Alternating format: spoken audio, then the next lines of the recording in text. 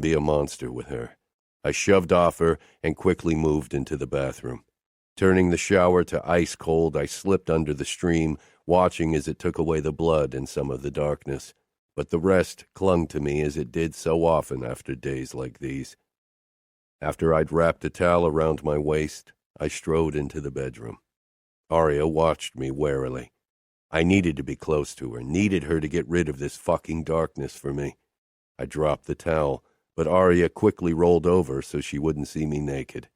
I slipped under the covers and moved close to her until her warmth seeped into me. Wanting to see her face, I grabbed her hip and rolled her over. She didn't resist. I peered down at her as she lay on her back in front of me, her eyes searching my face. I needed her even closer. Closer, always closer. I reached for her nightgown, wanting that barrier gone, needing to feel her, skin on skin. Aria touched my hand, stopping me. "Luca." Her voice held worry, and when I met her gaze, the same worry was reflected in her eyes. She didn't have to be scared, not anymore. "I want to feel your body against mine tonight. I want to hold you." It was a weak thing to admit, but I didn't care. "Only hold me?" she asked, her blue eyes questioning. "I swear."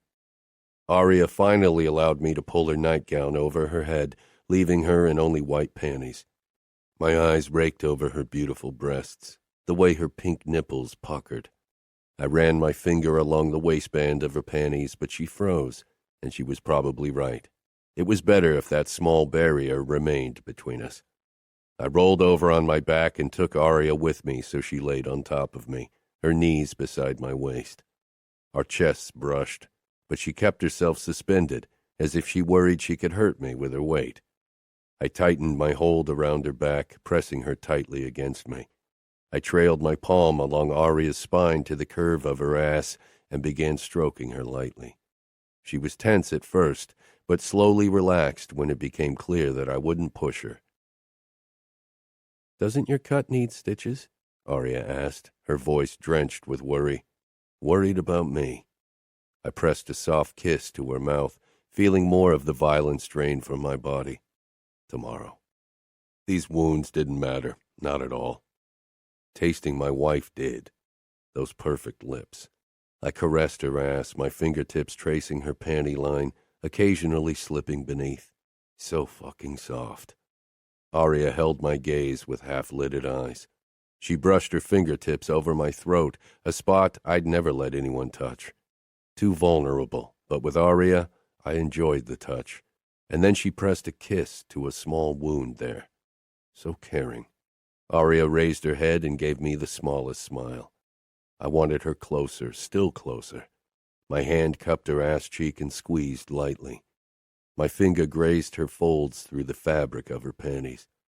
Aria gasped, tensing on top of me. I watched her closely as I lightly traced her. Soon her panties were drenched. My cock stirred, but the dark hunger from before had been replaced by a more restrained need. So wet. She lowered her eyes in obvious embarrassment, and I halted my movements, needing to see her eyes. "Look at me, Aria," I ordered, my voice harsher than I wanted. Aria's eyes darted up, swimming with mortification. How could she be embarrassed when I wanted to scream in triumph over her body's reaction to my touch? "Are you embarrassed because of this?" I stroked my fingers along her crease, and Aria bucked her hips, her lips falling open in a breathless moan. She was so responsive. I caressed her carefully, allowing her to get used to my touch, to see that I'd hold back.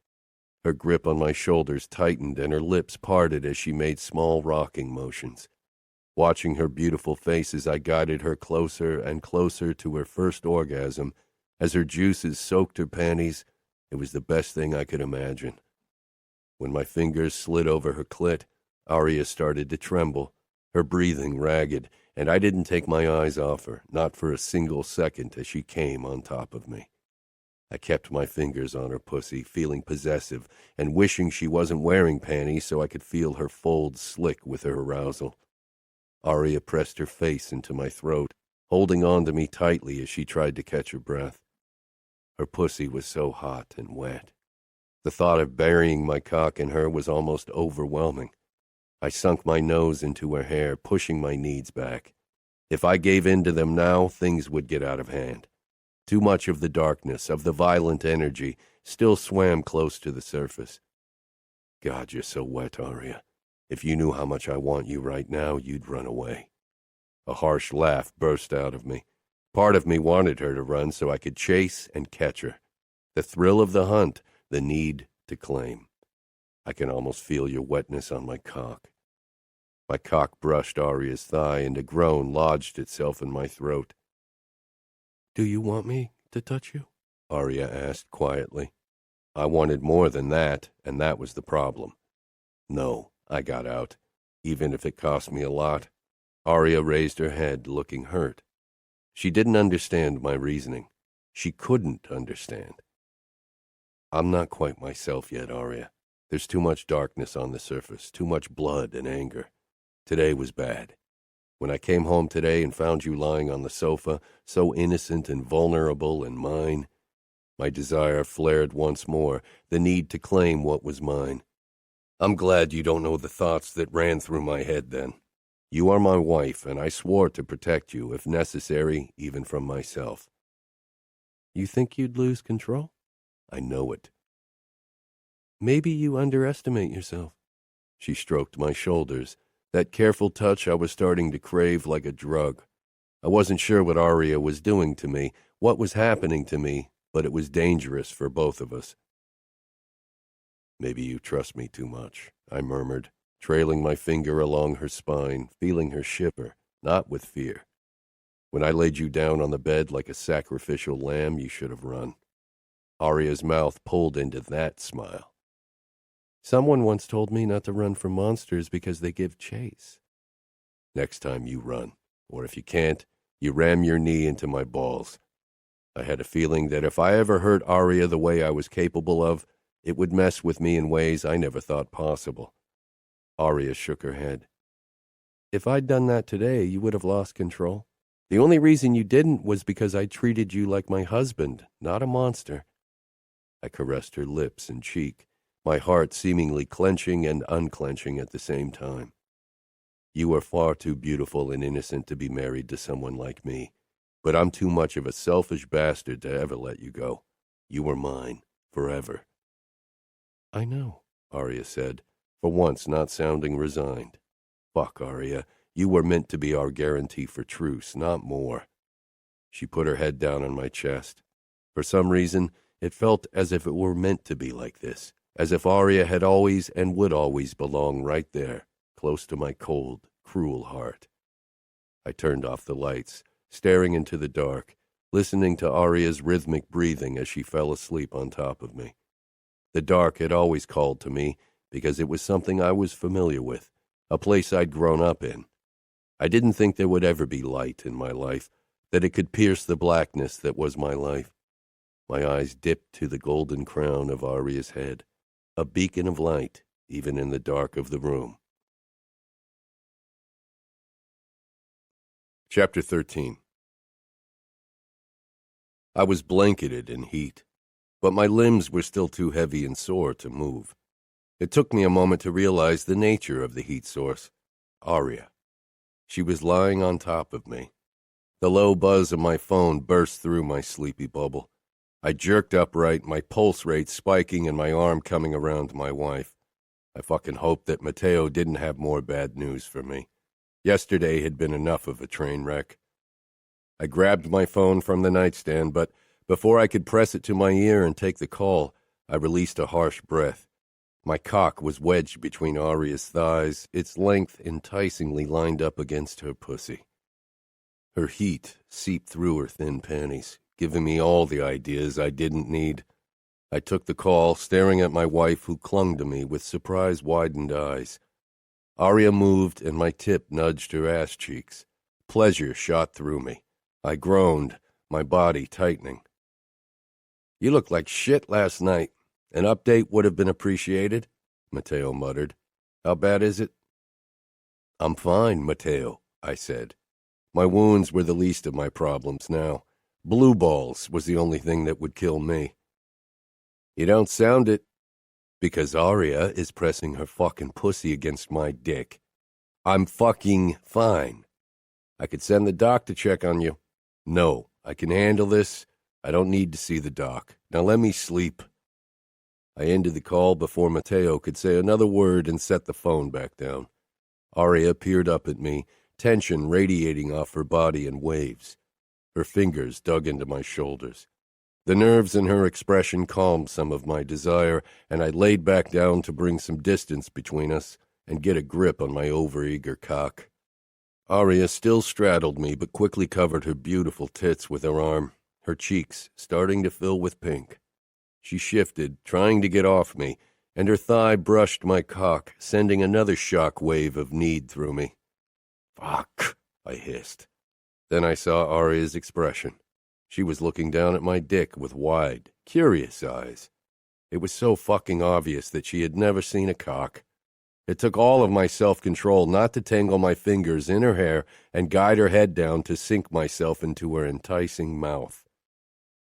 You're going to be the death of me, Aria, I murmured. Aria quickly looked up, practically squirming from embarrassment. Her blue eyes met mine, and I just wanted to kiss her senseless, press her into the mattress and show her how good I could make her feel. I'd desired women before, but it had been a brief burst of interest, a flicker that had been snuffed out as quickly as it had come. But my need for Aria burnt deeper, fiercer. Aria's gaze slipped down to my chest, then slid lower once more. If you keep looking at my cock with that stunned expression, I'm going to combust. I'm sorry if my expression bothers you, but this is new for me. I've never seen a naked man. Every first I'll experience will be with you, so, Aria said defensively. I wanted to laugh at how oblivious she was to the reality of the situation. She didn't realize how much I burnt up for her, how fucking hard the thought of being her first made me. I straightened, bringing our faces close. It doesn't bother me. It's fucking hot, and I'll enjoy every first you'll share with me, I said, dragging my thumb over Aria's heated cheek. Her eyes flitted up to me, and that irresistible mouth tipped up into the small smile that always got me. You don't even realize how much you turn me on. I kissed her, needing to taste her sweetness. Aria stroked my chest, fueling the desire already burning in my body. I pulled back. Last night, you asked me if I wanted you to touch me. Aria's lips parted. Yeah? She licked her lips, making my insides tight with even more need. Do you want me to touch you now? I wanted everything she was willing to give and more. Fuck yes, more than anything. Aria was still covering herself. I grasped her wrist but didn't pull, wanting her to do this on her own terms. Another first. Let me see you. Insecurity flashed across her face. I didn't understand how a girl as beautiful as her could be shy about presenting herself. Her body was destined to bring men to their knees, even when she was only mine to see. She finally lowered her hand to her lap. My eyes took her in, and my desire burned even hotter. I know they're not big, Aria said, bringing my attention back to her insecure face. You're fucking beautiful, Aria, I said, but my mind kept straying to her previous question. Do you want to touch me now? Aria gave a quick nod, licking those irresistible lips before she brushed her fingertips along my cock. The touch was barely existent, but fuck, it zipped through every muscle in my body, and my chest constricted in a sharp exhale. My gaze lifted to Aria's face, the way her lips were parted and her eyes shone with fascination. Fuck, no one had ever looked at my dick like that. She was so goddamn innocent, so beautifully mine. Her fingertips touched my tip, and I jerked, barely holding back an upwards thrust. Fucking Aria's hand would have only disturbed her. Her innocence was torture and pleasure combined. I allowed her to explore me for as long as I could stand it before gritting out, "Take me in your hand." Aria's grip on my dick was as non-existent as her touch had been. She pumped her hand up and down, too gently, too slowly. I reclined on the pillow. Her cheek turned pink under my unwavering attention. Maybe it would have been easier for her if I'd looked away, but I simply couldn't. You can grip harder.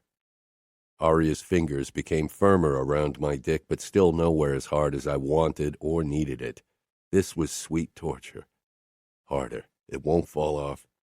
Shame flashed across Aria's face, and she wrenched her hand away, averting her eyes. I don't want to hurt you, she whispered, sounding ashamed and on the verge of crying. Fuck! I was torn between laughter because she actually thought she could hurt me, and frustration because of my blue balls, but I pushed both down. Grabbing Aria's arms, I pulled her on top of me, forcing her to meet my gaze. Hey, I murmured, surprised by the calm note of my voice, when inside I was close to combusting. I was teasing you. It's okay. I kissed her, my lips stroking hers open, tasting her, forcing her to relax into the kiss, and soon she did. I stroked her body, my hand slowly making its way over the enticing swell of her ass. My fingers dove between her thighs. Aria halted when I traced my fingertips over her crotch. I kept my touch light, reminding myself over and over again that this was new for her. When she relaxed and the fabric of her panties was soaked, I ventured under the material. A growl lodged itself in my throat at the silky feel of Aria. Her blue eyes locked on mine with need and curiosity as I brushed my fingers along her tender flesh up to her clit. Aria released the most torturous moan before she leaned in for another kiss, surprising me when she deepened it on her own, while she rocked lightly against my fingers as I stroked her. I pulled back, my breathing ragged. Want to try again?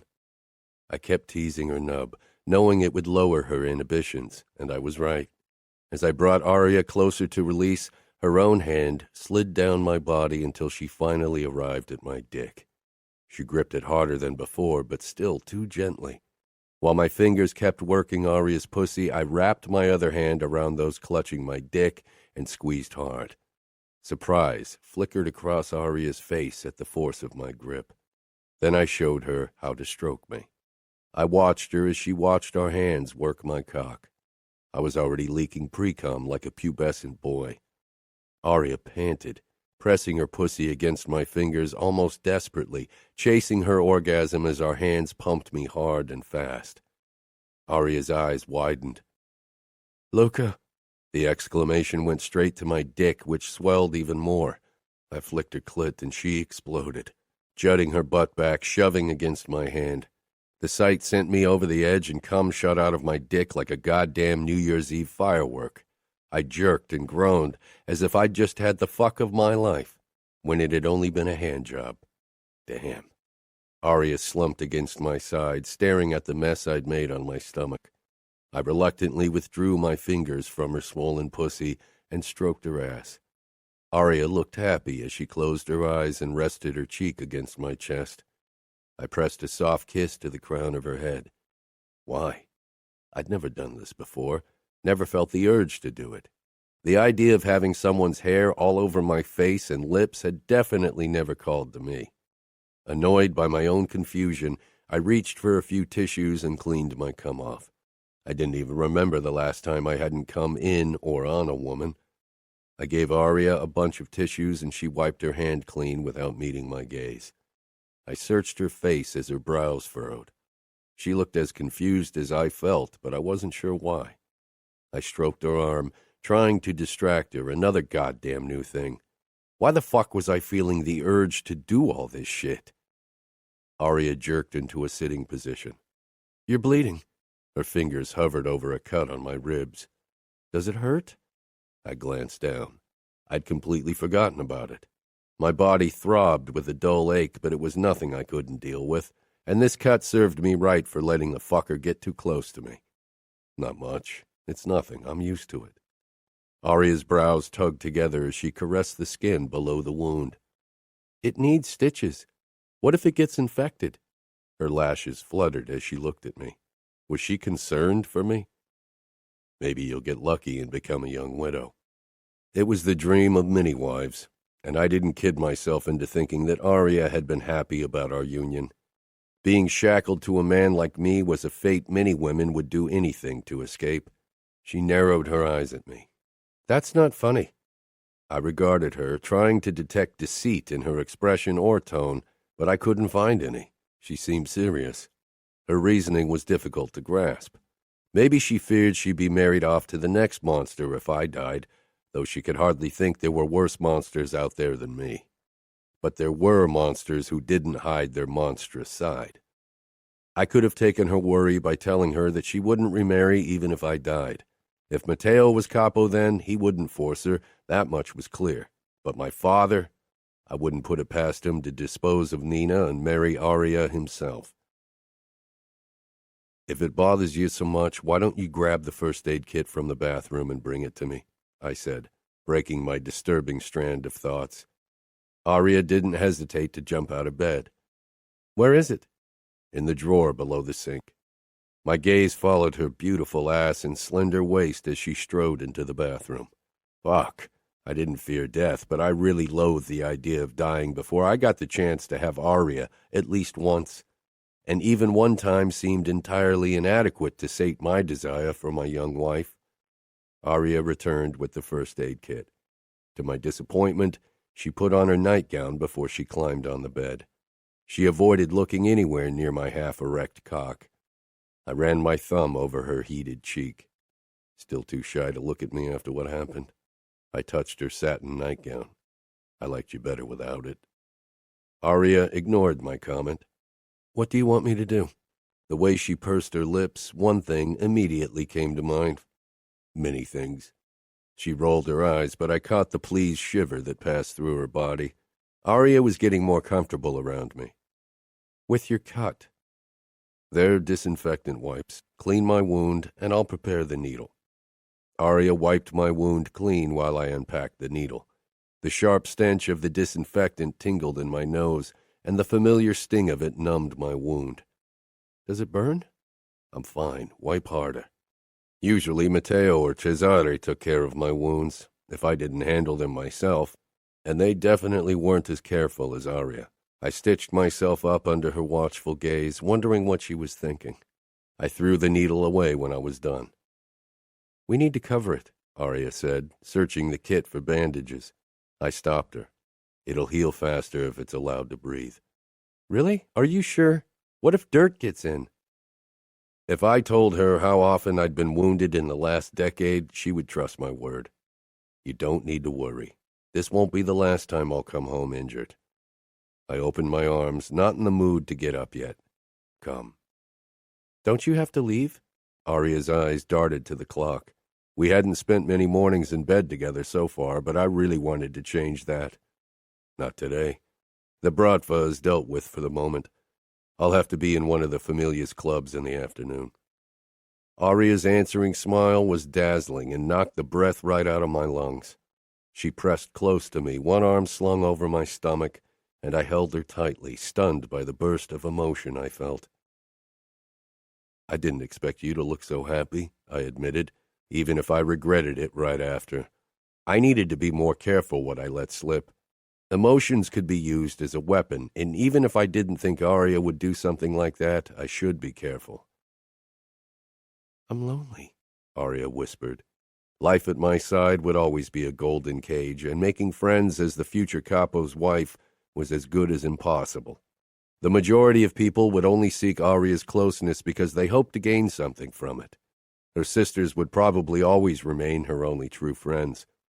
Maybe Matteo's obsession with Gianna would be good for something after all. Aria would have one of her sisters in New York. That would make her happy, even if the annoying redhead would probably bring me nothing but trouble.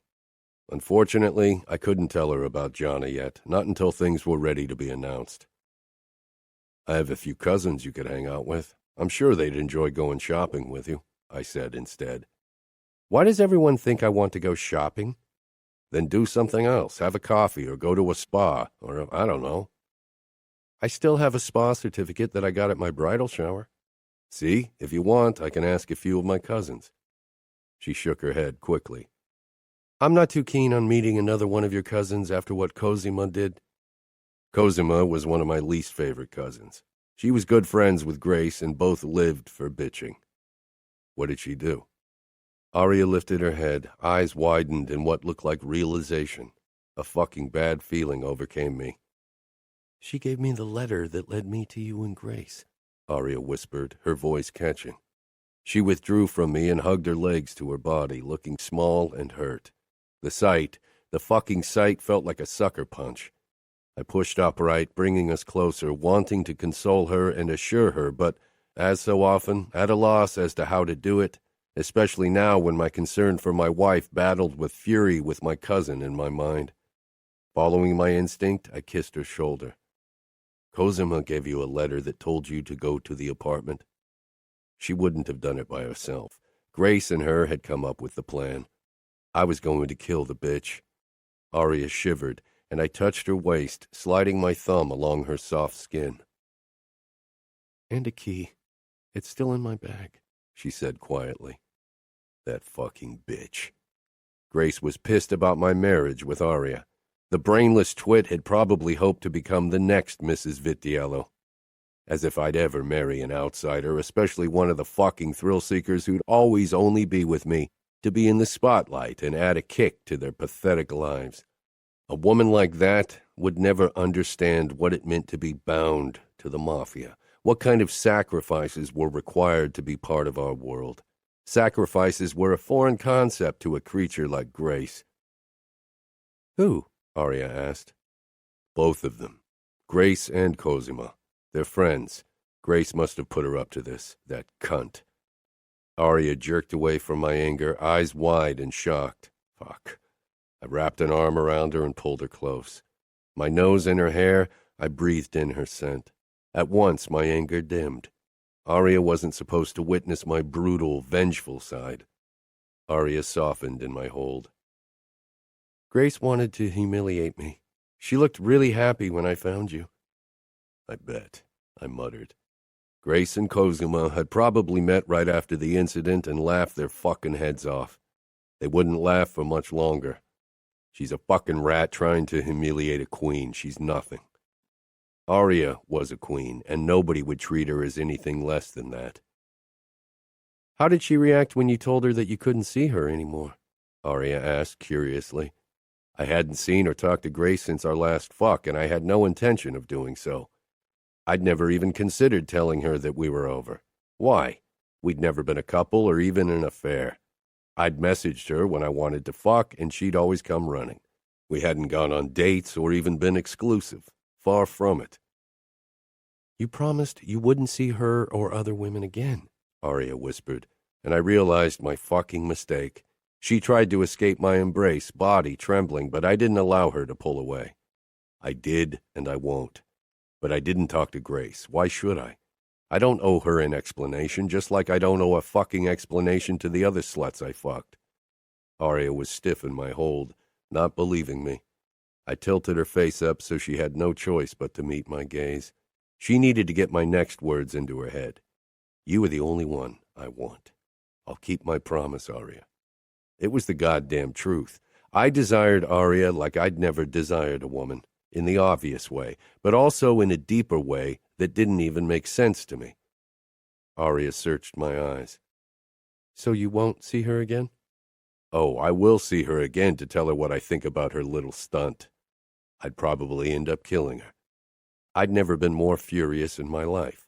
Grace tried to mess with my marriage, and I knew she wasn't done yet, if I didn't put a stop to it once and for all. Aria touched my arm. Don't. I stared at her incredulously. I thought she wanted me to end it verbally. I don't want you to talk to her again. Let's just forget her. Forget how Grace had not only tricked me, but also tried to humiliate my wife? Please, Aria begged, her fingers digging into my biceps. Fuck. How was I supposed to deny her when she looked at me like that? Begging didn't work with me, but Aria... I nodded, even if I knew I couldn't do nothing. I'd keep my word and not contact Grace, but I sure as hell wouldn't forget what happened. Next time I saw her father to give him money for his campaign, I'd tell him exactly what was on my mind. He knew that Grace was good for nothing. I don't like it, but if that's what you want... It is, she said quickly. Let's not even talk about her anymore. Pretend she doesn't exist. Aria gave me a small smile. I touched her parted lips, loving their softness. Your lips are too fucking kissable. Aria averted her eyes in embarrassment, shy and sweet. That men like Fiore Cavallero and my father had chosen this kind of woman for me was a miracle, but one I was definitely grateful for. There's something I wanted to talk to you about, she mumbled. More bad news? I asked carefully. The Grace thing was already souring my morning. Aria shrugged. Well, I guess that depends on your viewpoint. I want Jonna to visit me. Her school doesn't begin for another 2 weeks, and I miss her. I stifled a groan. It's been only a few days since you saw her. I know. Aria's expression became pleading once more, and I knew I was screwed. If Matteo found out that Jonna was coming to visit, he'd be ecstatic. Where would she stay? I immediately knew what she was up to. I don't know, maybe in our guest room? She bit her lower lip with that smile, her eyes so fucking hopeful that I knew there was no way I could say no to her. But she didn't need to know that. Your sister is a major pain in the ass, I muttered. Aria leaned closer, her expression pleading. My eyes dipped down her nightgown to her beautiful tits. How about a deal? Aria's smile fell, anxiety taking over. A deal? She sounded as if I was going to force her to let me fuck her. I wanted nothing more than finally being with her, claiming her, but not if she was so fucking terrified. Don't look so nervous. I'm not going to ask you to sleep with me so you can see your sister. I'm not that big of an asshole. No? Aria grinned, her entire face transforming, and I just couldn't resist. I kissed her hard, needing to taste those lips. No, but I'd like to explore your body, I said, my hand trailing over her waist and hip, imagining how it would be to taste her beautiful tits and pussy, to bury myself between her legs. Fuck, I was getting hard again. What do you mean? Aria asked, her voice low. Tonight, I'll try to be home early from the meeting at the club, and I want us to soak in the jacuzzi for a bit, and then I want you to lie back and let me touch you and kiss you wherever I want. I ran the tip of my tongue along her ear, showing her what I'd do to her lovely pussy. You'll love it. Aria exhaled, her body tensing under my touch. Her eyes reflected her conflict, torn between curiosity and anxiety. I slid my hand between her thighs, putting pressure against her clit. Aria's resulting moan and the twitch of her hips made me smile. Her mind was anxious, but her body definitely wasn't. Her panties were wet with her need for more.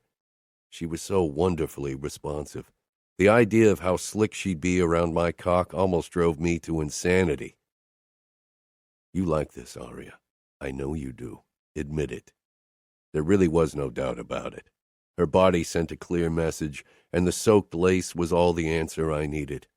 I pressed the heel of my palm against her clit again, earning another gasp. Aria's face was flushed, her eyes hooded. Yes. Watching her, I rubbed my palm over her slowly, enjoying her amazed pants. Don't stop. I won't, I rasped against her throat. I wouldn't stop at all if she allowed it. I wish she'd allow herself to turn off her brain and let her body take over control. So, will you let me have my way with you tonight? I won't do anything you don't want. Yes.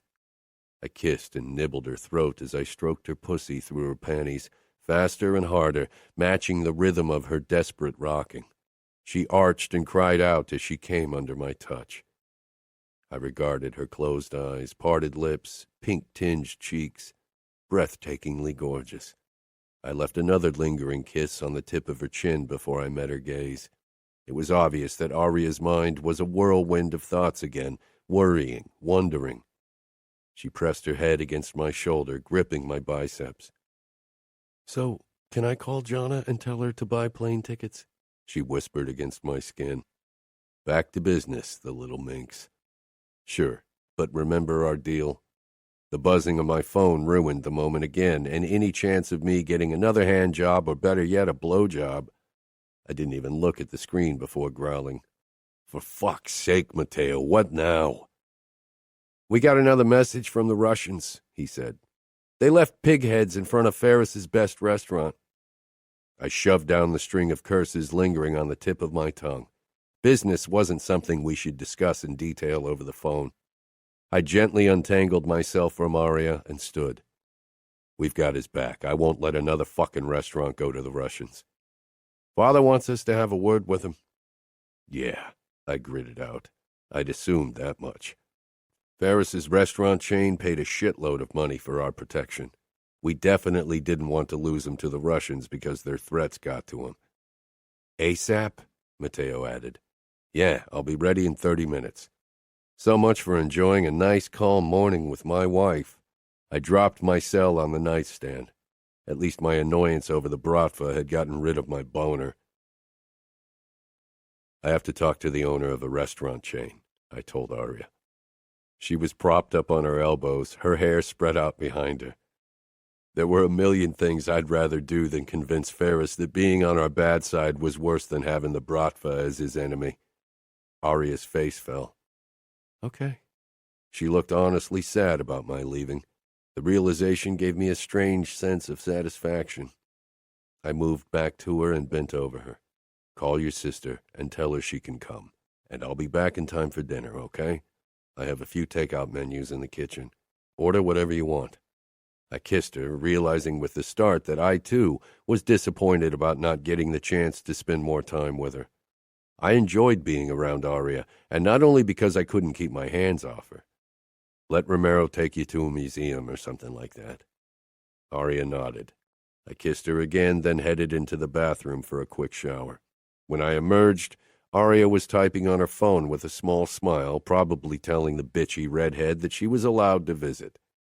Seeing Aria's happiness, I couldn't even be pissed over having to endure Jana for a few days.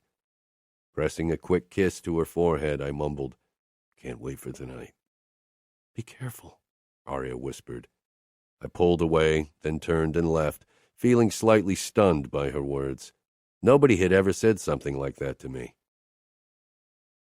Matteo waited for me in the underground garage, and we took my car to Ferris's place. He was a sleek business type who owned close to 30 restaurants in New York and New Jersey. The Russians were trying to convince him to switch to them. That wasn't going to happen. You look better than I thought after last night, Matteo commented, scanning me. I've had worse. Did Aria help you recover? His lips pulled into a suggestive grin. Do you have the video of me torturing that Bradford bastard on your phone? So, no sharing naughty details? Matteo, I growled. Of course. It was one of your brightest hours, torture-wise. All that pent-up sexual frustration is good for something, after all. If I wasn't already such a master torturer, I'd consider a few celibate days. I rolled my eyes. When we pulled up in front of the restaurant in Brooklyn, I spotted Ferris pacing the boardwalk, speaking into his phone. We got out and headed for him. His agitated expression turned to anger when he saw us. A few of his employees were scrubbing the once white front, trying to get rid of the blood splatters. The pigheads were already gone.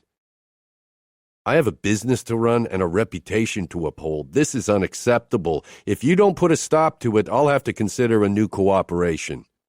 Cooperation? Did he think we were some kind of business venture he could decide to work with? I smiled coldly. Why don't we head inside to discuss this away from the public eye? You don't want to attract the wrong attention, I said in forced calm. He scowled and moved into his restaurant, actually believing me. Fucking idiot. Matteo and I stalked inside after him. The moment we reached his office, my pleasant mask slipped right off. I grabbed him by the collar and raised him up, shoving him against the door. Have you lost your mind? I'll call the police, I finished in a deadly murmur. We pay more than half of them. We pay the people who matter in this city, too. And let's not forget the things you don't want to get out in the open, Ferris, like the pretty little bellboy you're banging behind your wife's back. I set him down slowly and waved Matteo forward. Now listen up, Ferris, and listen well, because I'll say this exactly once. Our cooperation ends when we end it. Not one fucking day sooner, and if it ends, trust me, you won't like it. Matteo held his cell in front of Ferris's face, then played the video of me slicing the Russian into tiny pieces. His screams blared from the speakers. Ferris squirmed, trying to get away. When I didn't let him, he closed his eyes. Either you open your eyes, or I'll remove your fucking eyelids. His eyes flew open and his face began to perspire as he watched the video. He retched, and I quickly shoved him away from me so he threw up on his shoes and not mine. Mateo flashed me his shark grin and put his cell back into his back pocket. We'll handle the Russians, I said. You only need to worry about paying us on time. Mateo clapped the man's back hard. Good talking to you. We left. Why do they always throw up? Mateo asked as we headed for my car. I need to pay Cosima a visit, I said. Mateo sent me a curious look. I'd never talked to Cosima by choice. I have a feeling it's got something to do with your Grace debacle. It does. She told Aria where to find me. Mateo whistled. Bitch! He regarded me closely as we settled in the car. But Aria forgave you? I frowned. I'd avoided talking to him about this topic. She doesn't really have a choice. This marriage binds us both. It was the half-truth, but I wasn't willing to discuss Aria in detail, especially not my feelings or hers. I wasn't sure if she'd forgiven me, and she probably shouldn't, but Aria wanted this marriage to work, and I was grateful for it. We pulled up in front of Cosima and Giovanni's house. She'd been married to him for 4 years now. His father was one of our captains. Want me to come along? I shook my head. I'll handle this alone. It won't take long. I walked up to the townhouse and rang the bell.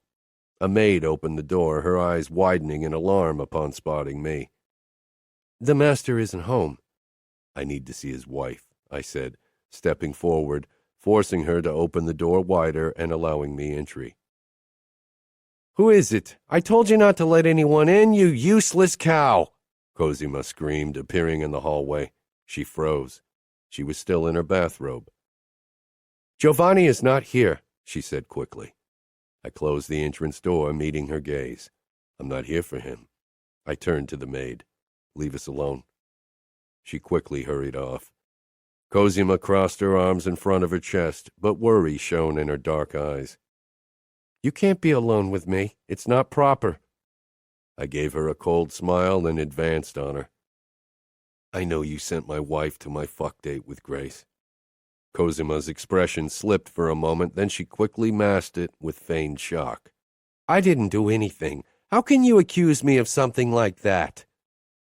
Do not lie to me, I growled, and she backed away but bumped into the wall. I'll call Giovanni, she said, reaching for her phone in the pocket of her robe before she raised it. I grabbed her arm. This is between you and me. With her free hand, she clutched her robe closed, lowering her eyes. Giovanni and my father won't be happy if you dishonor me. I released her as if I'd been burnt. Fuck, Cosima, I'm not going to touch you like that. Everyone knows the stories of your father. Don't pretend you're not like him. Even he didn't crush a family member's throat. I leaned down, scowling. I can promise you, I'll crush your throat before ever fucking you. I nodded toward her phone. Call Giovanni. Then I can have a word with him as well. He should keep a closer eye on you. She didn't call him. Instead, she looked up at me with badly played guilt. It wasn't my idea. Grace came up with the plan. She wanted to win you back and destroy your marriage. I laughed darkly. My wife is my possession, Cosima. You know that as well as I do. This marriage will last until the bitter end. Nobody would ever find out how desperate I'd been when Aria had run off.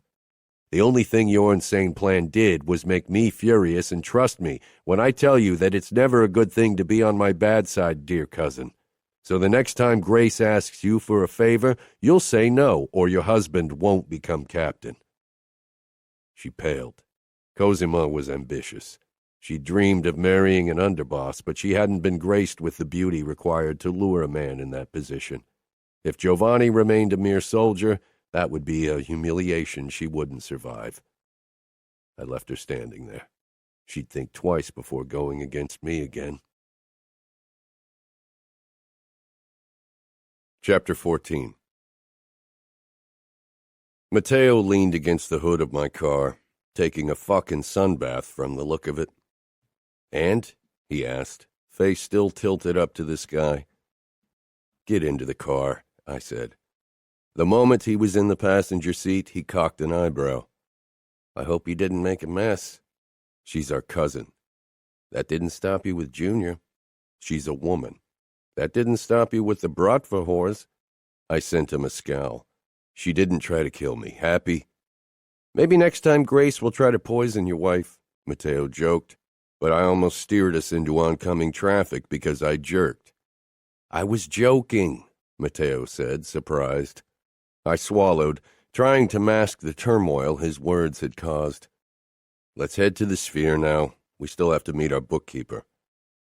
Several hours later, I was on my way back home while Mateo headed out to party with Romero. My phone rang and Father's name flashed on my dashboard. I took the call and Father's voice boomed in the car. "How did it go? Did you convince Ferris of the perks of working with us?" Mateo and I made our point very clear to him, yes, I said. I wasn't in the mood to talk to my father now. I just wanted to return home to my beautiful wife and discover her body with my hands and lips. It was what had kept me going throughout the day. "Very well," he drawled. "I think we should attack a few more of the Bratva establishments in retaliation. What's their most popular club?" "The Pergola. Most of the high-ranking Bratva members frequent it. Unfortunately, the half of New York society that doesn't come to the Sphere is there as well. An attack might draw lots of unnecessary media attention to us. Attacks on labs or whorehouses were the safer option, since both were out of the public eye." "Figure something out.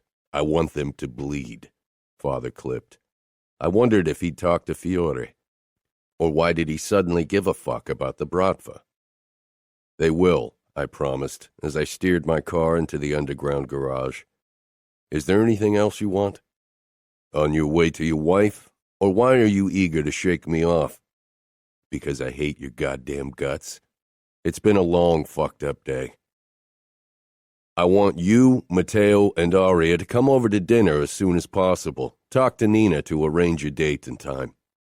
He hung up, not waiting for a reply because it was an order, not a request. I really didn't want to be around my father more often than absolutely necessary, but most importantly, I didn't like him anywhere near Aria. My muscles brimmed with tension when I stepped into the elevator. Another fucking mess of a day. Despite all the shit thrown our way today, I made good to my promise to Aria and was home earlier than usual. When I entered our apartment, Romero was perched on a bar stool working on his tablet. I'd sent him photos of a surveillance camera from the restaurant because he was the best when it came to detecting suspicious behavior. Maybe he'd be able to figure out who'd left the fucking message so I could kill them personally. Carrying pigs' heads through Brooklyn couldn't have gone unnoticed. He stood, grabbed the tablet, and stepped into the elevator. "I'll work on this tonight. Aria's still your top priority, so don't pull an all-nighter." Romero smiled. "You know me. I'll be as vigilant as always for work tomorrow." I nodded. He was one of my best men. "Aria's on the roof terrace," he said before the doors closed. I put my phone down on the kitchen counter. Mateo would be able to deal with shit if something came up tonight. I wanted to enjoy this evening with Aria without interruption. Outside, Aria had set up the table with candles, white cloth, and fresh flowers. She was dressed in an elegant flowing yellow dress. With the last rays of the setting sun, she was like a golden apparition, the most beautiful woman the outfit had to offer. My father's words. He'd been wrong. So fucking wrong. Aria was the most beautiful woman I'd ever seen. There couldn't possibly be a woman more beautiful than her on this planet. Aria noticed me and gave me a small smile. "I thought we could eat here?" She gestured at the table. I wasn't all that hungry for food, but Aria had already put an array of dips, breads, and samosas, as well as a steaming curry on the table. I wrapped my arm around her and kissed her lightly. Her lashes fluttered and her smile became less tense. "I ordered Indian." "I'm hungry for only one thing," I said in a low voice, feeling my groin tighten at the idea of getting Aria out of this dress. Aria looked away. Let's eat." She drew away from my embrace and sank down. Maybe food would help her calm her nerves. I really didn't understand what she was so nervous about. I'd told her I'd touch and kiss, not fuck her. My lack of practice handling female emotions was definitely a problem when it came to treating Aria right. I sat down across from her. A few strands of hair whirled around her head, and the setting sun made Aria's cheekbones glow. "You look fucking sexy." My brain and body were on a one-way street. I just couldn't think straight today. I wanted to lose myself in Aria, in her gorgeous body, in lust, and forget the bratva. Aria ripped off a piece of naan bread and ate it with a bit of dip. "Romero took me to the Metropolitan Museum today. It was amazing." I ate a bite myself, stifling a laugh at Aria's feeble attempt to distract me. "Good." "What about the restaurant owner? Did you convince him that the Familia will protect him from the Russians?" It wasn't really a topic I wanted to discuss, especially with Aria. Business was something I wanted to shield her from. Of course, he's been under our protection for more than a decade. There's no reason to change that now. "Sure." Aria picked up her wine glass and nipped at it, not meeting my eyes. She seemed far away, but it didn't take a genius to guess what was bothering her. "Aria?" She still didn't look up. "Aria," I said, putting more force into my tone, and, as expected, her head jerked up. Her blue eyes swam with anxiety. It was a new experience to have a woman scared of being with me. I leaned back in the chair, wondering how I should handle the situation. "You're scared." "I'm not," she said quickly, but her cheeks reddened at her lie. She was such a bad liar. I fixed her with a stare, wanting her to tell me the truth. Lying wasn't something I'd tolerate. "Maybe a bit, but mostly I'm nervous." Nervous. I could work with nervous. It was so much better than fear. I stood and walked toward her, holding out my hand. "Come on." Aria raised her eyes to mine, searching like so often, and whatever it was, she seemed to find it because she took my hand and I pulled her up. She was still looking up at me. "Let's get into the jacuzzi, okay? That'll relax you," I said quietly, softening my voice to set her at ease. "Why don't you grab your bikini and I'll set it up?" I would have preferred to soak in the tub with a naked Aria, but I doubted that would help her relax. Aria gave a quick nod before she disappeared inside. Sighing, I took a sip of wine. Patience had never been my strength, and I was surprised at how much of it I actually possessed, at least around Aria. After I'd turned on the jacuzzi, I followed my wife. When I arrived in the bedroom, I could hear her in the bathroom. I got out of my clothes and slipped on my black swim shorts. For a moment, I wondered if Aria was hiding from me inside the bathroom, but then the door swung open and she stepped out in a white bikini with dots. I almost groaned because she somehow managed to look sexy and innocent at once, bringing out my protective as well as my predatory side. Fuck it. I touched Aria's hip. "You are perfect." I was rewarded with a small smile and led her out of our bedroom and back out onto our roof terrace. Goosebumps covered Aria's skin, and her nipples strained against her thin bikini top. I lifted her into my arms, and she pressed against me, seeking protection from the wind that had picked up. Her palm rested lightly against my chest, right over my heart, as if she needed to reassure herself that I did indeed have one. Sometimes even I wasn't sure that was the case.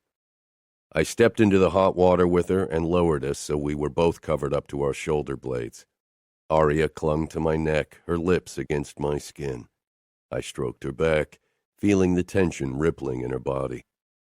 "There's no reason for you to be scared." Says the man who crushed a man's throat with his bare hands.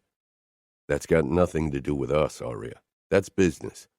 I wasn't a good man, and I wasn't kidding myself into thinking I could be, nor did I want to. I was the man I needed to become who I wanted to be, Capo. Aria sighed. "I know. I shouldn't have brought it up." I peered down at my wife, but only saw Aria's hair. She was hiding her face from me. What's really the problem? I'm nervous because I feel vulnerable, like I'm at your mercy because of the deal. I managed to swallow the first reply that shot through my head, that Aria had been at my mercy from the moment she'd become my fiancée. If I'd insisted, her father would have given me his 15-year-old daughter, and since she'd become my wife, everyone in our world considered her my property.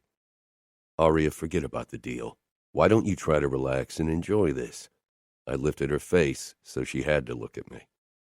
Aria licked her lips nervously. Promise you won't force me to do something I don't want to do, she whispered, then continued in an even softer voice, her gaze cast down once more. Promise me that you won't hurt me. For a second, I wasn't sure what to say. I'd thought these last few days had showed Aria that I was trying to be good to her, as good as a man like me could be. Maybe that was the problem. Aria knew what kind of man I was, and she was waiting for me to reveal my true nature to her. Maybe she had reason to be wary. Maybe this side of me was bound to fail. Maybe I was a monster trying to be more. Was the gentle side something I had in me, or only something I forced on myself? Why would I hurt you? I said quietly, keeping my thoughts to myself. I told you I won't sleep with you unless you want me to. Aria's eyes widened in alarm. So you will hurt me when we sleep together? Her innocent shock almost made me laugh. Not on purpose, no, but I don't think there's a way around it, I murmured, kissing the soft skin below her ear. But tonight, I want to make you writhe in pleasure, trust me. I wanted her trust not because she gave it freely, but because I deserved it. I wanted to earn it. Shoving those thoughts aside, I ran my tongue along her pulse point and inhaled Aria's sweet scent. My grip on her tightened as I suckled her skin. She felt and tasted so good, and my body reacted to her closeness. I trailed my kisses back up until I reached Aria's sweet mouth, which I claimed for a hard kiss as I pressed my erection against her butt. Fuck, I wished we were naked. Aria drew back, and I let out a groan in frustration. I wanted to lose myself in her taste. Can we talk for a bit? She asked softly. Trying to hide my impatience, I sat back. What do you want to talk about? My hands had a mind of their own, stroking along Aria's naked back and waist, then lower to her bikini bottoms. Her breath caught when my fingers slid along her ass. What happened to your mother? She asked, completely catching me by surprise. My hands froze and my chest squeezed into a tight ball. She died, I clipped. I turned away from Aria's compassionate face, annoyed that she'd bring something like that up. That's not the kind of thing I want to talk about tonight. I didn't want to talk about her at all. She was the fucking past. Her death had messed up enough of my past. It wouldn't mess up my future as well. Aria gave a nod. I slid my hand along her thigh, wanting to distract myself and her. I pushed my fingers beneath her bikini bottoms, brushing over her pussy lips. So velvety. Fuck. I used my other hand to free her breasts from her top. Her nipples puckered deliciously in the cold. Good Lord. I lowered my head and drew a hard pebble into my mouth, sucking it softly at first, then harder. I flicked my thumb over her clit, making her arch and gasp. She pressed herself into me as I swirled my tongue around her nipple. I couldn't take my eyes off Aria's face as she surrendered to pleasure. Her cheeks heated under my unwavering attention, and she looked away. No, look at me, I commanded, and her eyes darted back down to me. I wanted her to see what I was doing, wanted her to remember that she was mine, that every beautiful inch of her was mine. Fixing her with my eyes, I sucked her nipple into my mouth while my fingers worked her pussy, teasing her nub and folds. I grazed Aria's nipple with my teeth, testing if she'd enjoy a bit of pain. Aria bucked her hips with a cry, her body becoming tight as she came. The sight was marvelous, but I didn't allow myself to bask in it. I quickly hoisted Aria onto the edge of the jacuzzi, spreading her legs.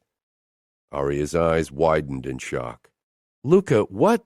I ripped her bikini bottoms away, shoving my way between her legs. My eyes dipped down to her pink pussy lips and my cock jerked. I bowed down my head, needing to get a taste. I dragged my tongue along her glistening folds. Fuck, I'd waited way too long for the first taste of my wife. Aria let out an astonished cry. Her legs were starting to soften against my biceps as she surrendered to the new sensations. I licked Aria long and deep, my tip sliding along her slit, tasting that torturous sweetness. Fuck yes. I could feel myself leaking at the first taste of her. A new wave of possessiveness hit me as I regarded her pink pussy, only for me to save her. I sucked one soft fold into my mouth, teasing it with my lips and tongue. Aria gasped, half-lidded eyes checking our surroundings. "Look at me," I demanded, pulling back a bit from her. After a moment of hesitation, she met my gaze despite her obvious embarrassment. Her cheeks were flushed, her lips parted. I wanted Aria to watch when I ate her out, wanted to see her beautiful face when she came in my mouth for the first time. Slowly, I leaned forward and raked my tongue along her crease, lightly nudging her lovely nub. "You are mine," I rasped, as her taste swirled on my tongue, fueling my own arousal. I took another lick. "Say it." Aria's eyes flashed with need. "I'm yours." "Mine." I stroked those puffy lips apart, baring her clit, knowing she'd come if I sucked that little button. Fixing my eyes on her needy face, I fluttered my tongue over her clit. Aria's eyes opened wide, lips falling apart in a moan as she yanked at my hair, pressing her pussy against my face. She clenched against me, those lovely folds twitching under the force of her orgasm. So unbelievably responsive. Aria threw her head back as she writhed against my mouth, and I took everything she offered, licking up her arousal, getting so turned on by her obvious pleasure that I could hardly hold back. I plunged my tongue into her, groaning against her at how tight those walls clamped around the digit.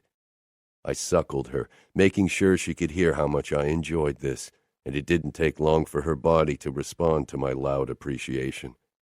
Aria was turned on by the sounds, and fuck if that didn't turn me on even more. I lapped at her with more fervor, and then my lovely wife arched again and rewarded me with another beautiful orgasm. I drew back, my breathing ragged, my dick throbbing so furiously I was sure I'd lose my goddamn mind any second.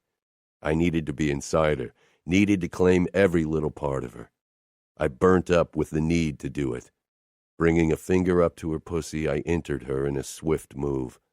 Aria cried out, her walls clamping down on my finger. For a moment, I considered shoving down my pants and finally taking what I wanted.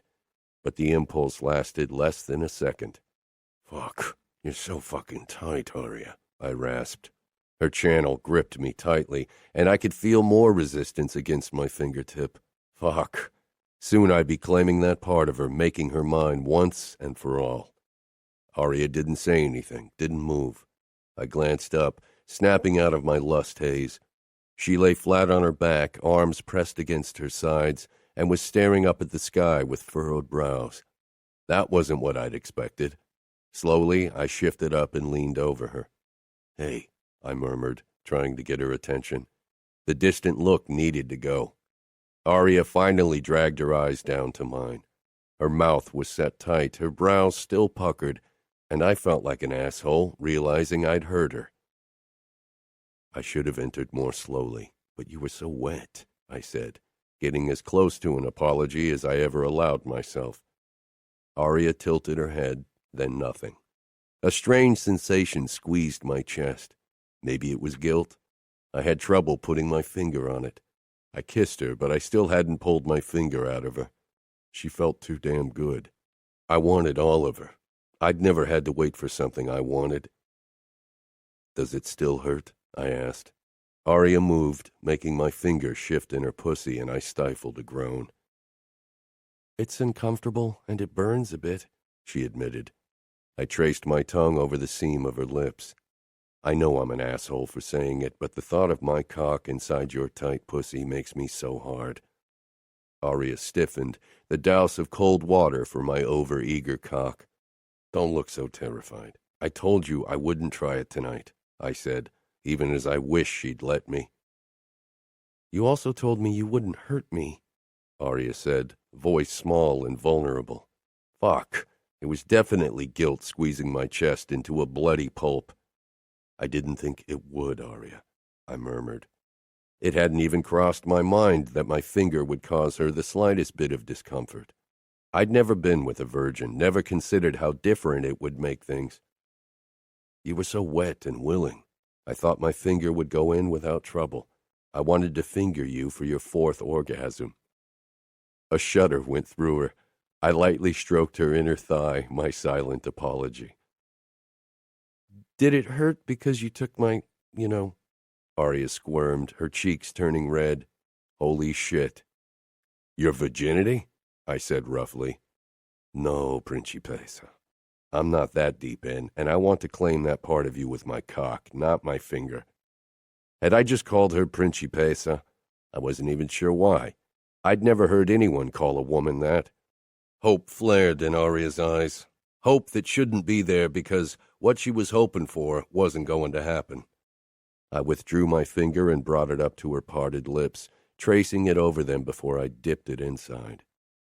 I wanted her to taste herself, and Aria caught me by surprise when she licked the digit as if it were a lollipop, or better yet, my cock. My dick jerked in my pants. I'd definitely die of blue balls. I kissed her harshly, tasting her but still needing more. Always more with Aria. I wasn't sure what was wrong with me. Maybe it was the thrill of having to wait.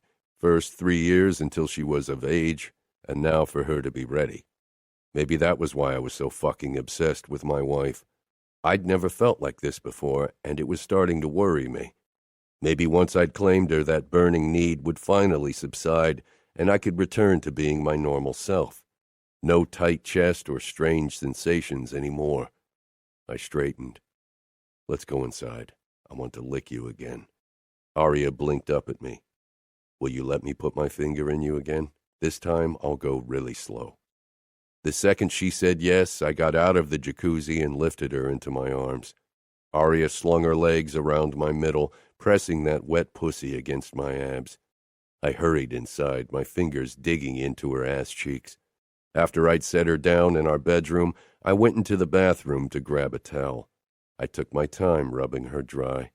Her lashes fluttered shut as I massaged her shoulders and arms, then moved on to her back and stomach. Goosebumps pimpled Aria's skin when I slid the towel over her breasts. "Are you cold?"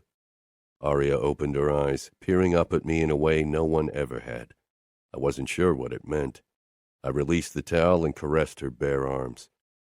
"A bit," she said. "Lie down. I'll warm you up." Aria climbed on the bed, giving me a prime view of her ass before she stretched out on her back. I reached for my wet shorts and shoved them down, not wanting to get the bed wet, but even more than that, wanting to feel Aria as close as possible. My erection bounced and Aria's eyes were drawn to it. Her expression shifted, turned anxious, then wary.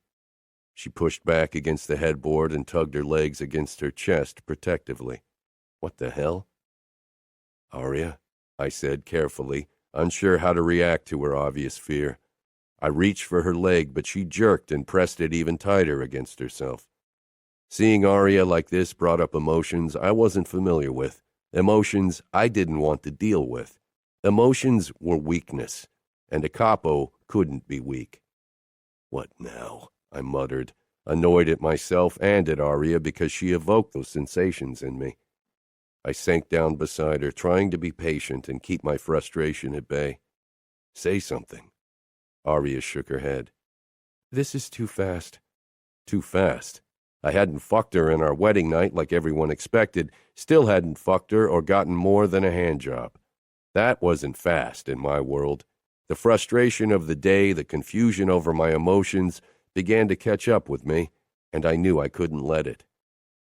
"Because I got naked?" I asked in a moderately calm voice. "You've seen my cock before. You even jerked me off." Aria flushed. "I think you're trying to manipulate me. If I gave you the chance, you'd go all the way today." "You bet I would, but I can't see what manipulation has to do with it," I gritted out. Didn't she understand what kind of man I was and what men like me usually did when they had a beautiful woman, their wife, at their disposal? I want you. I never lied to you about that. I'm going to take whatever you're willing to give, and you were willing in the jacuzzi. Aria's eyes flashed with anger. Not about the finger. Maybe you'll try the same with sex. I laughed at her cluelessness. That won't work. My cock won't slide in that easily, believe me, and it will hurt a lot more. Aria blanched. I could have kicked myself for my words. It was the truth, but she didn't need to know it. Gathering what remained of my patience, I continued in a softer voice. I shouldn't have said that. I didn't mean to scare you. But I had. It was plain as day on Aria's face. I caressed her side, showing her that I still had every intention of being gentle with her. Tell me that you enjoyed what I did to you on the roof. Yes. Thank God. I leaned down to her. What did you enjoy the most? My tongue fucking you? Or when I ran my tongue all the way over your pussy? Or when I sucked your clit? Desire replaced the apprehension on Aria's face. I don't know. Maybe I need to show you again, I said, then slid my hand between her legs and covered her pussy with my palm. Aria moved to lie down, but I shook my head. This position was perfect. No, stay like that. I began to stroke her as I held her in my arms. The way her legs were still pressed against her chest, additional pressure was added to her pussy, and she loosened up in no time. Relax, I encouraged her, before I dipped one finger against her opening. I took my time entering her this time, allowing her to grow used to the intrusion. The sight of my finger sliding into her pussy was the best. I dragged my eyes up, catching Aria watching my hand. Look at me. Aria cast her eyes up. You are so wet and soft and tight. You can't imagine how fucking good this feels, I told her. The tip of my cock dug into her thigh, leaking pre-cum all over her smooth skin. I kissed her, tangling my tongue with hers as I kept finger-fucking her gently. This time, when I pulled my finger out, Aria let out a huff. Chuckling, I knelt between her legs and entered her with my middle finger. It slid in as easily as my little finger had done. I watched Aria's face as her walls encased it. When I began swirling my tongue around her clit, Aria threw her legs open, giving me better access. Smiling against her pussy, I licked and sucked her as I slid in and out of her. Aria's thighs began quivering, and then she jerked under me, rewarding me with her release. Would the sight of her coming apart ever not lodge my breath in my throat? Fuck me. Wiping my mouth, I climbed back up, kissed her cute belly button, and stretched out beside her. Aria ran her fingertips over my slick tip. I thrust up with a groan. I want your mouth on me. Aria gave me a look, as if I'd asked her to chew on broken glass. I almost laughed again, but I could tell that her mind was already going 100 miles an hour, worrying about my request. Is this because you don't want to, or because you don't know how? I asked. You can jerk me off like last time. I stroked her hair, searching her eyes for a clue about her feelings. I really wanted to come in her mouth, but not if she gave me this panicked look. I'd feel as if I were molesting her. No, I think I want to do it. You think? But? Aria tilted her head to the side in contemplation. What if I don't like it? I really hoped that wouldn't be the case. Then you don't. I won't force you. Aria leaned down, bringing her mouth closer to my cock. My fingers in her hair tightened, and it took me all my willpower not to guide her head down. Aria paused with a small laugh, casting those baby blues up in embarrassment. I don't know what to do. Fuck, my cock twitched. Aria laughed again, this time without restraint, and I couldn't help but grin. You like to torture me with your innocence, don't you? Aria blew against my cock, causing me to twitch again. I felt like a goddamn teenager. I don't think that's why it's called blowjob, right? Aria asked, biting her lower lip playfully, her eyes full of mischief. A laugh burst out of me. I couldn't even remember the last time I'd felt this at peace. You're going to be the death of me, Principessa. Again, Principessa. Fuck if I cared that sweet-talking to Aria made me look weak. Anyone who thought I wasn't still the same brutal asshole than before would get a taste of my monstrous side. Don't laugh. I don't want to do something wrong. Do you want me to tell you what to do? I asked. Aria nodded. Okay, I said, trying to relax against the pillows. Close your lips around the tip and be careful with your teeth. I don't mind it a bit rougher, but don't chew on it. Aria snorted in the most undignified way ever, but then she became very quiet. I could tell that she was nervous, which she really didn't have to be. I knew she didn't have any experience and didn't expect her to blow my mind with her skills. The way my balls were already throbbing, I'd probably shoot my load the second her lips touched my fucking dick. When Aria didn't budge, I stroked her scalp until I cupped the back of her head. Again, I had to fight the urge to push her down like I would have done with my past fuck buddies. Finally, Aria closed her lips around my tip. The sight of my cock in her mouth was the best thing I'd ever seen. All I wanted was to thrust upwards and bury myself in her. Now swirl your tongue around it. Aria's brows furrowed as she tried to move around my thick head. Yes, just like that. She slowly got the hang of it, and I gave her the time she needed, wanting her to learn enjoying this. Take a bit more of me into your mouth and move your head up and down. Now suck as you move. Yes, fuck. This felt amazing, because seeing Aria turned me on like nothing ever had. I thrust up without thinking about it.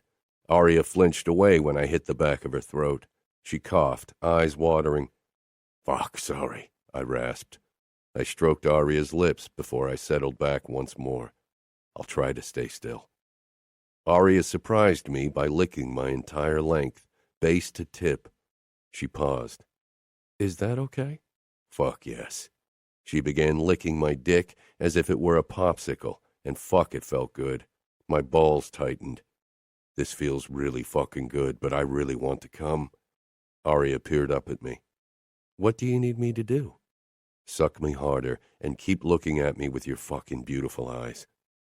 Aria began working my cock in earnest now, her cheeks hollowing as she sucked me harder while her fingers tightened around my base.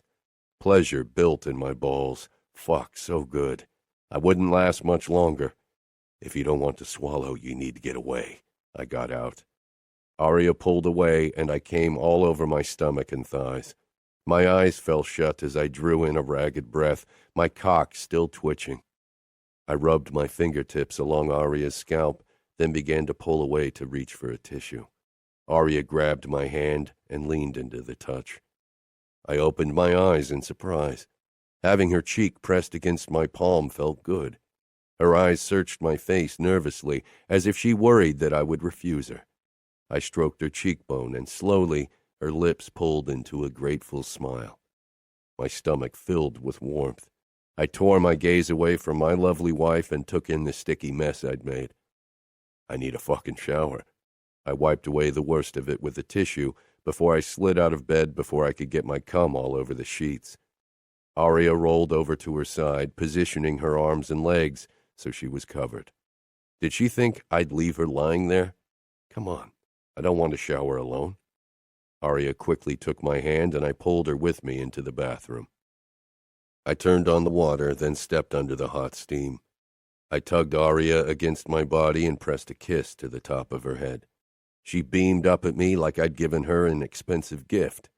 I began washing her, enjoying the feel of her skin under my hands. Aria relaxed, her eyes closing. I'd never washed another person, never felt the urge to do it. I embraced her from behind, then bent low until my mouth was close to her ear. So was it okay for you? Aria nodded with a sheepish smile. Yeah. I pressed a kiss to her throat, my arms tightening around her middle. I'm glad, because I really enjoy being in your mouth. Aria turned red, but I could tell that she was pleased. Had she been worried I wouldn't enjoy it? She tilted her head to glance up at me. Are you angry that I didn't, swallow? I bet the women you've been with so far always did. She was right, but I'd never warned a woman before. They'd been able to tell the signs of my orgasm and could have pulled back if they'd wanted. They never did, though. No, I'm not angry, I said honestly. I won't lie, I'd love to come in your mouth, but if you don't want that, it's okay. I really hoped Aria would give it a try and enjoy it. 10 minutes later, we returned to bed. It was close to midnight, and I had an early day ahead of me, but sleep deprivation was definitely worth it. Aria snuggled up to me and put her cheek against my chest. I turned off the light, then wrapped my arm around her. How could this feel so right? As if it had never been different. I wasn't even sure where exactly I'd dropped my gun. I always knew where I had my weapons when I was around other people, but with Aria, I just didn't feel the need. When your father told you to marry me, what was your reaction? Aria's voice drew me out of my thoughts. I wondered what she expected me to say. I'd expected it.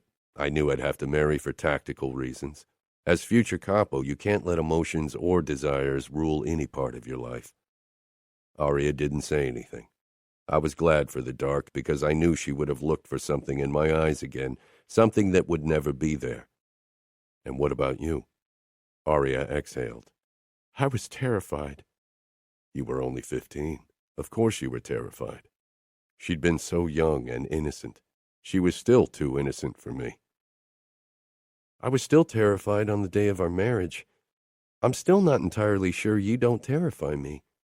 This side of me, the side Aria got to see, it was one no one got to see.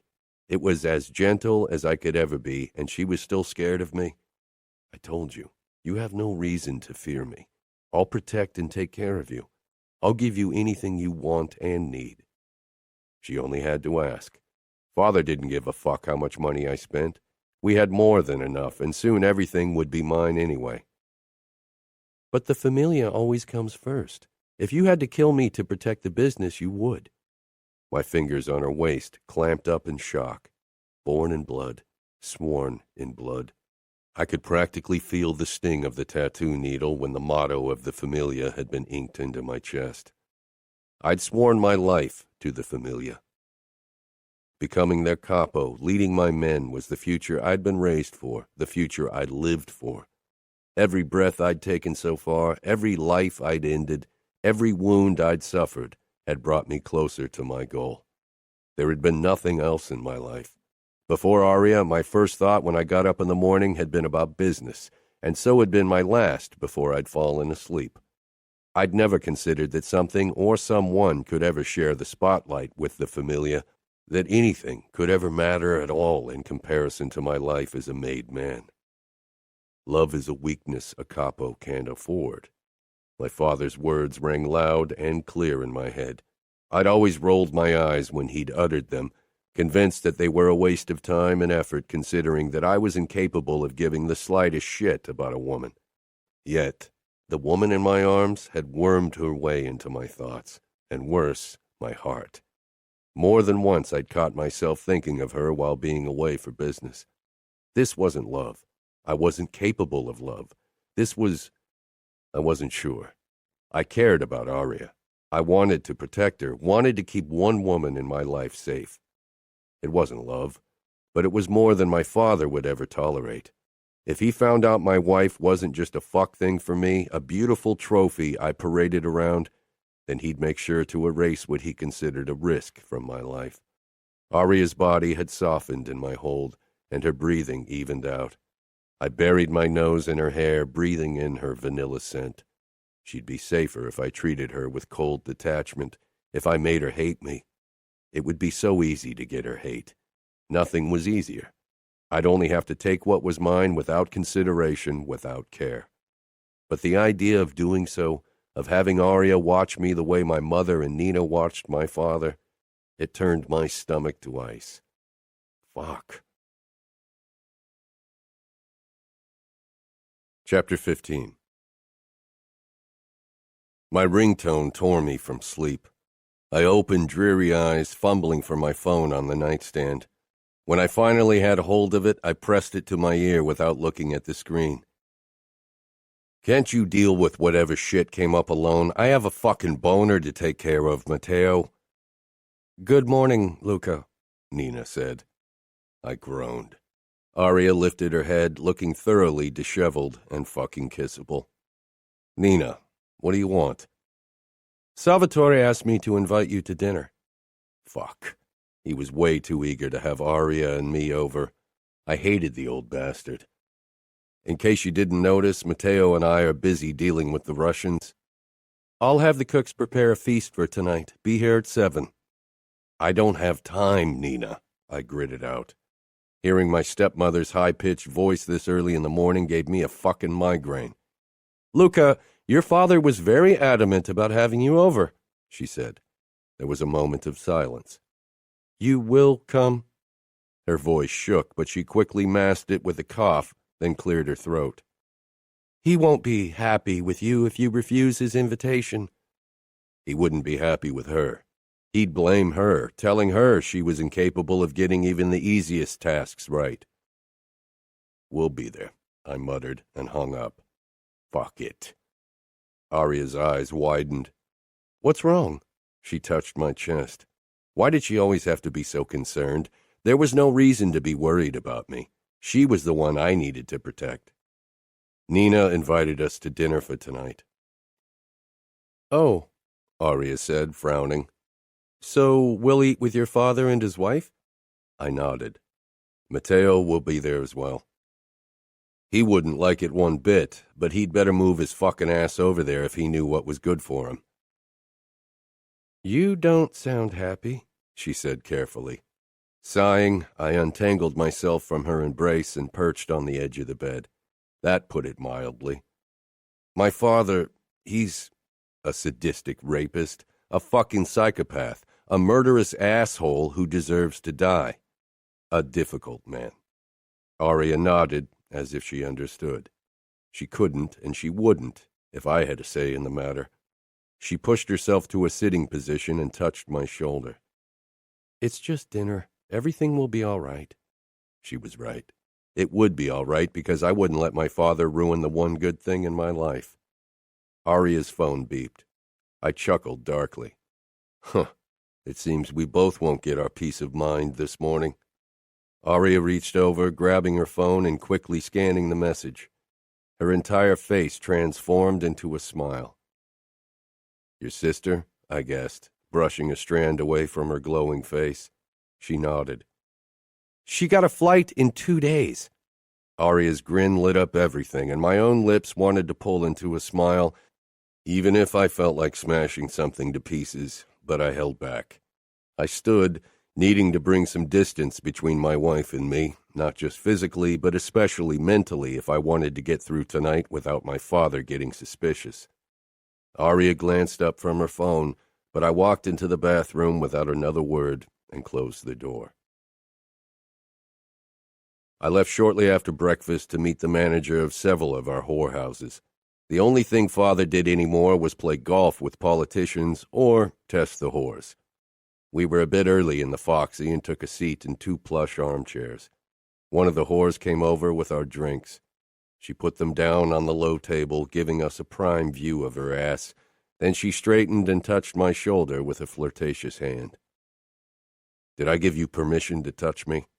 My eyes flashed up to hers, and she quickly dropped her hand before she rushed back to the bar. I wouldn't break the promise I'd given to Aria, not even in that small way. What's crawled up your ass? Matteo asked after he'd taken a sip from his Negroni. Do you think I'm growing soft? I leaned back and watched through narrowed eyes as my fucking brother almost pissed himself from laughing. Give me a moment, Matteo bit out. Know what? I muttered. Maybe I should beat some sense into you to test my theory. Matteo grinned, eyes teary. Oh, Luca, this was good. He shook his head with another fucking chuckle. You're many things, but soft? Come on, what's wrong with you? I considered not saying anything. Making myself vulnerable in front of others, even my brother, wasn't something I ever did. Matteo's smile slipped off. It's because of Aria? Fuck. I trusted the asshole, so fuck it all. I still haven't fucked her, and I promised her never to touch another woman either. What does that make me? Matteo shrugged. A good husband by normal standards, I suppose. As if we give a fuck about normal standards. Those aren't the rules we play by.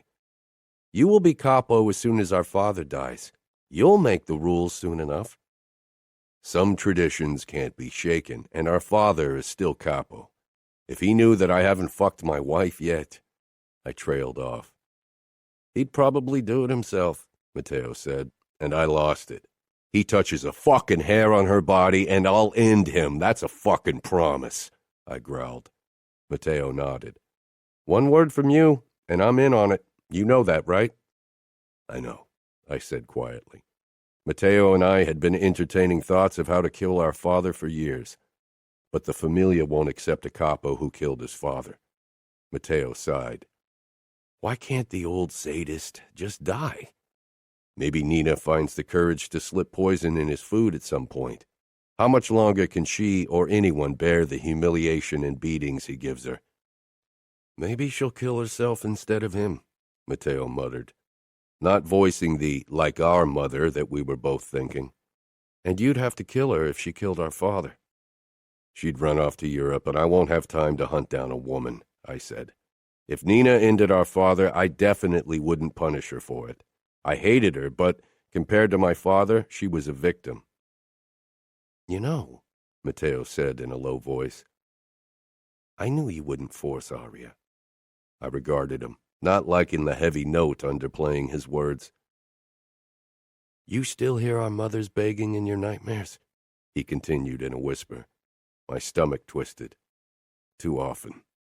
Matteo took out his knife, his eyes focusing on the gleaming blade as he turned it slowly. It was his favorite, the knife our mother had used to cut her wrists with. A woman shouldn't have to beg her husband not to rape, beat, and humiliate her. I'm a cruel fucker, but even I know that. I nodded. I remembered only too well how our mother had looked in the mornings after those nights, bruised, with a look in her eyes like a beaten dog. The idea that Aria could ever look like that made me want to kill everyone around me. Aria would never look like that. She'd never suffer violence through mine or anyone else's hands. I'd cut my fucking fingers off before I'd hit her, and I'd chop my dick into pieces before I'd ever rape my wife. She would be safe with me, in bed and anywhere else. You got your Aria expression on again? I frowned. What the hell is that supposed to be? Matteo smirked. It's a mix of protectively murderous and reverent. I pushed into a standing position. Fuck you, Matteo. His smile widened. I have enough women to fuck, but thank you. I gave him the finger and turned on my heel, heading for the bathroom to take a piss. A few minutes before 7, we pulled up in front of the Vitiello townhouse. The drive had passed in silence. Neither Matteo nor I felt like chatting before a dinner with our father and Nina, and Aria hadn't tried to make conversation either. Nina opened the door before we could even ring the bell. Seeing her so eager to have us over wasn't a good sign. My hand on Aria's hip tightened, and she gave me a curious look, but then she greeted my stepmother with an awkward hug. Aria's eyes lingered on Nina's face, which was covered in a thick layer of makeup, but it didn't hide her swollen lip, despite the dark lipstick she wore. Aria's expression remained perfectly polite. She'd probably seen more than enough bruises in her life. Nina smiled her fake smile. Good to have you over. Dinner's about to be served. She led us into the dining room where Father waited in his usual chair at the head of the table. He didn't stand, only nodded, but his eyes latched onto Aria. I took the seat beside him before he could offer it to her and gave him a tight smile. Nina sat on Father's other side and Matteo across from Aria. My stepmother snapped her fingers, and at once the maid rushed in with the starters. Father's favorite, liver pâté. I ate a bite while Aria peered down at her food, then at me. It took me a moment to realize why. She didn't like liver. She'd mentioned it to me on our first date. Don't you like your food? Nina asked with pursed lips, her gaze darting from Father to Aria. He regarded Aria in a way I didn't like one bit. Aria gave an embarrassed smile. I'm not very fond of liver. It looks delicious, though. Luca eats liver, Father said disapprovingly. Aria glanced at me, obviously not sure where my father was going with his comment. She couldn't know that Nina had to like what my father liked or face the consequences. I opened my mouth to tell him that I didn't give a fuck if Aria ate liver or not, but Matteo was quicker. Luca also likes torturing and killing. That doesn't mean his wife has to like it. He sent our father his fake smile. A muscle in father's cheek twitched. I don't appreciate good food going to waste, Aria, he said to my wife. I'll eat it, I gritted out, reaching for the plate. Your wife will eat it, father ordered. Aria froze. She won't, I growled. Aria's my wife. She won't answer to your demands. Father. Nina had become perfectly still in her seat, clutching her knife. Matteo's hand had slipped off the table. I didn't reach for my own gun and gave him a warning glance. Not like this. Not today. So possessive, father laughed, throwing his head back as if I'd told a fucking joke, as if the whole situation was funny. Nina fell in at once. I forced a smile, and so did Matteo. Aria laughed uncertainly. She didn't know my father well enough. Maybe she really thought it had been his twisted way of making a joke. I hoped it for her sake. The second we were back in the car, away from my father, Matteo leaned forward with a grin, but it was off. I hear your sister comes to visit us. At once, the tension slipped out of Aria, and she nodded with a smile. Yes. She narrowed her eyes after a moment. Why do you care? The protective note in her voice was unmistakable and might have made me laugh if I wasn't still so fucking tense from the dinner with father. It was a good thing that Matteo managed to distract her from it. Aria didn't need to know that today could very well mark the date when I gave up my life and any chance at a united familia. Even without saying a word to him, Matteo knew, and he'd be at my side, no questions asked. The moment Aria joined me in bed, I pushed her on her back and moved down her body, dragging her panties down her legs before I settled between her parted thighs. Aria was still mine, would always be mine. I made her come twice with my tongue before I laid down beside her.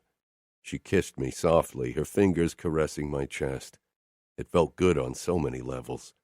She always got through my walls. I wasn't even sure how she did it. I pulled out of the kiss. I want your mouth. Aria paused. Even without seeing her expression, I knew she was confused by my harsh tone. She moved down, and then I felt her lips around my tip. I relaxed, letting my father's words drift away, enjoying the moment, my wife, the only way that was safe. I came on my stomach like last time, then cleaned myself roughly before I settled on my back with Aria pressed up against my side. Is everything okay? She whispered. Yes. She stiffened at my clipped reply, but nodded after a moment. It took a long time before she fell asleep. I knew I wouldn't get any sleep tonight, not when I kept thinking of ways to dispose of my father without anyone finding out. Chapter 16. Aria kept throwing glances my way as we pulled up in front of JFK Airport. I'd barely talked to her all day, and it was obviously bothering her. But this was for the best. Despite my resolve to keep a safe distance from Aria, my hand found its way to her back as we walked into the arrivals hall of the airport. I couldn't stop touching her. It was maddening. Are you sure you'll be okay with Jonna staying with us for the next few days? She asked. Yes, and I promised your father to protect her. It's easier when she's living in our apartment. Scuderi had made it clear that Jonna needed close supervision, and I didn't doubt it. The girl was trouble. Aria smiled apologetically. She will provoke you. I can handle a little girl. She's not that little. She's barely younger than me. I regarded my wife. Sometimes I forgot how young she was. When I'd been her age, I'd already been a made man for 7 years, had slept with countless women, had done and seen so much shit. But Aria was young and sheltered, and so was her sister. I can handle her. Luca, Jonna knows how to push people's buttons. If you aren't absolutely sure that you can control yourself, I won't let her near you. What did she think I'd do? Jonna was a 17-year-old girl. Don't worry. I won't kill her or you in the next few days. Aria! Johnna's screech rang through the hall. The redheads stormed in our direction and collided with Aria. They hugged each other as if they hadn't seen each other in months. When they finally pulled away from each other, Jonna made a show out of checking Aria's body. "No visible bruises? You only hit places that are covered by clothes?" She narrowed her eyes at me, and I gave her a cold smile. I didn't give the slightest fuck what she thought. Aria, on the other hand, looked worried. "Get your luggage. I don't want to stand here all night," I said. Jonna turned around and grabbed her suitcase from where she'd dropped it. "A gentleman would have got it for me." A gentleman, yes. Jonna definitely didn't bring out anything gentle in me. It was a good thing that my father hadn't chosen her for me. I turned and began walking back to the car, only occasionally making sure that Aria and Jonna were close behind in case something happened. Aria and Jonna actually both wanted to sit in the back seat. I gave my wife a scowl. "I'm not your driver. Get in the front with me." She flinched at my tone, and again I wanted to find a way to get rid of my father. I hated keeping Aria at arm's length until he was out of the way. "You shouldn't talk to her like that," Jonna butted in. Aria slid into the seat beside me. "She's my wife. I can do and say to her what I want," I told Jonna. Aria regarded me with furrowed brows, hurt, and confusion swirling in her eyes. I almost reached out to stroke her cheek. Fuck, keeping my distance was impossible. Turning my attention back to the street and away from Aria's reproachful expression, I started the car and pulled away from the airport.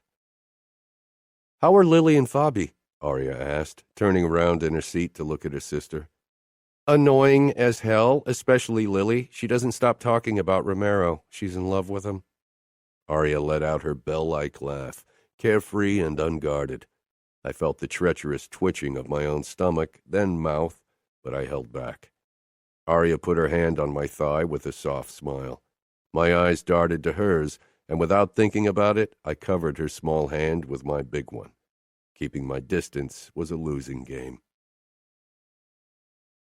When we stepped into the apartment, the smell of roasted lamb and rosemary wafted over to us. "I told Mariana to prepare a nice dinner," I said casually. If I really wanted to succeed in pushing my young wife away, I was definitely using the wrong approach. Fuck it. Aria gave me that smile, that goddamn smile. "Thank you." I resisted the urge to dip my head to kiss that sweet mouth. "Show your sister to her room and then we can eat." I didn't wait for her reaction. Instead, I moved into the kitchen area where Mariana was wielding her cooking magic. "Luca," she said with a brisk smile, then checked on the lamb. I reached for one of the roasted potato halves swimming in a sea of olive oil and rosemary. Mariana swatted my hand away, clucking her tongue. "Not before dinner," she chided in Italian. My eyebrows rose, and holding her gaze, I took a potato and put it in my mouth. She shook her head. The fucking thing burnt my tongue, but the delicious taste was worth the pain. "How's your girl?" "Good," I said. She shook her head. "She's too beautiful to be alone so often." "Mariana," I warned. I liked Mariana, and I'd known her all my life, but I wouldn't let her meddle. She sighed and turned back to the lamb. The elevator began its ascent, then paused on this floor.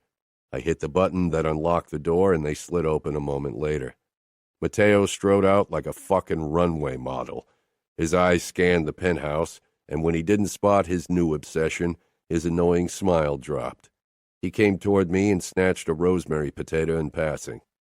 Mariana tried hitting him with the wooden spoon, something she didn't try with me, but Mateo spun around and out of her reach. "I don't know why I'm putting up with you two insolent boys." "Because you can't resist our charm like the rest of the ladies," Mateo said with a cocky grin. "Though Luca's rough charm really leaves something to be desired." Mariana muttered something under her breath. She had been grateful when I'd asked my father that she be mine and Mateo's maid. Mariana had always been terrified of father, but she could never have stopped working for him. He wouldn't have let her. "Why don't you sit down at the table and not stand in my way?" Mariana said. Mateo and I moved toward the dining area.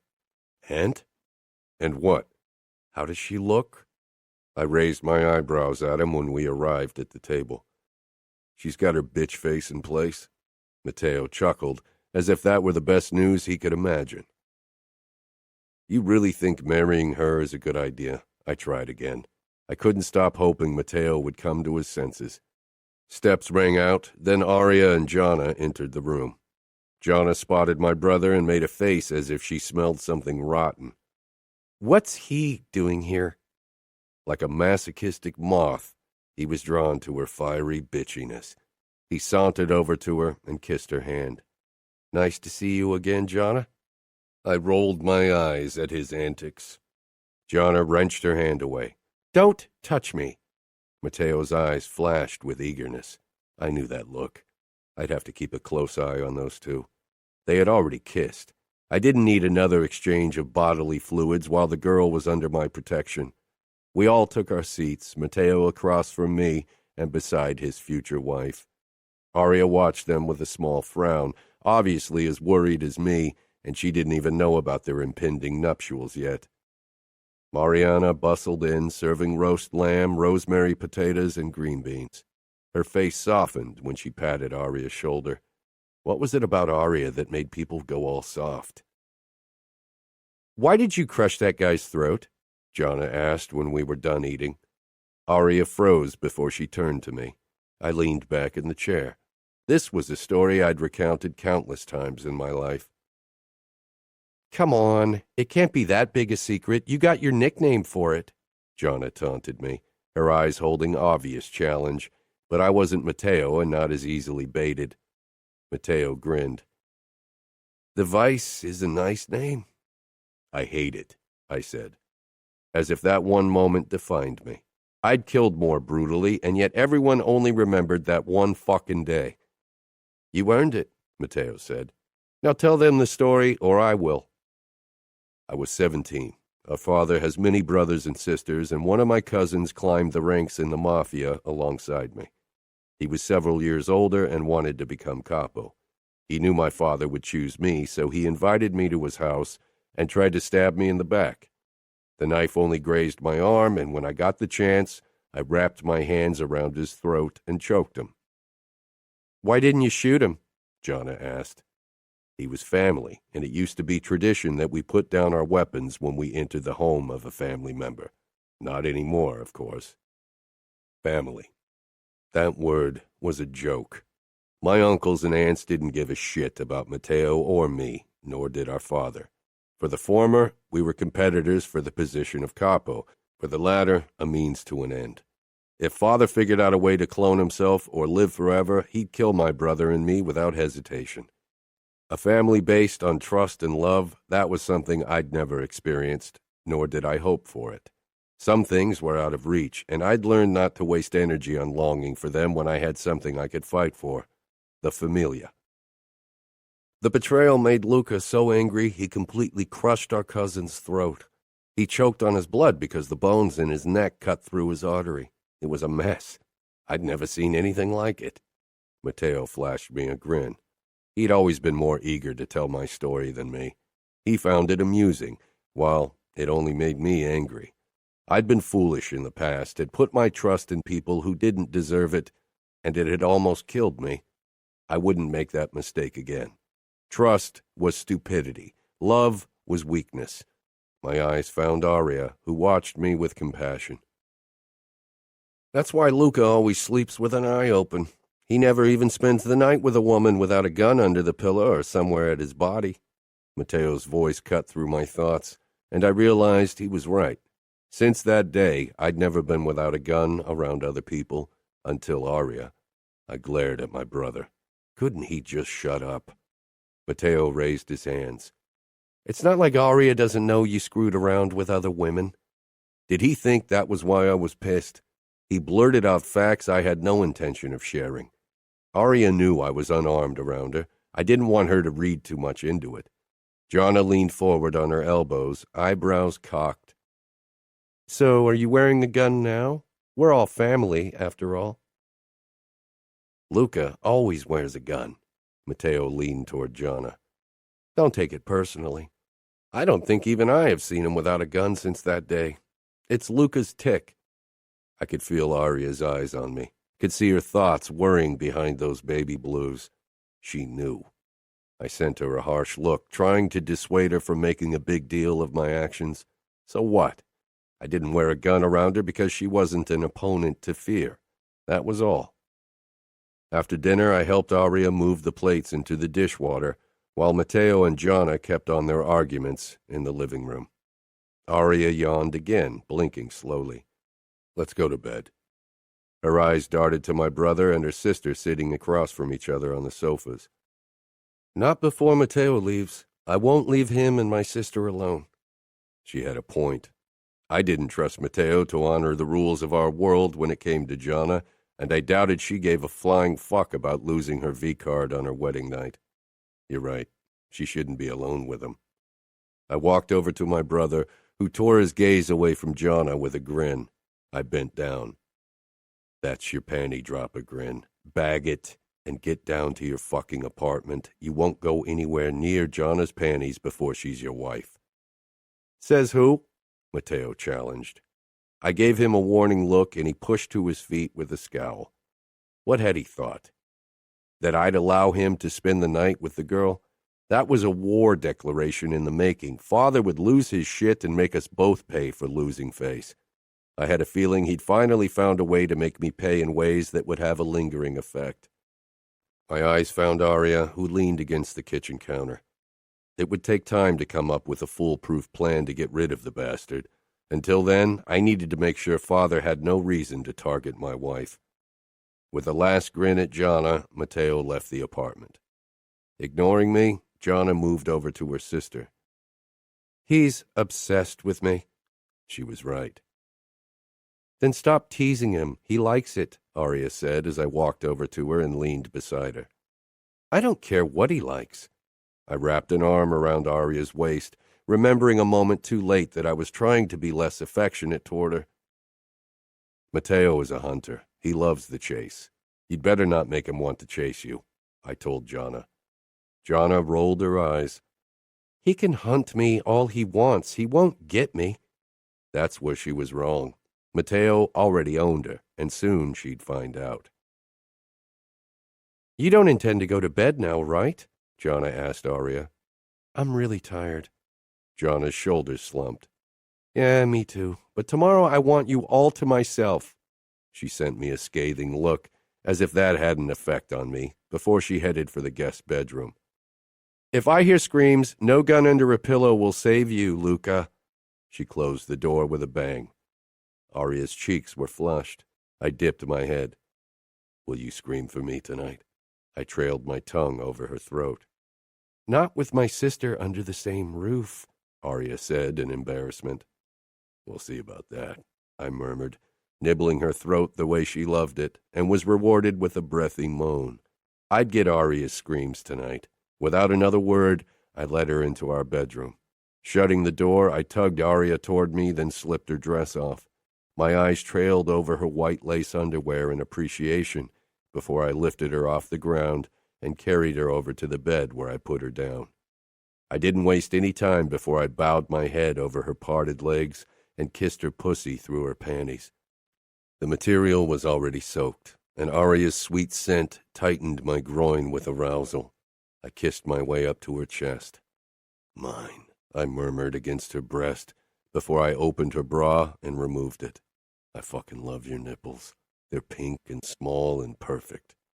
I pulled her panties down next and stroked her swollen pussy lips, already eager for attention, but I focused on her nipples until Aria was writhing under me.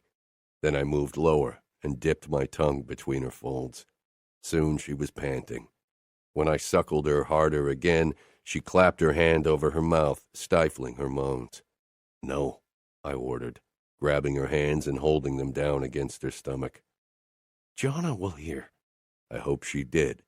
It would probably drive her up the wall. Keeping my eyes on Aria's needy face, I began teasing her clit with my lips until she couldn't hold back her sounds anymore. She was so fucking wet that my fingers slipped in easily. Oh, God, Aria gasped. I finger-fucked her gently as I sucked her clit, and then she came hard. She pushed her face into the pillow, but a few moans rang out loud and clear. The sight of Aria losing control alone made me want to eat her out every day. I crawled back up her, kneeling between her legs. "When will you let me take you?" I asked in a low voice as I pressed a kiss to her pulse point. Aria stiffened. I looked at her. "Fuck. Why do you have to look so fucking scared when I ask you that question?" "I'm sorry. I just need more time." "More time? When I wasn't sure how much time we had." I gave a terse nod. Aria stroked my chest through my clothes, smiling apologetically. I leaned back and took off my shirt. She helped me out of my gun and knife holsters before she kissed my tattoo, then the wound over my ribs. Suddenly her expression turned daring, and she raked her fingers over my nipples. I groaned, then quickly got naked and settled on my back. Aria leaned over my erection and stopped with her lips only an inch from my tip. "If you're not quiet, I'll stop." I touched the back of her head, loving this teasing side of Aria. "Maybe I won't allow you to stop." "Maybe I'll bite." I crossed my arms behind my head. "Have your way with me. I won't make a sound. Don't want to offend your sister's virgin ears." "What about my virgin ears?" She kissed my cock, making me twitch. "Still a virgin." "You shouldn't still be one," I got out. But then Aria started sucking me, and I focused on the feel of her hot mouth and staying quiet. Like last time, I warned her before I came, and she quickly pulled back. Afterwards, I spooned her and turned off the lights. "I'm sorry for what your cousin did," Aria said suddenly. It took me a moment to understand whom she was referring to. Junior, my traitorous cousin. The worst thing was that I hardly ever thought about his betrayal anymore because there were so many new threats in my life, not all of them Russian. I should have known better than to trust anyone. Trust is a luxury people in my position can't afford. Life without trust is lonely. Yes, it is, I agreed, kissing her neck. Part of me wanted to risk trusting Aria. It was a part I thought long dead. I woke after Aria for once. When she returned from her shower, I was already sporting a morning rod. Aria gave me a disbelieving smile, but I didn't wait long. I got out of bed and pressed her to my chest, facing the floor-length mirror. I made her watch as I teased her nipples, even as her cheeks turned red in shame. Of course, her sister was an early riser as well, and soon called for Aria right in front of our door, but I didn't release her. I wasn't done with her yet. Far from it. Your sister is a fucking nuisance, I whispered in her ear as I eased my finger between her folds, then pushed into her. But you're so fucking wet, Principessa. Aria rewarded me with more arousal. Yes, I groaned as I thrust my finger into her slowly, watching her as she watched everything. Aria? Jonna hammered against the door. I stroked her clit and kissed her harshly, swallowing her cries as she came hard under my fingers. I pushed her forward and knelt behind her. Fuck, the sight of her ass and pussy on display was almost too much. I dragged my tongue along her crease, then dove back in until Aria's second orgasm caused her legs to give away. Panting, she knelt beside me. I straightened, bringing my dick close to her face. After a moment of hesitation, Aria took me into her mouth. Having her on her knees sucking my cock was the hottest sight I could imagine. You're so beautiful, Aria, I murmured as I started thrusting gently, trying to see if she could take me like that. Jonna finally gave up as well, but I could only watch Aria as she blew me slowly. I began guiding her head into a faster rhythm. Cup my balls. Fuck, this felt amazing. I rocked my hips as Aria sucked me. I want to come in your mouth, Principessa. When Aria nodded, I almost came right then, but I held off until it just got too much. My hips jerked as I came hard, all the while watching my wife. I stroked her cheek as she tried to swallow everything. I pulled Aria up to me, not wanting her to get insecure, and kissed her harshly. I hope you remember this all day. I definitely would. After a quick breakfast, I left for a day in the Sphere. Matteo and I had our drug sale numbers to go over, and to finally discuss our father's end. We settled across from each other in the office. So you finally want to give the sadistic asshole what he deserves? He's barely doing what needs to be done so the familia stays at the top. Matteo grinned. As if that's why you want to kill him. You don't like how he treated your wife. I don't like how he treats a lot of people. Matteo's expression made it clear that he wanted me to cut the bullshit. I leaned forward, lowering my voice. He ruins everything. He thrives on misery. I just want him gone. You with me? Do you really have to ask? I've wanted to kill him for as long as I can remember. I nodded, then leaned back.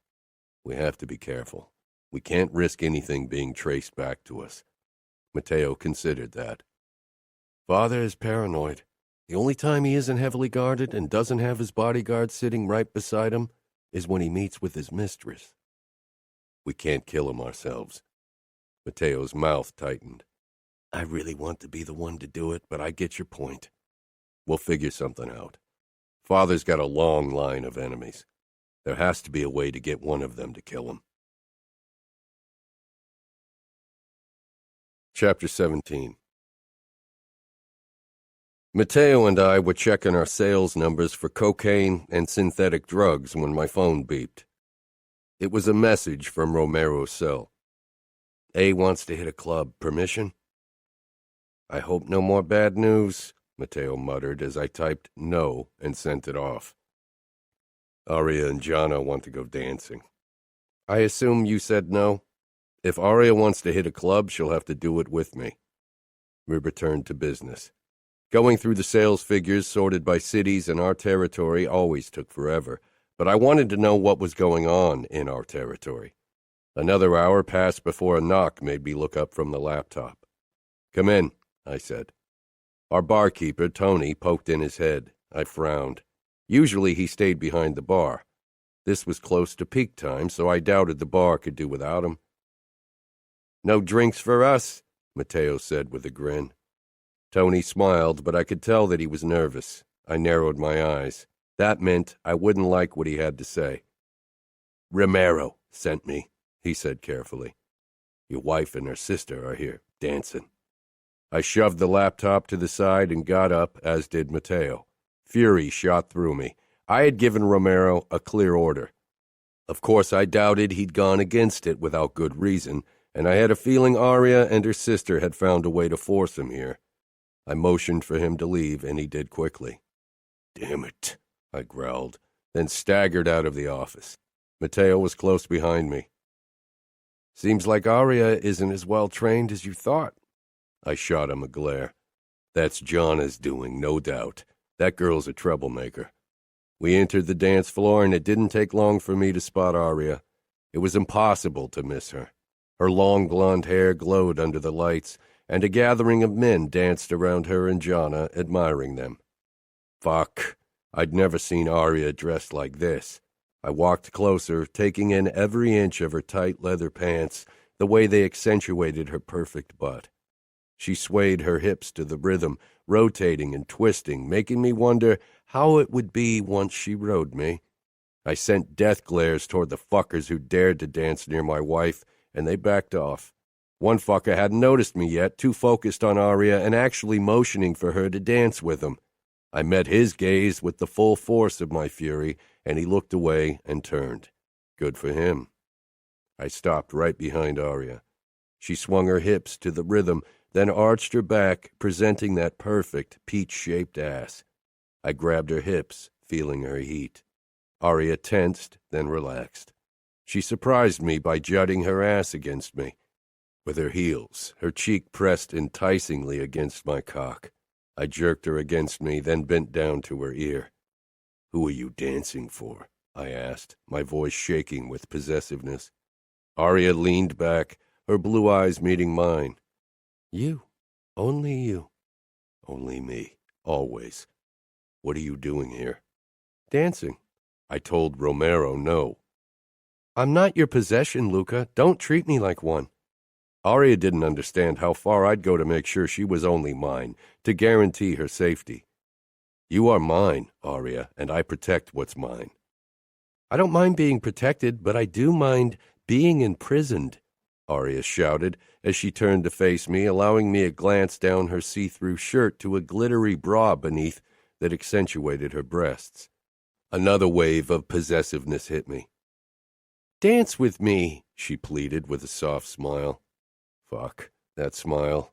Gripping her hips tighter, I started to move to the music.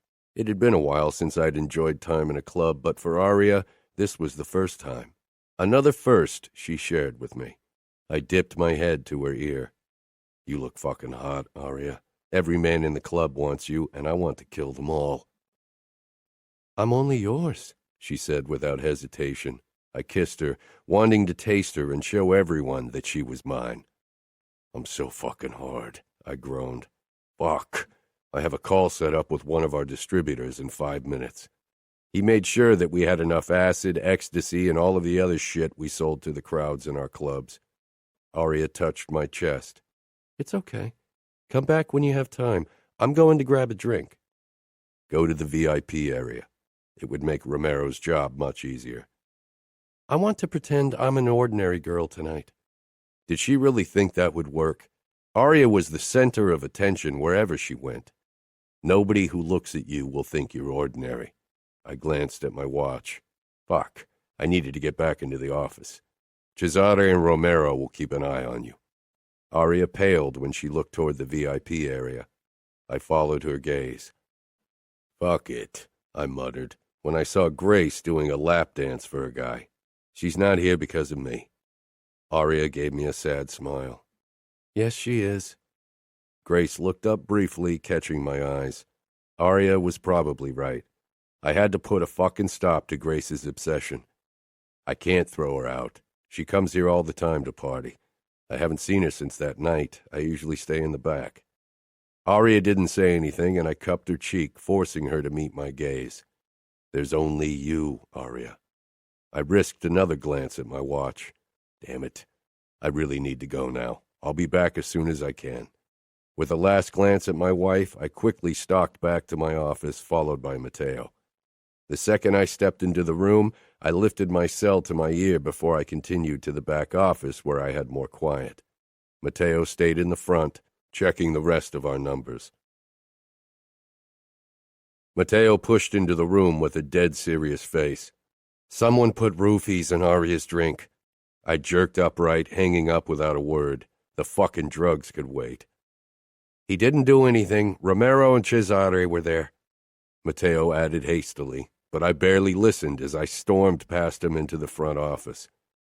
Aria clung to Cesare, her face ashen, legs barely supporting her.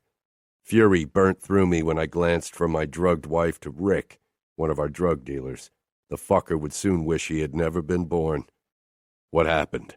I got out, past the burning fury throbbing in my throat, in my veins, in every fucking inch of my body. I crossed the room and took Aria from Cesare, who released her at once. I lifted her into my arms and her head dropped against my chest, dazed eyes peering up at me. Fuck it. That's why I didn't want Aria in places like this. With so many people around, protecting her was close to impossible, and I needed to protect her no matter the cost. A brief burst of anger toward her for disobeying flickered in my body, but it slipped away as I peered down at my helpless wife. Jonna kept bitching in her high-pitched voice, but my focus tunneled in on Aria. Her blue eyes clung to my face, her fingers crinkling my shirt. Romero explained some shit about roofies to Jonna as I put Aria down on the sofa. She looked small and vulnerable. I turned toward Rick and stalked to him. I wanted to smash his skull against the wall, leave a goddamn dent in the plaster from the force of it. But a quick end like that? No, that wasn't going to happen. You put roofies in my wife's drink, Rick? I asked, my voice vibrating with my barely contained anger. Without Aria and Jonna in the room, I would already have started slicing him into bite-sized pieces. Rick's beady eyes shot open, mouth gaping. Wife? I didn't know she was yours. I didn't, I swear. I shoved Romero aside to get into Rick's ugly face, then gripped the knife still sticking out of his thigh and turned it sharply. Rick roared in agony, eyes rolling back, but Romero kept the fucker on his feet. What did you plan to do to her once you had her outside? Fuckers like Rick used roofies for a chance to get their dick wet, and they sold roofies to assholes who wanted to do the same because no women would ever give them the time of day. Nothing. Nothing? So if my men hadn't stopped you, you would have just dropped her off at a hospital. The mere idea that this piece of shit could have touched Aria drove a burning ball of fire into my chest. Aria murmured a few incoherent words. I moved to her side and got down on my haunches to be eye level with her. What did you say, Aria? I'll fuck your tight ass. I'll make you scream, bitch. I'll fuck you, bloody cunt. That's what he said to me. Aria dragged the words out of her mouth, her eyelids fluttering. Jonna lost her shit before I could, raging and screaming. You will die, she screamed at Rick. He wouldn't only die. Death was for a simple transgression. This was the ultimate crime, the fucking ultimate sin. I stood, feeling my pulse slow as it always did before the kill, before the torture. Mateo was holding Jonna back from scratching Rick's eyes out. They will make you bleed, and I hope they'll rape your ugly ass with that broomstick over there. Jonna, Aria whimpered, and briefly my pulse spiked. Then my eyes settled on Rick, assessing him, trying to decide how to cause him the most agony possible in as short a time as possible. Aria needed to go home, to sleep off the drugs. I'll make him pay, Jonna, Mateo promised to his red obsession. I shook my head. No. He's my responsibility. Mateo glanced toward me, scanned my face. He knew me, and he knew that I needed to crush the fucking bastard in front of me. I stepped up to Rick. His chin wobbled, his eyes twitching with fucking terror. Oh, he knew the stories of what I did to people who fucked with me. Drug dealers who kept a higher percentage than was agreed on. The goddamn Bratva assholes who tried to ruin everything with their low-quality drugs. He knew those stories. And that had been business. This was fucking personal. It couldn't get any more personal.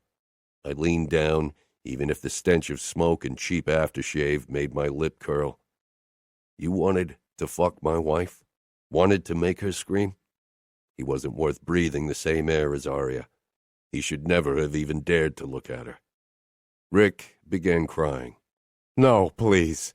I gripped his throat and jerked him up, choking him, but this wouldn't be his end.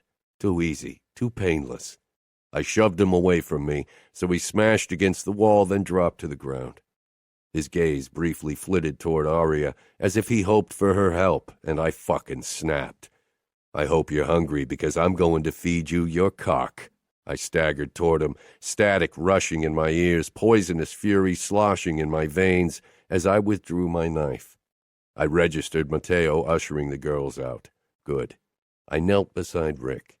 A moment later, Mateo was beside me, holding down the thrashing bastard. I jerked down his pants and he screamed, No, no, please! Begging didn't work with me. I brought the knife down, not on his cock, though, not yet. First, I wanted answers. Soon, Rick revealed that a blonde woman had given him money so he'd put roofies in Aria's drink. It must have been Grace. I should have known the bitch wouldn't give up easily. The only other option was a Russian spy, like the killers who'd been sent out to kill Mateo and me. Or maybe even a woman sent by my father in case he feared Aria could turn me soft. But Rick was a blubbering mess, and his brain too frayed from years of taking shit himself. I wouldn't get more information out of him. Rick hadn't known Aria was my wife. It didn't matter. Please, he begged again. I told you everything. It won't happen again. I brought my face close, smiling harshly. You're right. It won't happen again. Then I brought my knife down on his cock, and his screams pitched higher until they turned into a choked gurgle. When I was done, I stood, and so did Mateo. Rick still occasionally twitched in the sea of blood around him.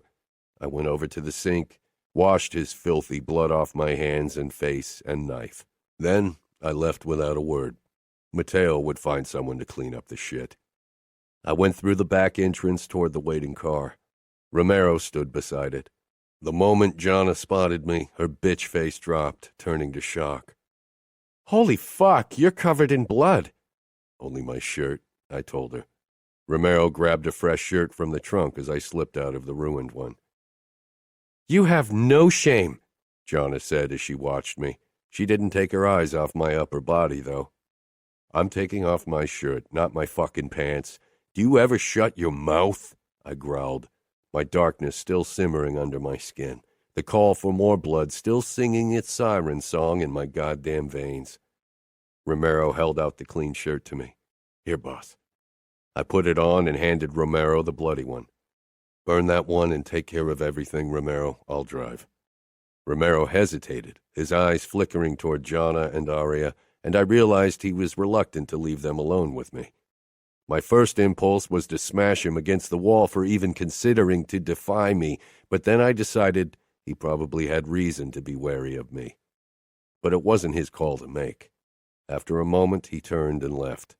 I leaned inside the back of the car where Aria was sprawled out, looking pasty and shaking. I touched her cheek, and her eyes briefly focused on my face. Some of my fury slithered away. I drew back and got behind the steering wheel. I wanted to get us home, where I could hold Aria in my fucking arms until the last of my bloodlust had died down. Red locks took shape in my peripheral vision. "You are quite a hunk, you know that? If you weren't married to my sister and not such an asshole, I might consider giving you a go." I slanted her a quick glance, a nasty reply on my tongue. "Jonna," Aria half begged her sister. Was she worried I'd lose my shit on the bitchy redhead? I didn't like Jonna, but she was a 17-year-old girl. "What, cat got your tongue? I hear you usually jump everything that doesn't have a dick." She finally shut up when I didn't take the bait. We pulled into the parking garage, and I got out of the car. I lifted Aria into my arms and carried her into the elevator. Jonna leaned across from me, and I didn't like her expression one bit. I lowered my gaze to Aria, knowing she'd speak to the calm in me, a place few people knew existed. "Have you ever had a threesome?" Did the bitch really expect any answers? "How many women have you raped before my sister?" My head jerked up. I wasn't sure how much Aria shared with her sister. I wanted to crush Jonna and knew I could have done it by dishing out the simple truth that Matteo owned her pussy, but Aria touched my chest, and the anger drained out of me as I met her gaze. She was begging me to stay calm. "Can't you do something else with your mouth than yap?" I muttered. "Like what? Give you a blowjob?" I glanced up. That would be Matteo's privilege. "Girl, you've never even seen a dick. Just keep your lips shut." "Jonna," Aria whispered. I strode quickly toward the stairs to take Aria to our bedroom, but Jonna barred my way. "Where are you taking her?" "To bed," I told her, trying to move past her, but she got in the way. "She's high on roofies. That's probably the chance you've been waiting for. I won't let her be alone with you." Was she suggesting I'd fuck Aria while she was helpless like this? I'm going to say it only once, and you'd better obey. Get out of my way and go to bed. Or what? That was the fucking problem. There was little I could do. For one, because she was a girl, and for two, because she was Matteo's girl. "Jonna, please," Aria pleaded. Jonna finally stopped the bullshit. "Get better." Without another glance at the bitch, I carried Aria into our bedroom. She squirmed in my hold, shivering. "I'm going to be sick." The moment I held her over the toilet, Aria threw up, still shaking. "I'm sorry," she whispered, sounding embarrassed and miserable. "What for?" I asked, as I wrapped my arm around her and helped her up. "For throwing up." I soaked a towel and held it out to her. Aria took it with a weak smile and cleaned her face, shaking in my hold. "It's good that you got some of that shit out of your system. Fucking roofies. It's the only way for ugly fucks like Rick to get their dicks into a pussy," I growled, my anger rekindling. If I didn't already have so much on my plate, I'd have drawn his torture out over a few days. I helped Aria into the bedroom. She leaned heavily on me. Glancing down at her, I asked, "Can you undress?" She gave a small nod. "Yeah." I released her and she lost her balance. She landed on the bed and began laughing before she grimaced, holding her head. She definitely wouldn't be able to undress herself. I leaned over her, trying to catch her attention. It took a moment before her eyes focused on me. I'm going to get you out of your clothes. They stink of smoke and vomit, I explained slowly. For some reason, it felt wrong to address her in her state. She was drugged and obviously not in a state of mind to refuse advances. There was a good reason why roofies were the drug of choice for rapists. I hooked my fingers under Aria's shirt and gently slid it up. She giggled again, but I ignored it and her wiggling. Despite my best intentions, I couldn't help but check her out when I pushed down her leather pants. Goosebumps covered her gorgeous lean legs right up until her tiny lace panties. I reached under her back, causing her to arch with another giggle as if I'd tickled her. I doubted she realized what she was doing. Her unfocused eyes were playful as she looked up at me. I unhooked her bra and pulled it off, then tossed it carelessly away. Good Lord, even drugged Aria stole my breath. She was sprawled out before me in nothing but a tiny piece of lace covering her pussy, her nipples erect in the cool room, and smiling up at me. There was no anxiety, no fear. I quickly turned away before my thoughts could wander down a dark path. I got out of my clothes before I grabbed a shirt from my drawer, then helped Aria to a sitting position. It took several tries to get her into the shirt, but it would have taken even more tries to get her into one of her flimsy nightgowns. I lifted Aria once more and laid her down with her head on the pillow. She didn't move, only peered up at me with the same dreamy smile. I stretched out beside her. "You're impressive, you know," she said, her eyes trailing over my chest, going in and out of focus. I touched her forehead. She was overly warm. Aria giggled and touched my lower abs before she slid even lower. I quickly stopped her wandering hand and held it fast. "Aria, you're drugged. Try to sleep." She gave me a droopy smile that was probably meant to be seductive. "Maybe I don't want to sleep." I stroked her hair from her forehead.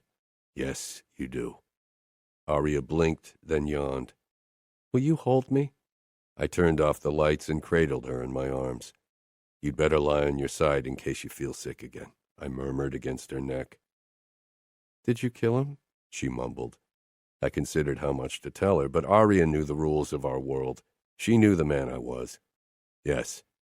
"Now there's blood on my hands." "You didn't kill him." "But you killed him because of me." "I'm a killer, Aria. It had nothing to do with you." I didn't want her to feel guilty for something like that. This death was on me, like every death in my past, like every death in my future. They would never tarnish Aria because I wouldn't let them. I wanted her life to be free of the horrors of my existence. I wouldn't let the darkness consume her like it had my mother, like it did so many women in our circles because their husbands didn't give a fuck about them. Aria's soft voice tore through the dark once more. "You know, sometimes I wish I could hate you, but I can't. I think I love you. I never thought I could." My heart stuttered in a way it never had, and heat flooded my chest. Love? Fuck. Aria couldn't love me. She didn't know what she was talking about. She was drugged. The roofies had messed with her brain. After a long exhale, Aria continued, her voice becoming drowsier. "And sometimes I wonder how it would be if you made love to me." I wanted to claim Aria, to own her, to fuck her, to make love to her. I'd never made love, and I didn't think I was capable of it. Sleep. "But you don't love me," Aria continued, her words a slur filled with misery. "You don't want to make love to me. You want to fuck me because you own me." She was right, and yet her words didn't ring true. I wanted more than that. With Aria, I simply wanted. I wanted all of her, every little thing, not just her body, also her smiles and her closeness, and her astonished gasps and breathless moans. I tightened my arm around her. Love. How did you know if you loved someone? "Sometimes I wish you had taken me on our wedding night. Then at least I wouldn't still wish for something that will never be. You want to fuck me like you fucked Grace, like an animal. That's why she told me you would fuck me bloody, right?" It took my mind a moment to fully process her words. Grace had told Aria I would fuck her bloody. When did she say that? Aria, when? I gripped Aria's upper arm. "When?" I growled, but she had passed out. I'd suspected it was Grace behind the attack, and now Aria's words confirmed my suspicion. My body was bursting with tension and with the need to seek retribution. Rick had already gotten what he deserved, but there was still Grace. I wanted to kill her. She was a woman, but she was a despicable human being most of all. Could I dispose of her? She wasn't her father's favorite child, far from it, but there was a difference between not liking your daughter and wanting her to be killed. We needed his cooperation if we wanted to gain influence. Father definitely wouldn't allow me to risk it by killing Grace in blind rage. It would only make him question my feelings for Aria, another thing I couldn't risk. Chapter 18. Aria's sleep was fitful, which in turn led to me being awake most of the night. I couldn't stop checking on her breathing, worried the roofies would lead to her losing consciousness or worse. The idea of losing Aria, almost having lost her last night, it left me restless and furious. She lay curled up on her side, eyelids fluttering, body trembling. I brushed a strand of hair from her sweaty forehead.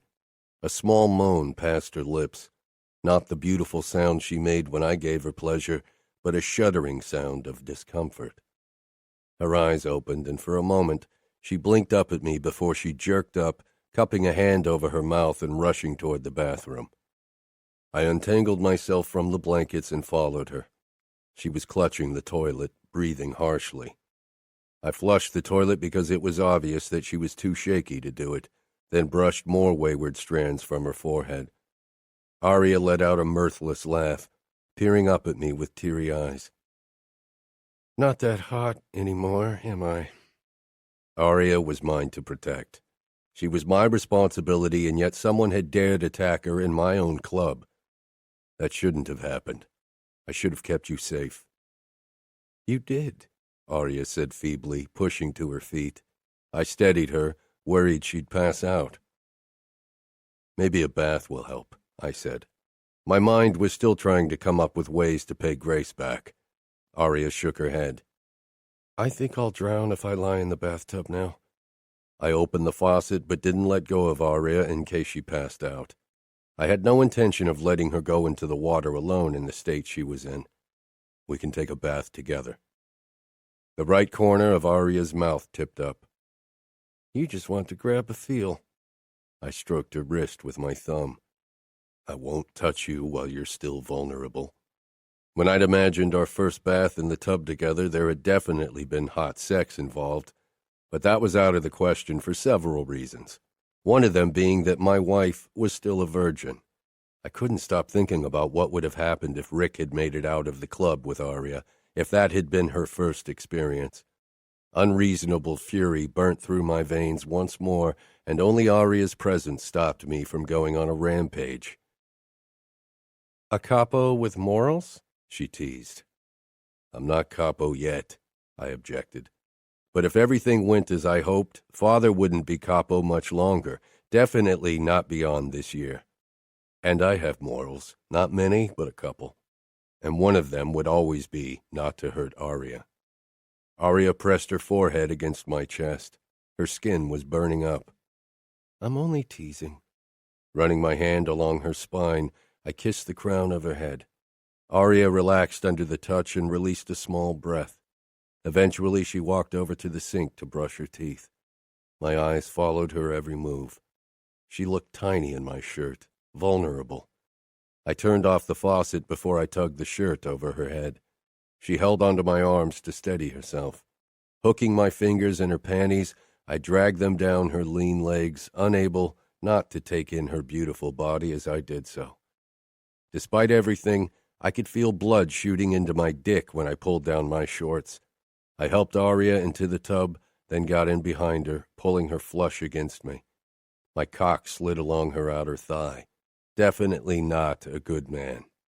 Aria surprised me when she turned around to face me, straddling my legs. The position made her pussy glide over my dick.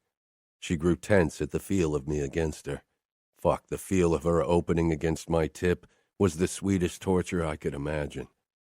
I shoved my dick back, then slid in deeper into the water so Aria lay sprawled out on my chest, no longer pressed up to my erection. Aria gave me that trusting look I didn't deserve.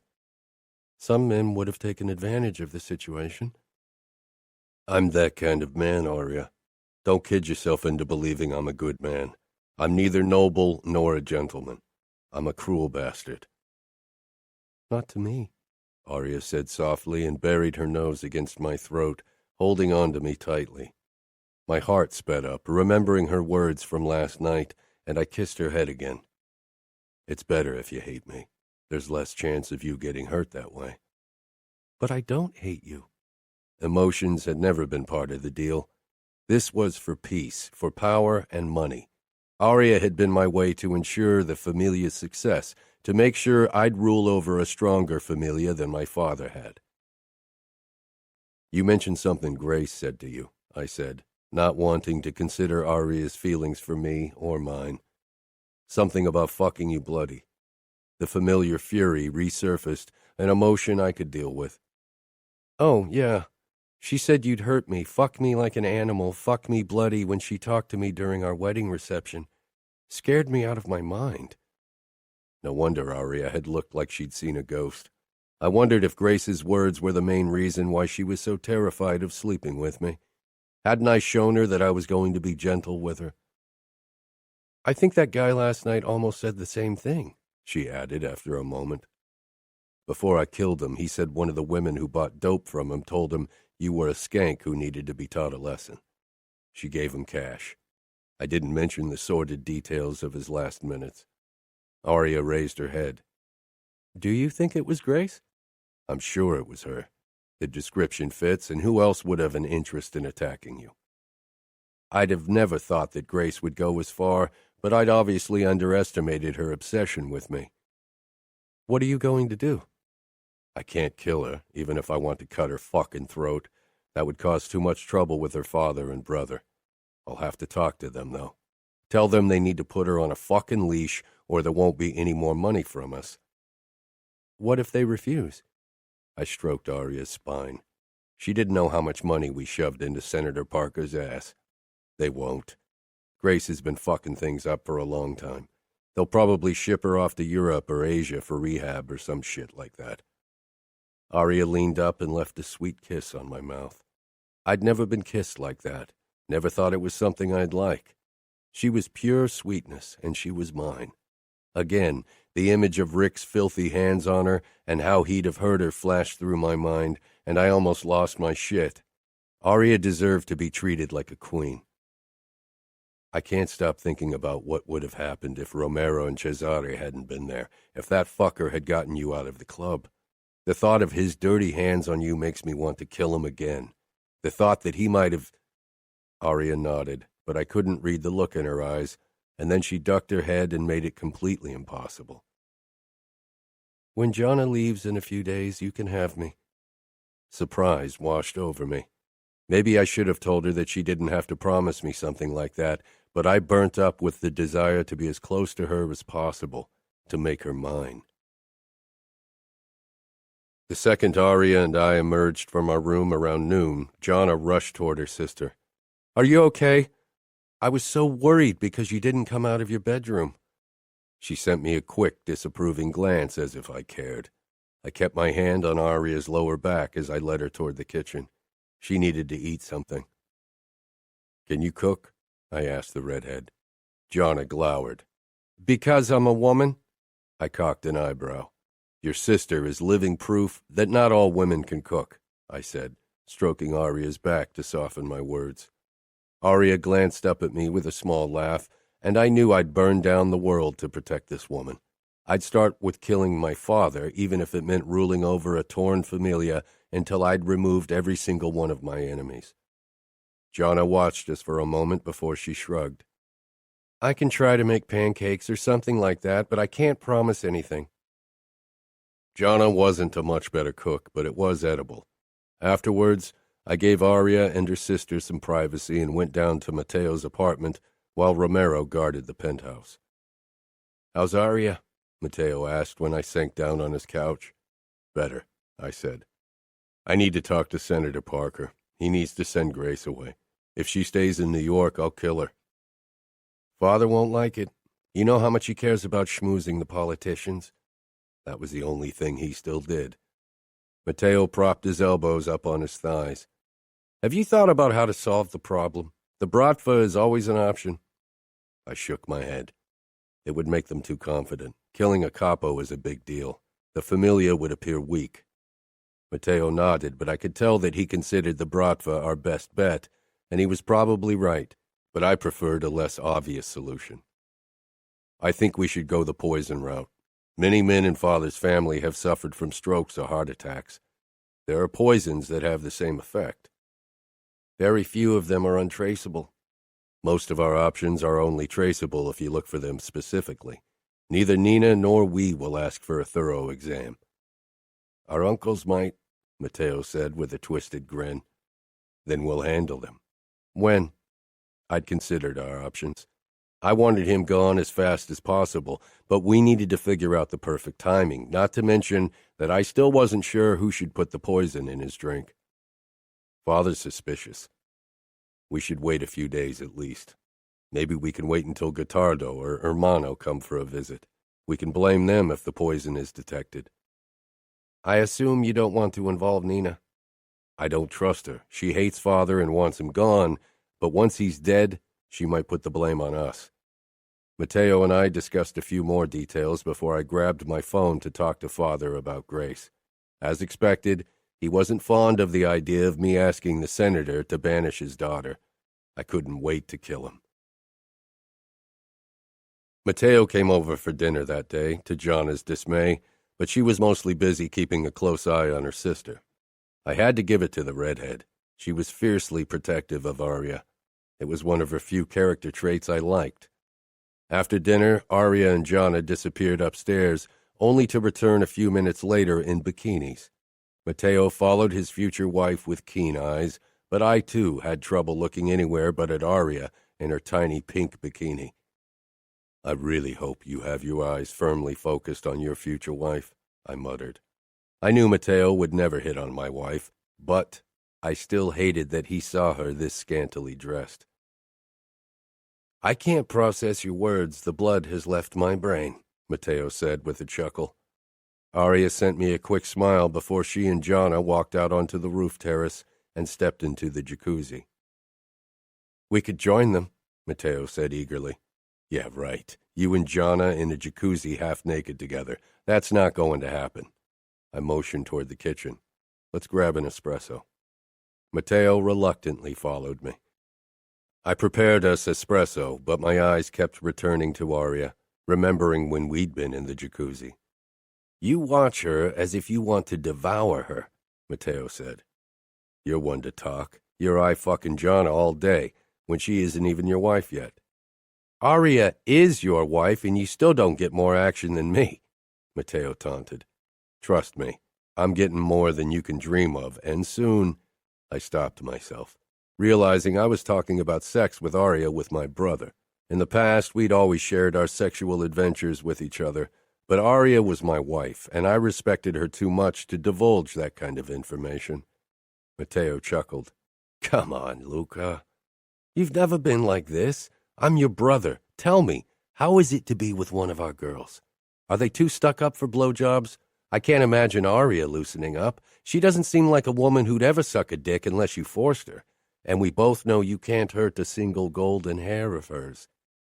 Anger shot through me, and I raised a hand in warning. Don't talk about Aria like that, ever.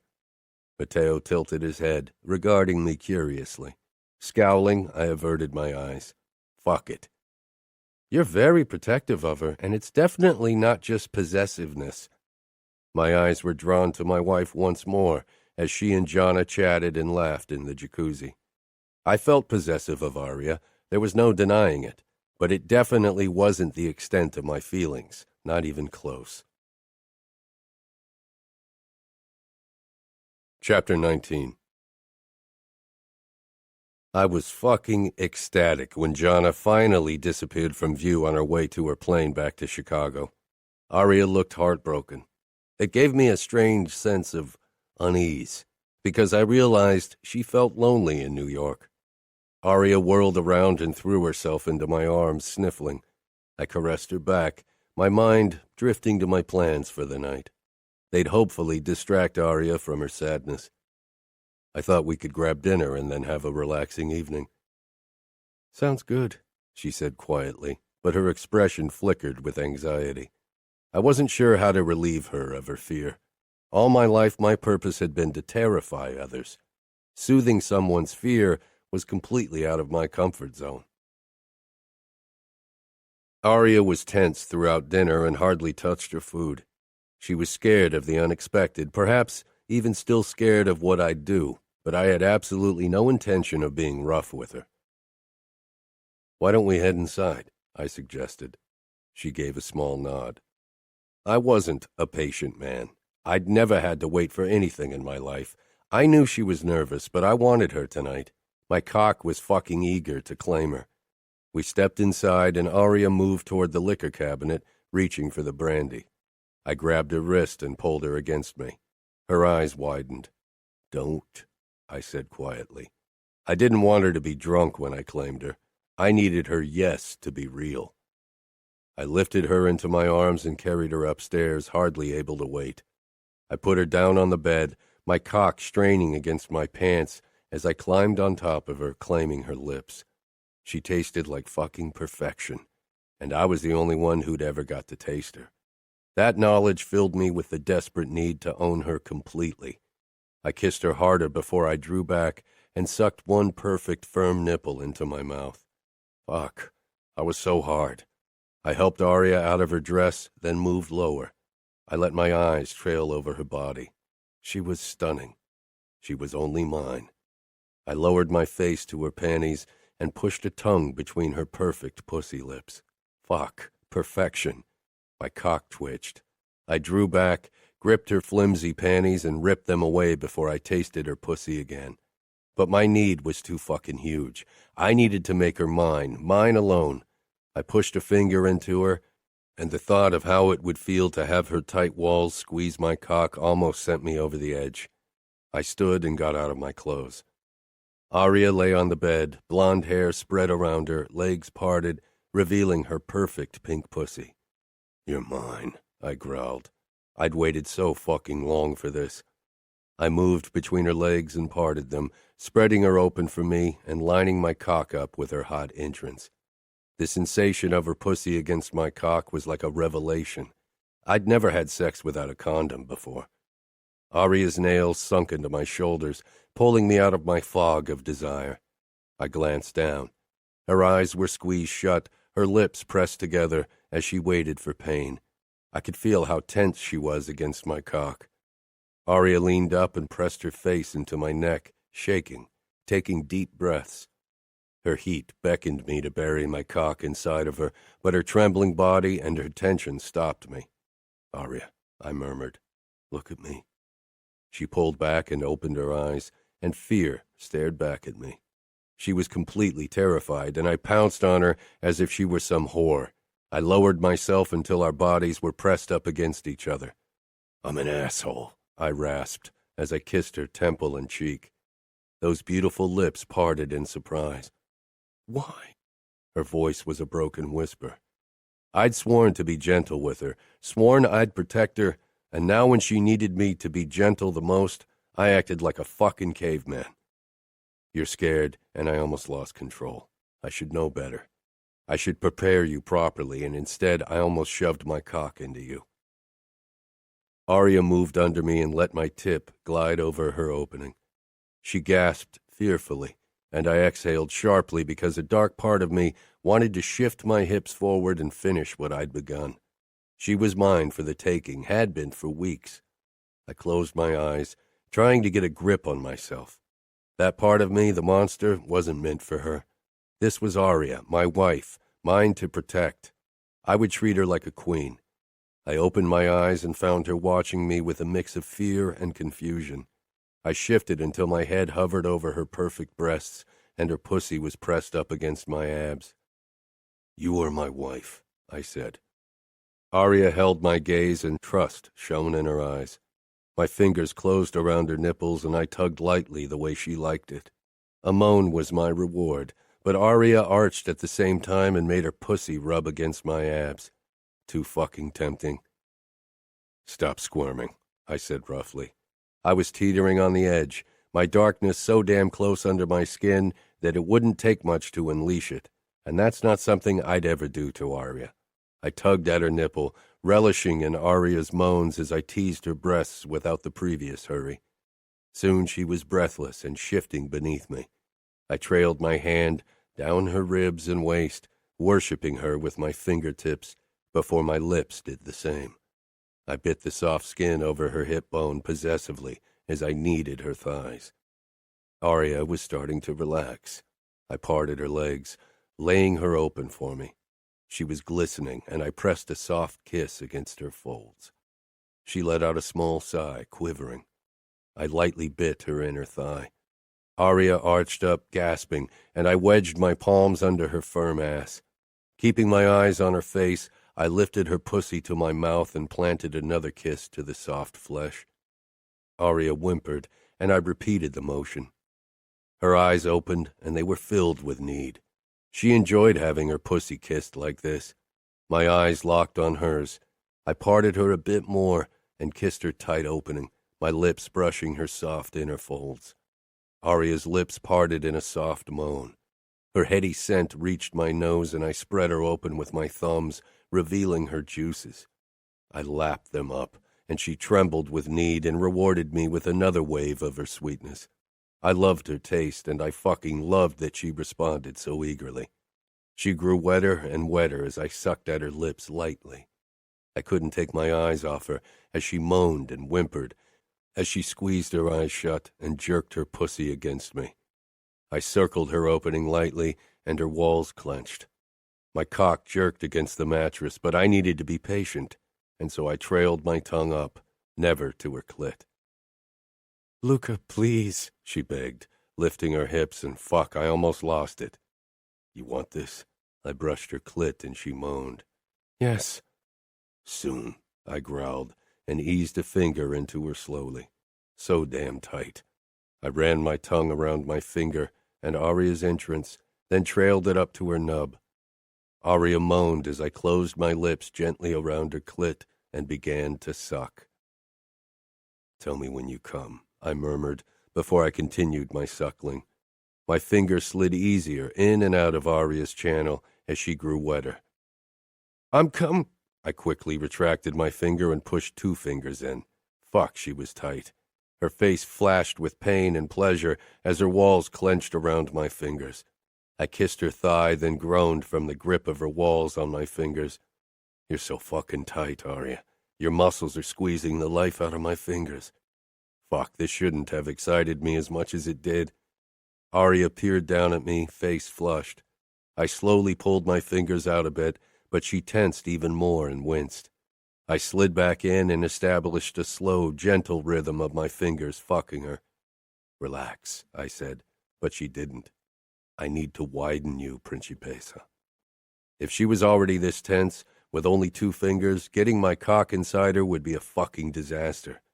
I circled her clit with my tongue, lightly, until she let out a soft sigh, her walls easing their grip around my fingers as she grew even more aroused. When she relaxed, I pulled my fingers out and moved up, hovering over her. I gently pushed her legs farther apart and lined my cock up with her entrance. My cock looked fucking huge against her pink pussy, and it gave me a thrill, knowing how tightly she'd grip me. She tensed when my tip brushed her opening. I lowered myself and left gentle kisses on her face, hoping it would take some of her fear. "Aria," I rasped. She raised her gaze to mine, blue eyes swirling with anxiety. She wrapped her arms around me, shaking fingers touching my back. She gave me a tense smile. Fuck, I wanted to protect and care for this woman. I increased the pressure on Aria's entrance, trying to get past her clenched walls, but she was tense. I could have broken through her tension with more force, but that was the last thing I wanted to do. "Relax," I said, cupping her cheek and kissing her lips. "I'm not even in yet."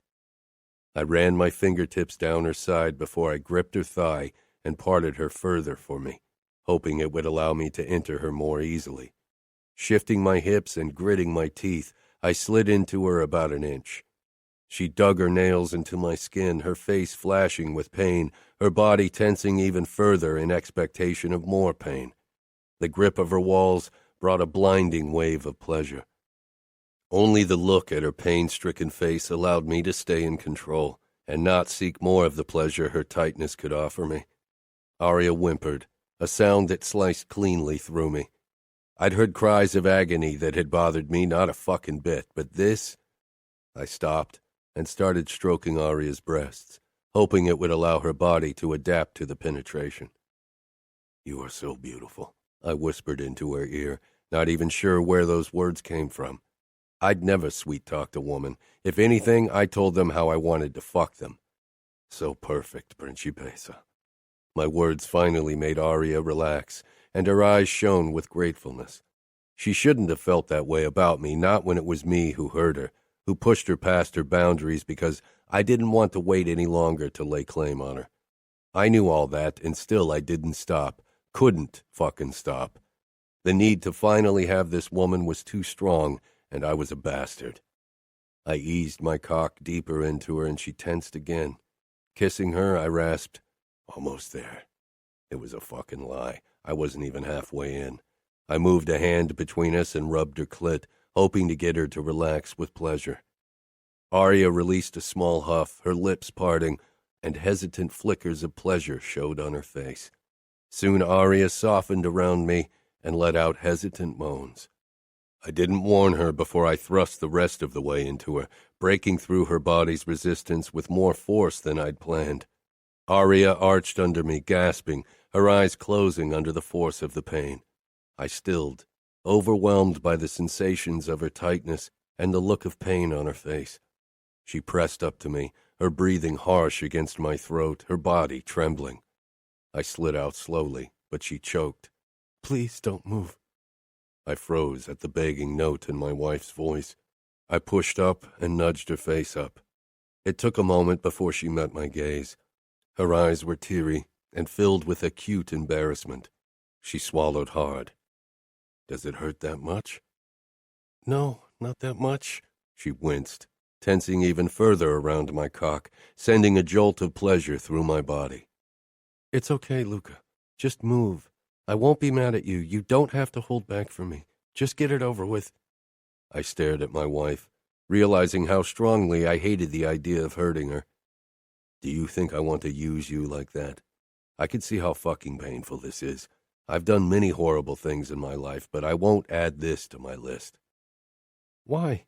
You hurt people all the time. You don't have to pretend to care for my feelings only because we're married." How could she think I didn't care about her? I'd never treated anyone like I treated her, never felt this strong protectiveness toward another person. What makes you think I have to pretend? Aria's expression flickered with hope as her eyes searched mine, and the look in them tightened my chest. Fuck, she shouldn't be looking at me like that. "Tell me what to do." Her fingers stroked my shoulder blade gently. "Can you hold me close for a while? But don't move." Again the acute embarrassment mingled with a hint of begging, as if she still wasn't sure I would ignore her request. I wasn't going to be that kind of monster with her, not today, not ever. "I won't." I kissed her lips, then lowered myself completely. The movement caused her walls to cling tightly to my cock, and for a second I was sure I'd go insane from the force of the sensations. Instead, I focused on Aria and carefully wrapped her in my arms, holding her tightly. I kissed her again, slowly, gently, so unlike any kiss I'd ever had before. Aria's closeness, the feel of her body softening under my gentleness, the tender trust in her expression. It filled my chest with a strange sense of peace and warmth. I trailed my palm down her side and hip, then back up. Shifting, I brought my hand between us to tease her breasts, hoping it would relax her. She was beautifully responsive as usual, and I felt her body's gradual softening, growing used to the intrusion. Despite my need to move, to feel Aria's walls sliding around me, I stayed still. Aria arched when I flicked her nipple, and she pulled away from my lips. Her breathing was ragged, and her lips were swollen from our kiss. She was so fucking sexy. Aria smiled softly. Can you still?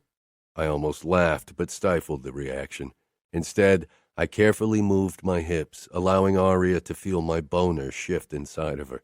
Surprise crossed her face. I told you I'm not a good man. Even though I know you're hurting, I still have a boner because I'm inside you.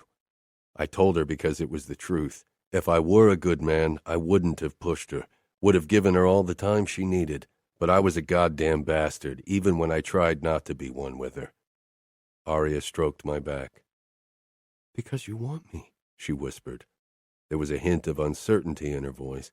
How could she have any doubt about it? I've never wanted anything more in my life. Again, the truth. A truth that I shouldn't have voiced aloud because it gave Aria power, because it showed her how much I burnt up for her closeness, and not just the sex. Fuck, not just the sex. Can we go slow? Aria asked, a small, apologetic smile tugging at her lips, as if she had reason to apologize for that. Of course, Principessa, I said firmly. I regarded her expression closely as I began to move, making sure to keep my motion as controlled and gentle as possible.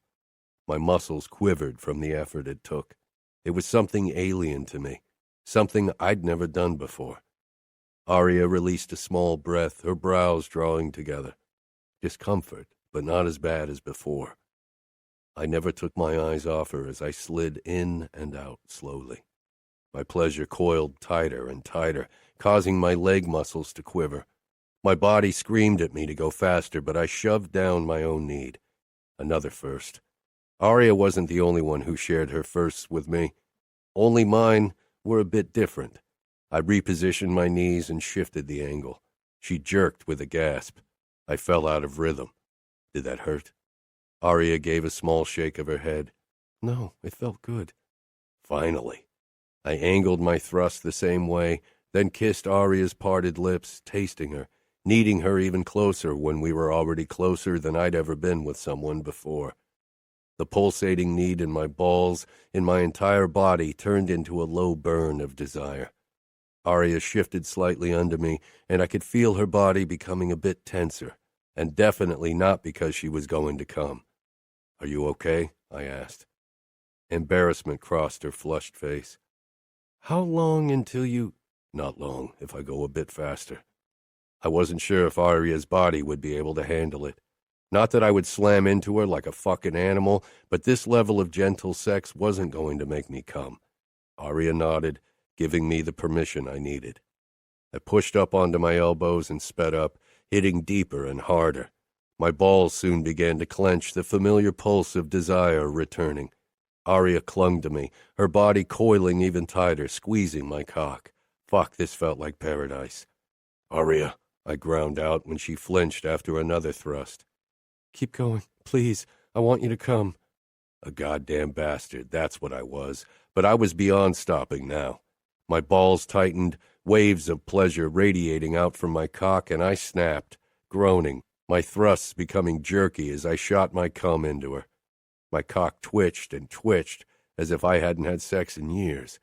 A strong wave of possessiveness burnt through me, but beneath it was a warmer emotion that was entirely foreign. I kissed Aria's throat, feeling her pulse race under my lips. Her warm breath fanned over my skin, ragged like mine. Her palms stroked my back, fingers soft and trembling. My wife. The woman I'd protect at any cost, even if it meant killing my father. I closed my eyes for a moment, relishing in the feel of her pliable body under mine, in her sweet scent now mingling with mine, and a darker note of sex. Mine. Goddamn mine. I carefully slid out of her and stretched out on the bed, then tugged her toward me, wrapping my arms around her. I did it without thinking, wanting her close. I knew she would need my closeness now, but when I stroked her flushed face, I realized it wasn't the only reason why I held her in my arms. She wanted to see the good in me when no one had ever bothered, and I wasn't entirely sure there was something inside of me worthy of the label good. Aria's eyes widened, then darted down. In my after-sex stupor, it took me a second to realize why. My cum. Kissing her temple, I slid out of bed. I'll get a washcloth. I moved into the bathroom and my eyes landed on my cock. It was covered in blood. Aria had been so damn tight. It had been thrilling and torturous at once. I cleaned myself and soaked a washcloth with warm water before I returned to the bedroom, finding her staring at the bloodstains on the sheets. "There's so much more blood than the fake scene you created during our wedding night," she whispered. I sank down beside my wife and gently parted her legs. Her pussy was swollen and smeared with blood. The sight tightened my chest because it was another reminder of how painful it had been for her. Giving pain was something I'd always been good at. I pressed the cloth to her sore flesh, earning a gasp. I kissed her knee, fucking relieved that this wasn't our wedding night, that I wouldn't have to present these sheets. "You were a lot tighter than I thought," I said quietly. The red in Aria's cheeks became more pronounced.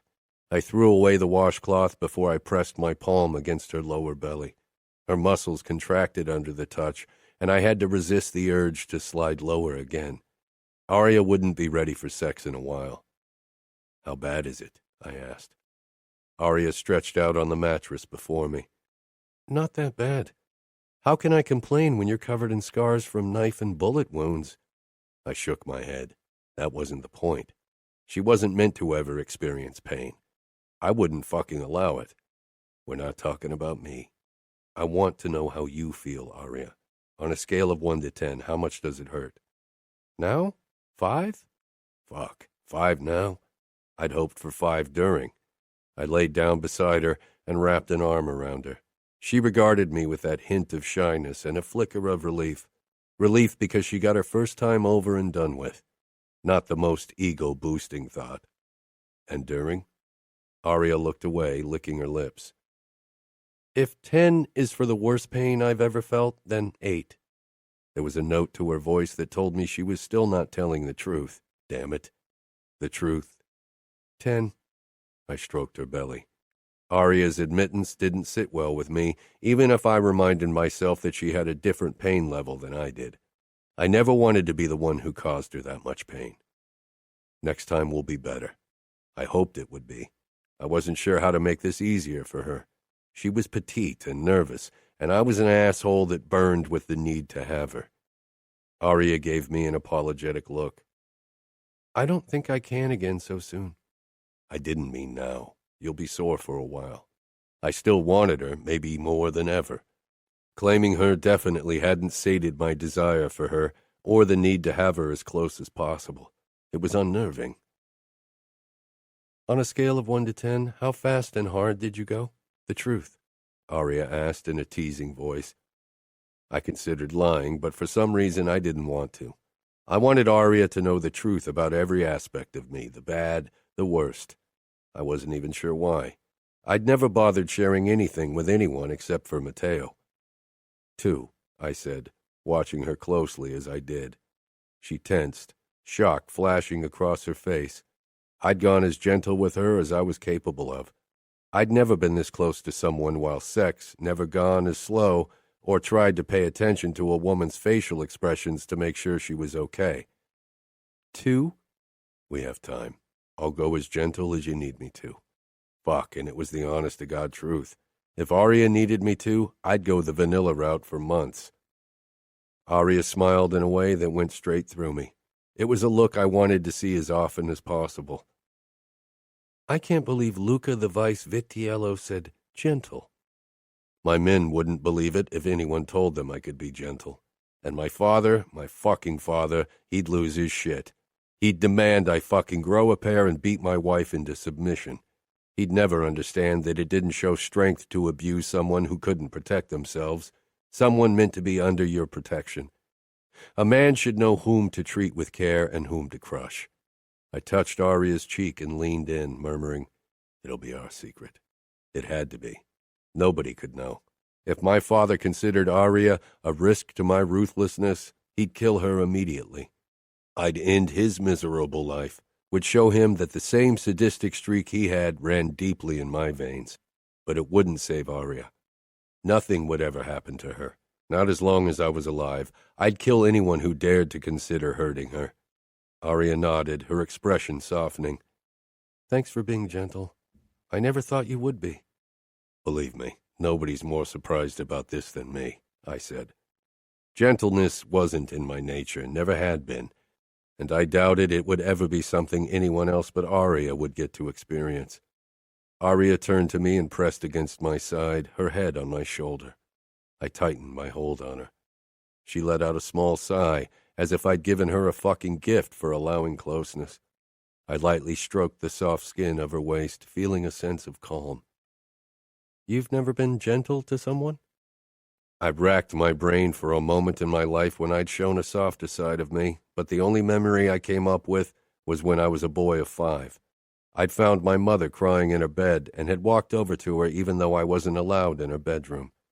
I had been scared by her wailing and had touched her hand to stop her. My mother had jerked her hand away and Father had come in a moment later. He'd dragged me out and beaten me for trying to cater to the silly whims of a woman. No.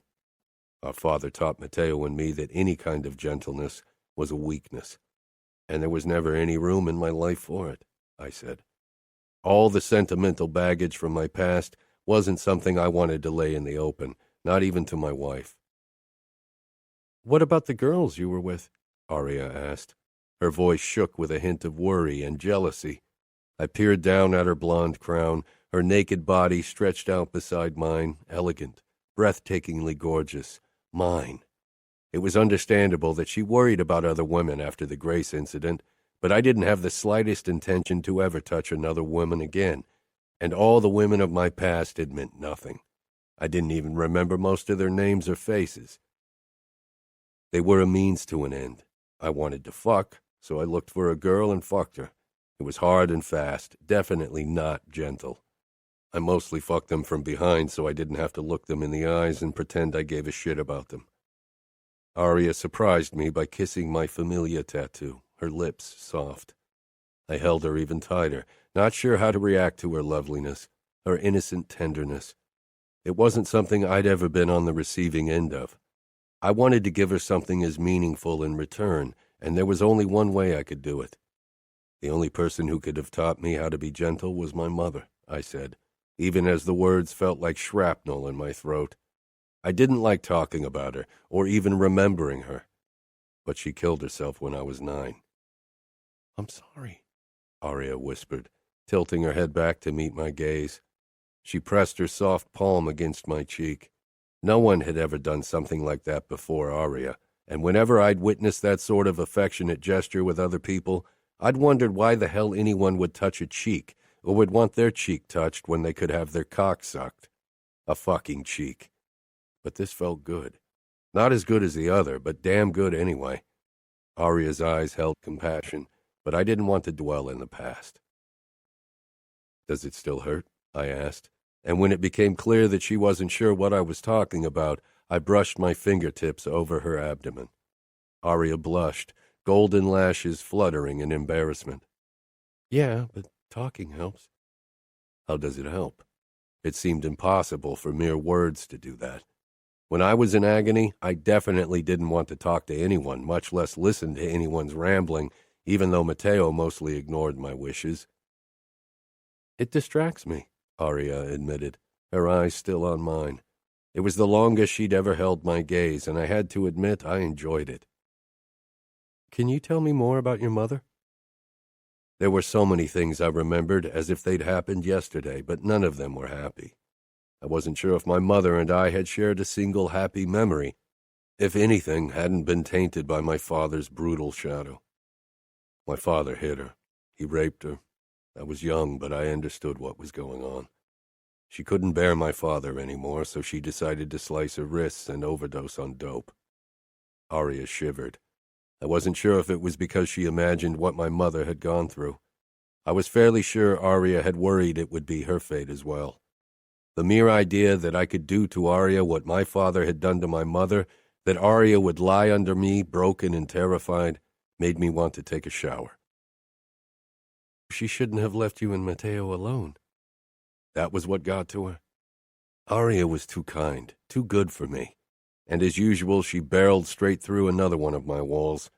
I'd spent all my life building them, strong as steel, and here she was taking them down without realizing it. I found her. Aria sucked in her breath, and those blue eyes filled with tears. Tears for me. You found your mother after she'd cut her wrists? Emotion squeezed my chest, but I shoved them down, deep, deep down where they belonged. That was actually the first body I saw. Of course it wasn't the last, I said, glad that my voice was firm and hard. This is horrible. You must have been terrified. You were only a boy. I had been a child, and I hadn't been. My life had always been filled with blood and violence, with the cries of my mother at night. It made me tough. At some point, every boy has to lose his innocence. The Mafia isn't a place for the weak. Emotions aren't a weakness. I searched Aria's eyes. The softness and compassion in them were already a risk. Those were emotions I couldn't risk, definitely not in public, and even behind closed doors they weren't wise. I needed to be tough as steel, feared and brutal if I wanted to rule over the Familia one day, and until then I had to keep my bastard of a father off my back. Yes, they are. Enemies always aim where they can hurt you most. Father would use Aria against me in his fucking mind games if he thought she was more to me than a pretty fuck thing I could dominate and brutalize. He posed as much of a risk for my wife as the Bratva, maybe more because my options to protect her from him were limited for now. And where would the Bratva aim if they wanted to hurt you? Aria asked softly, sounding hopeful and curious at once. My gaze traced the tender lines of her face. Since Matteo was strong enough to defend himself, there had been no one my enemies could have used as leverage against me. They knew I didn't give a fuck about anyone, only the Familia. My life was devoted to the Mafia, my only goal in life to become Capo. I had been raised with only this purpose. Everything else was supposed to be irrelevant, especially a woman. Women could be replaced.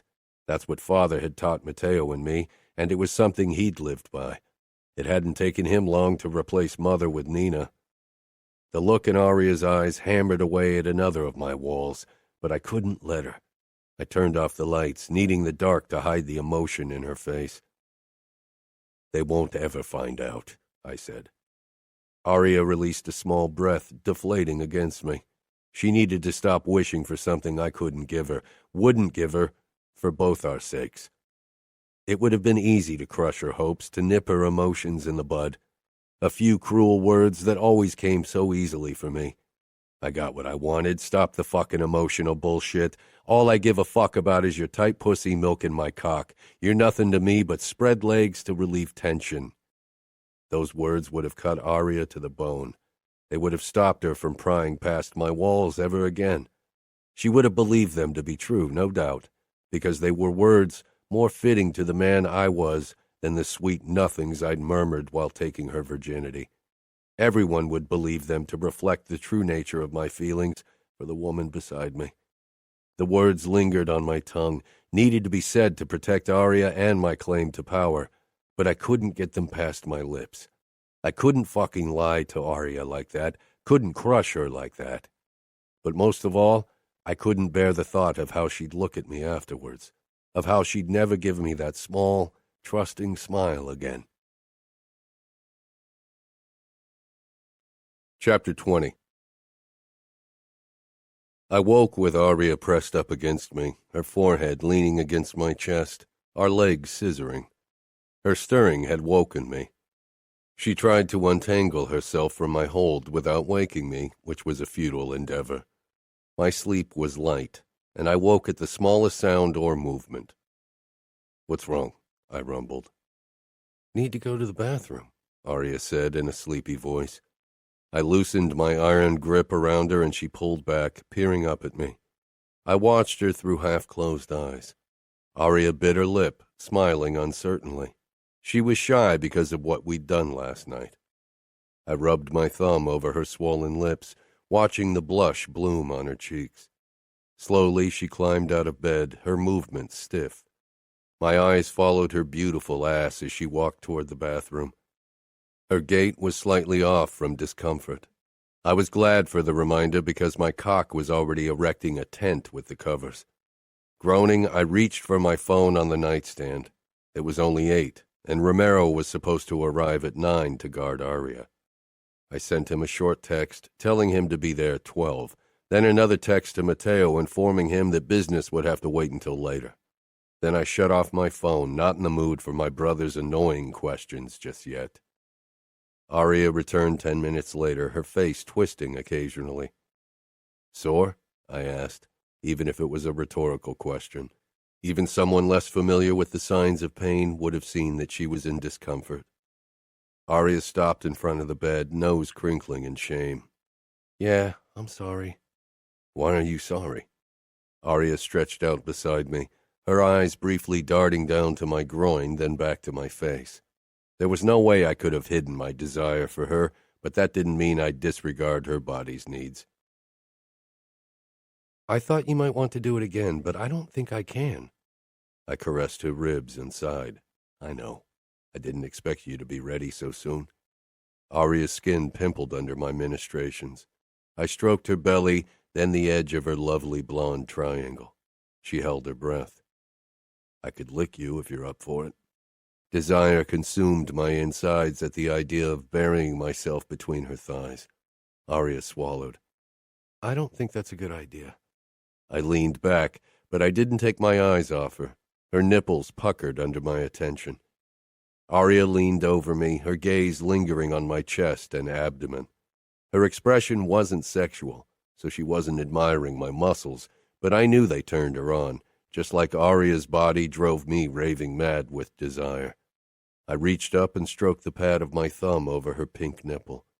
Every inch of Aria was perfection, not just the outside, but also her sweet persona.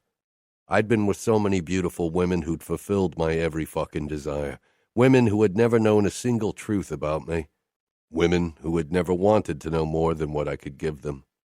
I had taken everything I desired without a fucking care for their emotions, had chosen them by their looks, the size of their tits or shape of their lips, by the skill of their tongue or willingness to take it up their ass. Aria was the first woman I hadn't chosen for myself, and I probably wouldn't have ever chosen. If Father had left the choice up to me to pick an outfit girl, I'd have chosen someone else because from the first moment I'd seen Aria, I wanted to protect her. Even back then, I'd known deep down that marrying her posed a fucking risk to everything I'd built. Marrying Jonna would have been the safe choice because, with her personality, I wouldn't have had trouble to be an asshole, to keep up my monstrous mask. With Aria, it was a losing game. The most dangerous game I'd ever played. What the fuck was she doing to me? "Your breasts are fucking perfect," I said into the silence, needing to break this insane moment. Aria brushed her fingertips over a scar on my stomach. "Where did you get this scar?" "Safer terrain." I was 11. The memories slithered up, clawing their way through all the other, many worse memories. Shock flashed across Aria's face. She knew what story was coming. Everyone knew the story. The boy who killed his first man at 11, even then a monster. His father's son. Maybe people had been scared of me even before then, but the first time I noticed how other people regarded me like someone to be wary of was after that first kill. "The Familia wasn't as united as it is now," I began, and told her how everything had started, how I'd become a made man, a killer. Even back then I hadn't felt guilt over killing another human being. Killing my father could rip the Familia apart again if I wasn't careful. Aria watched me with an intent expression, lacking the sick fascination or reverent fear usually directed my way when this story was told. "That was your first murder, right?" "Yeah, the first of many. I wasn't exactly sure how many people I'd killed, not just because it wasn't always clear if Matteo's or my bullet ended someone in the chaos of a mass shooting, but also because at some point I'd stopped counting. What did it matter if I'd killed 20, 50, or 100? Aria's fingers still stroked my scar, but I doubted she noticed. She was completely focused on my face. "When did you kill again?" "That same night. After that first man, I told Matteo to hide in my closet. He protested, but I was bigger and locked him in. By then, I'd lost quite a bit of blood, but I was high on adrenaline and could still hear shooting downstairs, so I headed for the noise with my gun. My father was in a shooting match with 2 attackers. I came down the stairs, but nobody paid me any attention, and then I shot one of them from behind. My father took the other down with a shot in the shoulder. Why didn't he kill him? Oh, Aria, so innocent. He wanted to question him to find out if there were other traitors in the familia. So what did he do with the guy while he took you to the hospital? As if my father would have ever stopped torturing someone to get me medical help, much less take me to a hospital. Don't tell me he didn't take you. He called the doc of the familia, told me to put pressure on the wound, and went ahead and started torturing the guy for information. Aria shook her head slowly. You could have died. Some things need to be treated in a hospital. How could he do that? The familia comes first, I said. It was a truth I lived by. It was something we demanded of our soldiers and something Matteo and I had to live by as well. We never take our injured to a hospital. They ask too many questions and the police get involved, and it's an admittance of weakness. And my father had to make sure the traitor spoke before he got a chance to kill himself. So you agree with what he did? You would have watched someone you love bleed to death so you could protect the familia and your power. Love. Someone you love. Did Aria really think I was capable of love? That men like my father or I had it in us to harbor that kind of pure emotion? Maybe every child was born with the need to love and be loved, but I'd been raised without that notion, and eventually it had been burnt out of me with violence, betrayal, and cruelty. My father doesn't love me. Matteo and I are his guarantee for power and a way to keep the family name alive. Love has nothing to do with it. Aria's face scrunched up, despair flashing in those baby blues. I hate this life. I hate the mafia. Sometimes I wish there was a way to escape. My body grew tense at her admittance. From me? I asked, holding back the fury as well as pain the idea brought me. No, from this world. Have you never wanted to live a normal life? She tilted her head and again searched my eyes, looking for a flicker of good or hope. She needed to understand who I was, who I'd always be. No. This is who I am, who I was born to be, Aria.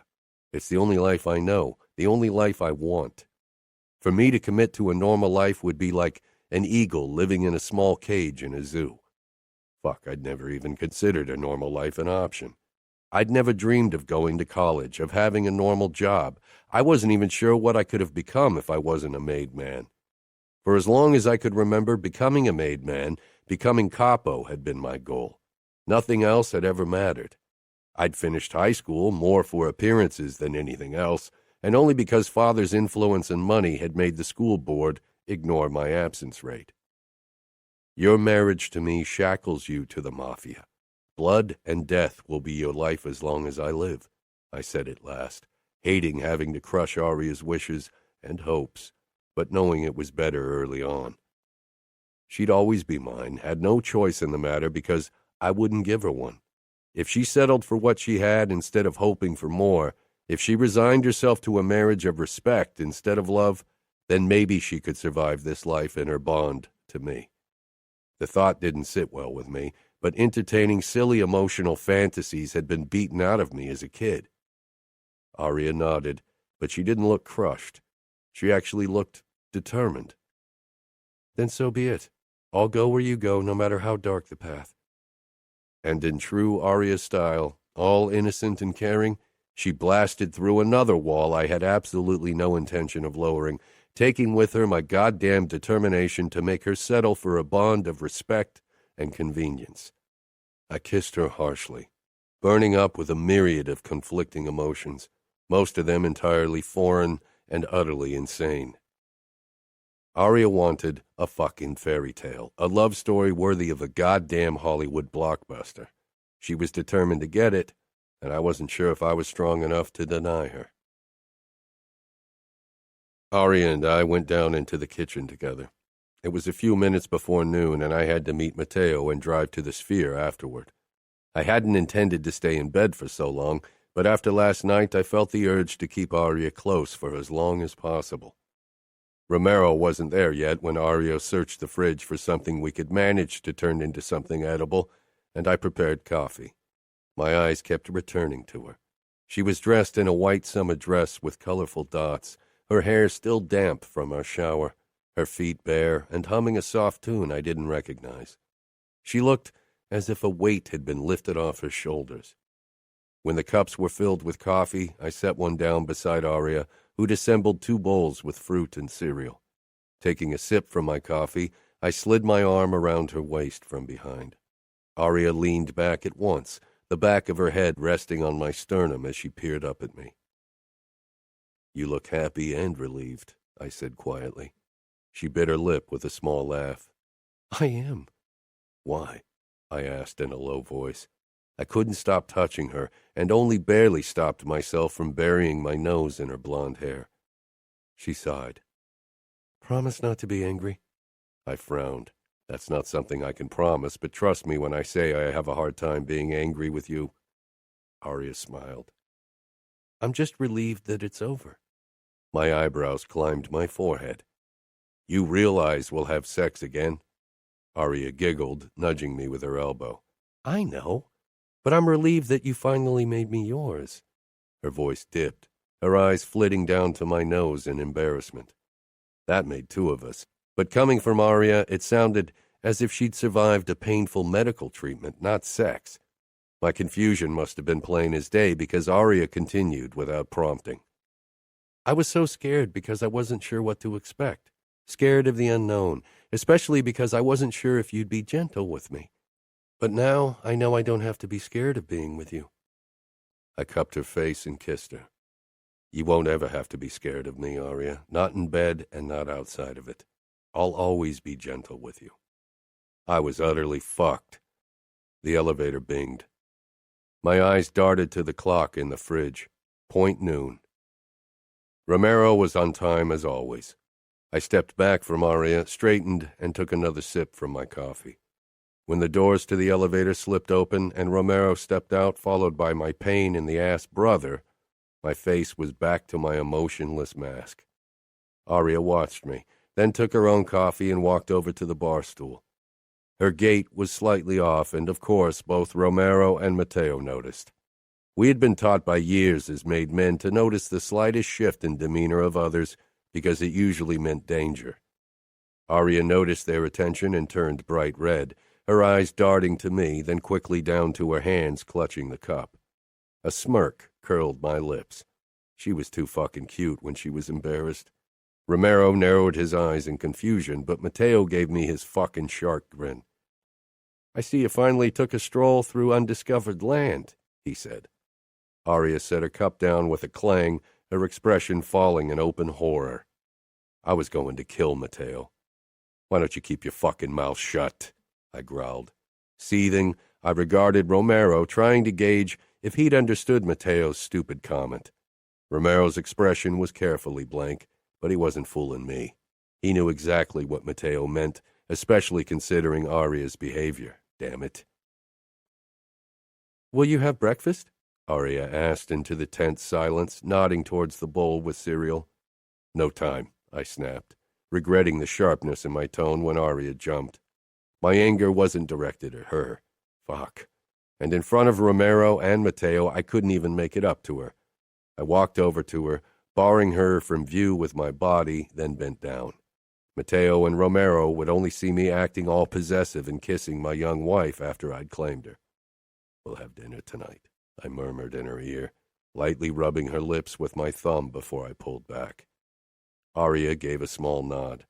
My expression was stone when I turned back to Romero and my brother. Matteo looked like he was close to bursting out laughing. One day, I was going to drown him in the Hudson River. With a last glance at Romero, knowing I'd have to confront him later, I stalked into the elevator. Matteo leaned beside me, and the second the door closed us in, his mouth pulled wide. "Aria finally allowed you to pop her cherry?" I glowered. He shrugged. "Come on. The way she acted, it was so obvious you dipped your cock into virgin waters." "Careful," I warned. He shook his head with a disbelieving laugh. "No sharing naughty tidbits. Protective husband mode, and waiting for your virgin bride to be ready before you claim her. If I didn't know you, I'd say you have a soft spot for your little wife. Why don't you scream it from the fucking rooftops, or better yet, announce it to our goddamn father so he can use Aria to keep me in check?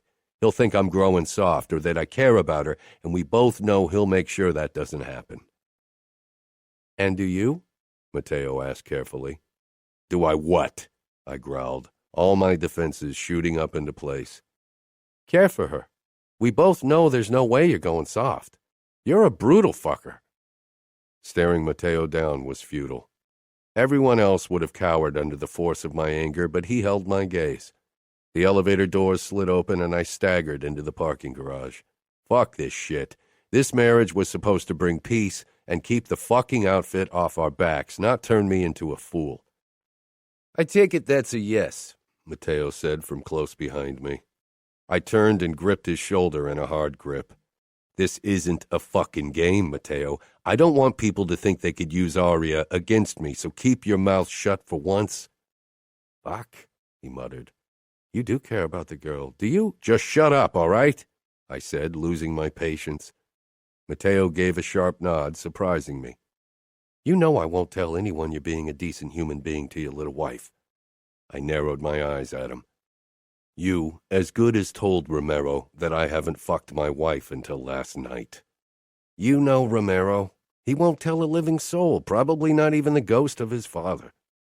Trusting people with my secrets, especially if they held the potential to destroy everything, wasn't something I liked to do, but now I had to rely on Aria, Romero, and Matteo to keep their silence. Matteo hit my shoulder.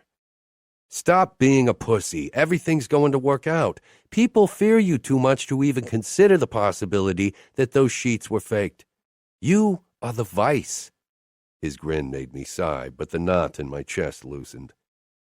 And now tell me, how was it? I gave him a look. I'll pretend you didn't ask that. I can ask again. I went around my car and got in. Give me at least some pointers for when I'll have to deflower Jana, Matteo bellowed, then laughed. I gave him the finger, then revved the engine and drove off. He could take his fucking bike.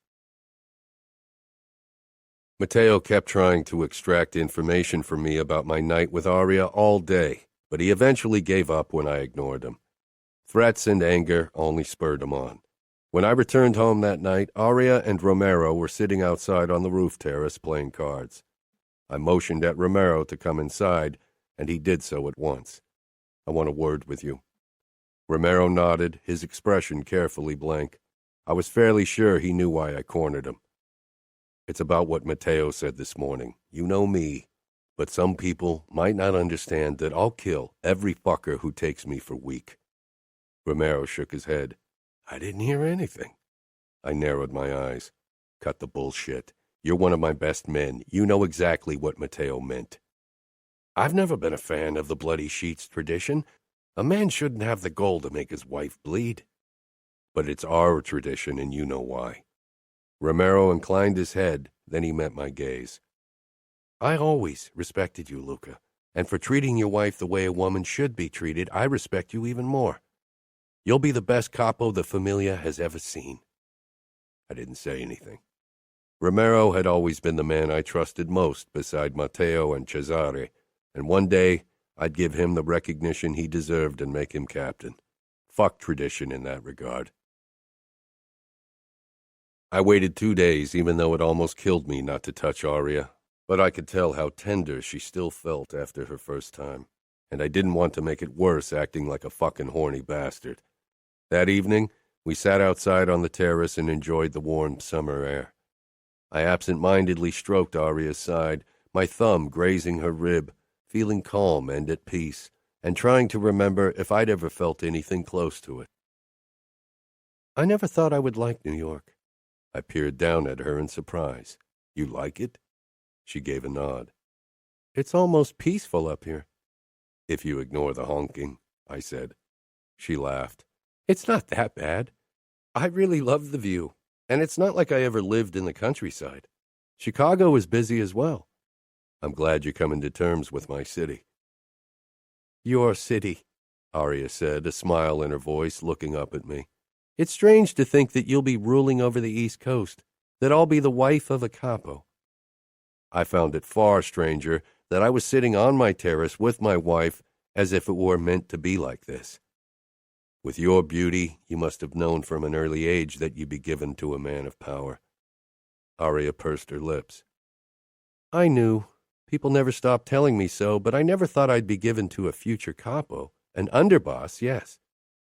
I hear a few outfit members would have preferred you at Dante's side, I said, my voice tense with possessiveness. Aria laughed. The golden couple rumor. She shook her head. You and I were already engaged when he was looking for a new wife. Would you have preferred marrying him? I couldn't keep the jealousy from my voice. Aria blinked, and then she burst out laughing in earnest. My own mouth pulled into a smile watching her. No, she got out. He always terrified me with his coldness. Good, I murmured as I pressed a kiss to Aria's temple. She lowered her head to my shoulder. Did you have anyone in mind for marriage before me? No, I said without hesitation. I never cared about marriage. I knew I'd be given someone from a high-ranking family. Not very romantic, is it? She whispered. Mafia isn't really a place for romantic notions. Aria was silent for a moment. But this feels romantic. She was right. I didn't have any experience with romance, but this moment felt right. I kept stroking Aria's side. Her breathing deepened slowly, and for a moment I thought she'd fallen asleep, but then she shifted and peered up at me. She leaned forward, kissing me gently. I cupped her cheek and sought her mouth, tasting her. Our kiss was slow and deep, our tongues sliding over each other without hurry. Soon Aria began rocking her hips, almost imperceptibly, and my cock stood to attention. Let's go inside, I rasped. Aria nodded, biting her lip. I caught the hint of anxiety behind the apparent need. No sex, I promised. I lifted her into my arms and carried her inside, then upstairs into our bedroom, where I lowered her on the mattress and covered her with my body. My lips found hers once more, and I kissed her until she rocked her hips up against my leg. Slowly, savoring every second of uncovering inch over inch of her skin, I pulled down her pants, then lifted her shirt over her head. The lacy underwear allowed me to see her pink nipples and the enticing golden triangle between her thighs. Fucking gorgeous, I groaned, before I lowered my head and sucked her breast into my mouth. Aria gasped, squeezing her legs together. I took my time with her breasts, sucking and nibbling before I helped her out of her bra. Then I bent over her panties and parted her legs. I pressed a kiss to the delicate fabric over her folds. Aria moaned softly. I kissed the same spot, then a bit lower. Soon Aria's panties stuck to her pussy with her arousal. I hooked my index finger in the garment and tugged it aside, revealing her pink lips. They were still slightly red, tender, and sore. I sucked one lip into my mouth, earning a delicious gasp. Dragging the panties down her legs, I trailed kisses over her skin. Then I pushed to my feet and got out of my own clothes.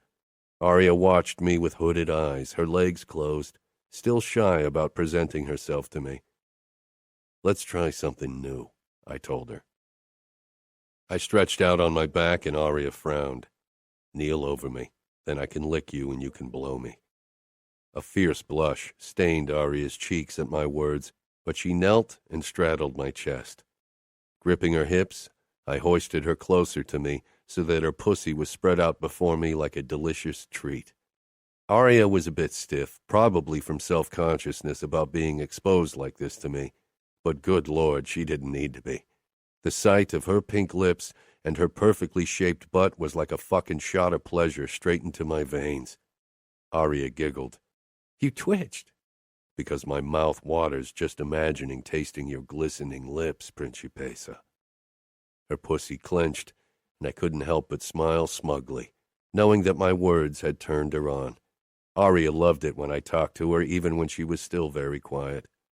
I cupped her ass cheeks, then leaned forward to feast on her, dragging my tongue over her slit, parting those pink lips.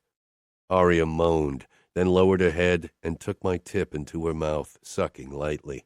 I groaned against her. Your stubble scratches, she whispered, then moaned again when I took a long lick. You want me to stop? No, she gasped. I used the friction of my beard to tease her clit, and Aria gasped again. Soon she arched back, presenting her pussy to me. I parted her and stroked my tongue lightly over her tender opening until she softened. Then I gently eased my tongue into her.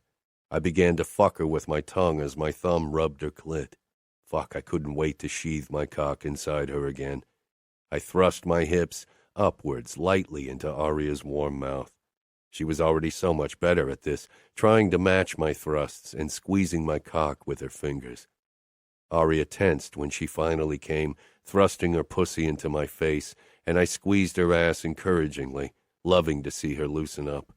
She stopped sucking my cock as she moaned and helplessly shivered on top of me. Rubbing her back and ass, I rasped, "Turn around, Principessa. I want to look at you when I come in your mouth." Aria climbed off me, then knelt between my legs, her cheeks flushed, both from her orgasm and my words. She gripped me, then lowered her mouth back to my throbbing dick. I groaned when I watched my thick tip slip past her pink lips. Aria's hair curtained half of her face, and I pushed it aside to see her. "Look at me," I ordered. Aria's eyes flashed up, her cheeks turning pink. I guided her head gently to show her the angle and pace I wanted. She averted her eyes again, and I didn't push her, knowing it would take time for her to grow bolder. Soon my thrusts became jerky until I came with a groan.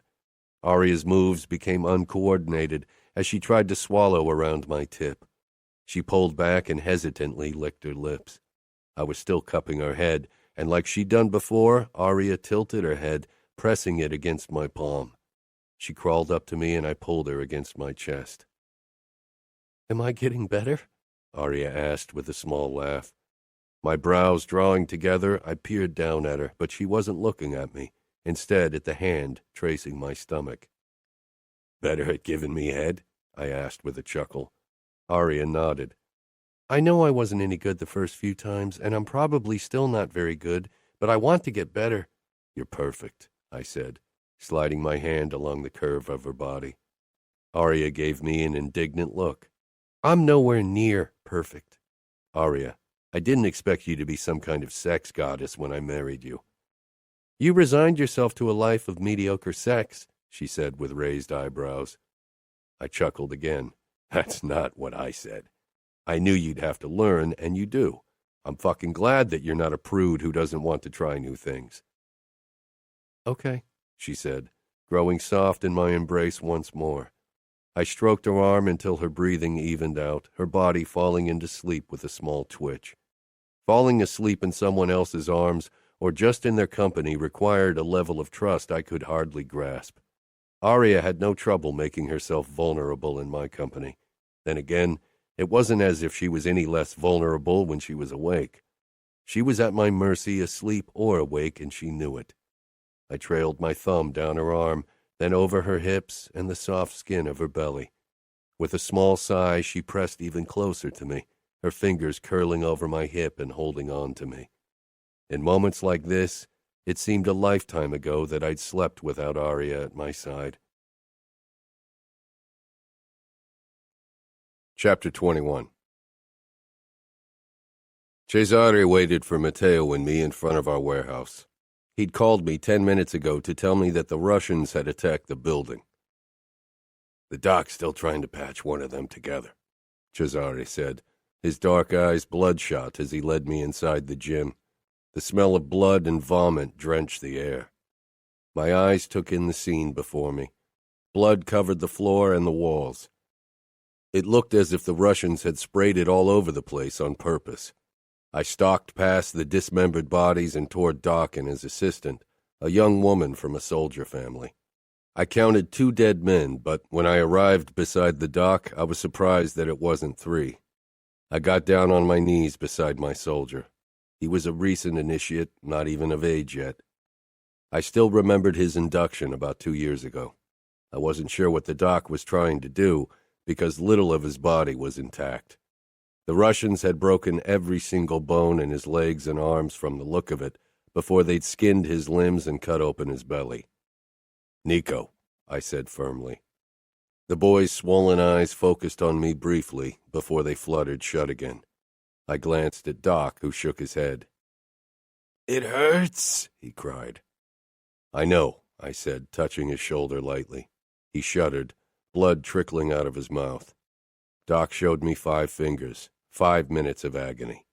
I pulled my knife, then leaned down. "I'll tell your family how bravely you fought. They will be proud of you, Nico." He gave a small nod. I put my hand down on his rib cage and rested the tip of my knife below it. Then, with one hard shove, I drove my blade into his heart. Slowly, I pulled my knife out and stood, drenched in the blood of my soldier. A wave of anger crashed down on me. Too young to die. Matteo stepped up beside me, shaking his head. "The Bratva will bleed for this. They would bleed and suffer like my men had." "Give me the addresses of the families," I told Cesare. "I tried to tell the families of my soldiers personally when one of ours died. They deserve to be told by their capo, the man they fought and died for, but my father didn't give a flying fuck about any of them, so I went in his stead." The boy's family was last. The door to their apartment opened before I got the chance to knock. A woman in her late 30s stood in the doorway, and beside her a younger girl. Her husband had died 2 years ago, I remembered her now, and her son Nico had taken the oath shortly after. She let out a cry upon seeing me. She knew why I was here. She remembered the last time I'd come to visit. I moved closer and she shook her head desperately, wailing. Another child, a boy, appeared behind her. He was 13 or 14, not older. When he saw me, his eyes widened, and then his face, too, transformed with horrified realization. His mother rushed toward me, her face twisted with despair as she began pummeling me with her fists. "No, not Nico, not him too." Her 2 children were frozen. I allowed her to hit me, but soon her son grabbed her arms and pulled her away. "Mom, calm down, please." She didn't. Words of consolation weren't in my nature. "Your son fought bravely." She gave a weak nod. The boy looked at me, trying to appear like a man even with tears in his eyes. "I'll take the oath to provide for my family." I pulled my wallet and handed him $10,000 for the funeral and the next few weeks. "In 2 years. Until then, the Familia will provide for you. If my father disapproved of my decisions, he should act like a capo. Until then, I'd handle things the way I wanted." The boy led his mother back into their apartment, and I turned around and left. Afterward, I returned to the warehouse to help my men wash off the blood. I felt like I'd been run over by a truck. Anger and frustration crowded my chest when I stepped into the penthouse. Romero got up from where he sat on the bar stool, the only source of light his phone screen. "How many?" he asked. 3, I said, already walking past him. I wasn't in the mood to talk. I wanted to wash off the grime and blood and get some sleep. If my body allowed me to find sleep at all tonight. The bing of the elevator told me that Romero had left, and I made my way up the stairs. It was past midnight, so I was surprised to find Aria still up, reading a book. Her eyes filled with worry when I continued into the bathroom without another word. I closed the door and showered for a long time, hoping to feel more like the man I wanted to be around Aria afterwards, but when I stepped out, an undercurrent of violence and anger still had a hold of my body. I walked out, still not saying anything, and half fell into bed. Aria's gaze rested on my face as I glared up at the ceiling. I'd lost good men tonight, and their families had lost their fathers and sons. Money wouldn't be a problem. The Familia took care of their own, but that didn't provide solace for everyone. "Bad day?" Aria asked softly. She had propped herself up, and from the corner of my eye, I saw the way her nipples peaked. I was torn between wanting to claim her again, harder than last time, to find an outlet for my tension, and holding her in my arms to remind myself that a few good things remained in this life. "Luca?" "I lost 3 of my men today," I rasped. It wasn't the first time, but today had been brutal. The Bratva was getting too fucking confident. and they'd started working with local MCs who thrived on chaos and anarchy. In the past, after days like this, I'd gone to one of the Familia's clubs and found a woman for a hard fuck or given Grace a call because she got wet on my violent side. That wasn't an option anymore. The woman beside me, my wife, wasn't someone I could take my anger out on. Aria touched my bicep, trying to catch my eyes, but I didn't want to look into her innocent face, and even less for her to see the fucking darkness in mine. What happened? The Bratva attacked one of our warehouses. It didn't even begin to describe the fucking mess I'd witnessed, but it was too much for Aria to stomach. We'll make them pay. Our retribution will make them bleed. They'd sent my men through hell. I would show them why some people feared me like the devil. What can I do? Aria asked, stroking my chest lightly. I finally turned to her, realizing that she was trying to console me with her touch, with the gentleness of it. In the past, I'd fucked the anger out of my system, had burnt down the fire in my veins with more fire. I'd never considered another option, never wanted one, until Aria. I need you, I pressed out. Fuck, I needed her, but a war was still raging in my body. Okay. There was no hesitation in the word. She undressed, then waited beside me. My eyes trailed over her body, and a roar of desire drowned out all else. I shoved down my boxers, already painfully hard. I reached for Aria and hoisted her on top of me, feeling her pussy against my skin.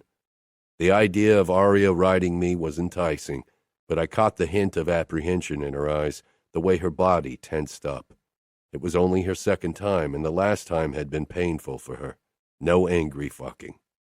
I grabbed Aria and lifted her onto my face. Her cry of shock turned into a cry of pleasure when I sucked her lips into my mouth. She rocked forward, hands clamping down on the headboard as my tongue darted out to lick every inch of her pussy before diving into her opening. I'd eaten Aria many times before, but this time I didn't hold back. I devoured her, leaving her no choice but to surrender. I ate her like I wanted to fuck her, without restraint, merciless and hard. Aria's widened eyes peered down at me as I suckled her. She was so fucking wet, and the way she rocked her hips, mimicking the way I'd soon slam into her, drove me insane. I growled, and my hips began twitching with my fucking need to be inside of her. Aria pressed her pussy harder against my face as her head fell back and I tongue-fucked her. She moaned louder than ever before, her body beginning to spasm. With a cry, she clamped up. "Luca, oh God!" I dug my fingers into her ass cheeks, shoving her pussy against my face as my tongue dove into her over and over again. Aria straightened on top of me and tried to get away from my mouth, but I wanted to get her even wetter before I claimed her again. I held her firmly in place despite her whimper and took my time tasting her. Some of the burning anger had seeped from my pores, and I took my time enjoying Aria's arousal and building her pleasure once more. Aria's moans rose once more, her hips jerking, but before she could find her release, I flung her onto the bed and climbed between her legs, needing to fuck her. My cock brushed her opening, but I stopped myself from plunging into her in one hard stroke. She was clamped up in expectation of pain. I bent my head so I could reach her pink nipple and suckled it as I slid my tip over her wet pussy. Soon my cock was slick with her arousal, and Aria was making small rocking motions, her body seeking my cock despite its fear of pain. I wanted Aria to come with my cock inside her. Patience. I slid my tip into her, stifling a groan from the way her walls gripped my cock.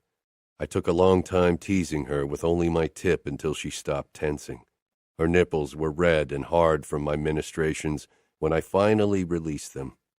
I looked into Aria's face when I pushed my tip into her once more, but this time I didn't stop. I pushed deeper into her tightness. It was as much to gauge her reaction as to satisfy the possessive side of me that needed to see me claim her. Aria held her breath when I filled her completely, my balls resting against her firm ass cheeks. I cradled her head, holding her soft gaze as I began to thrust into her at a slow, careful pace. Her body still tensed with discomfort, but I could feel her walls loosening around me slowly. I slammed a bit harder into her, but Aria's immediate wince and the way her fingers dug into my biceps made me slow once more. Tonight wasn't about angry hard fucking.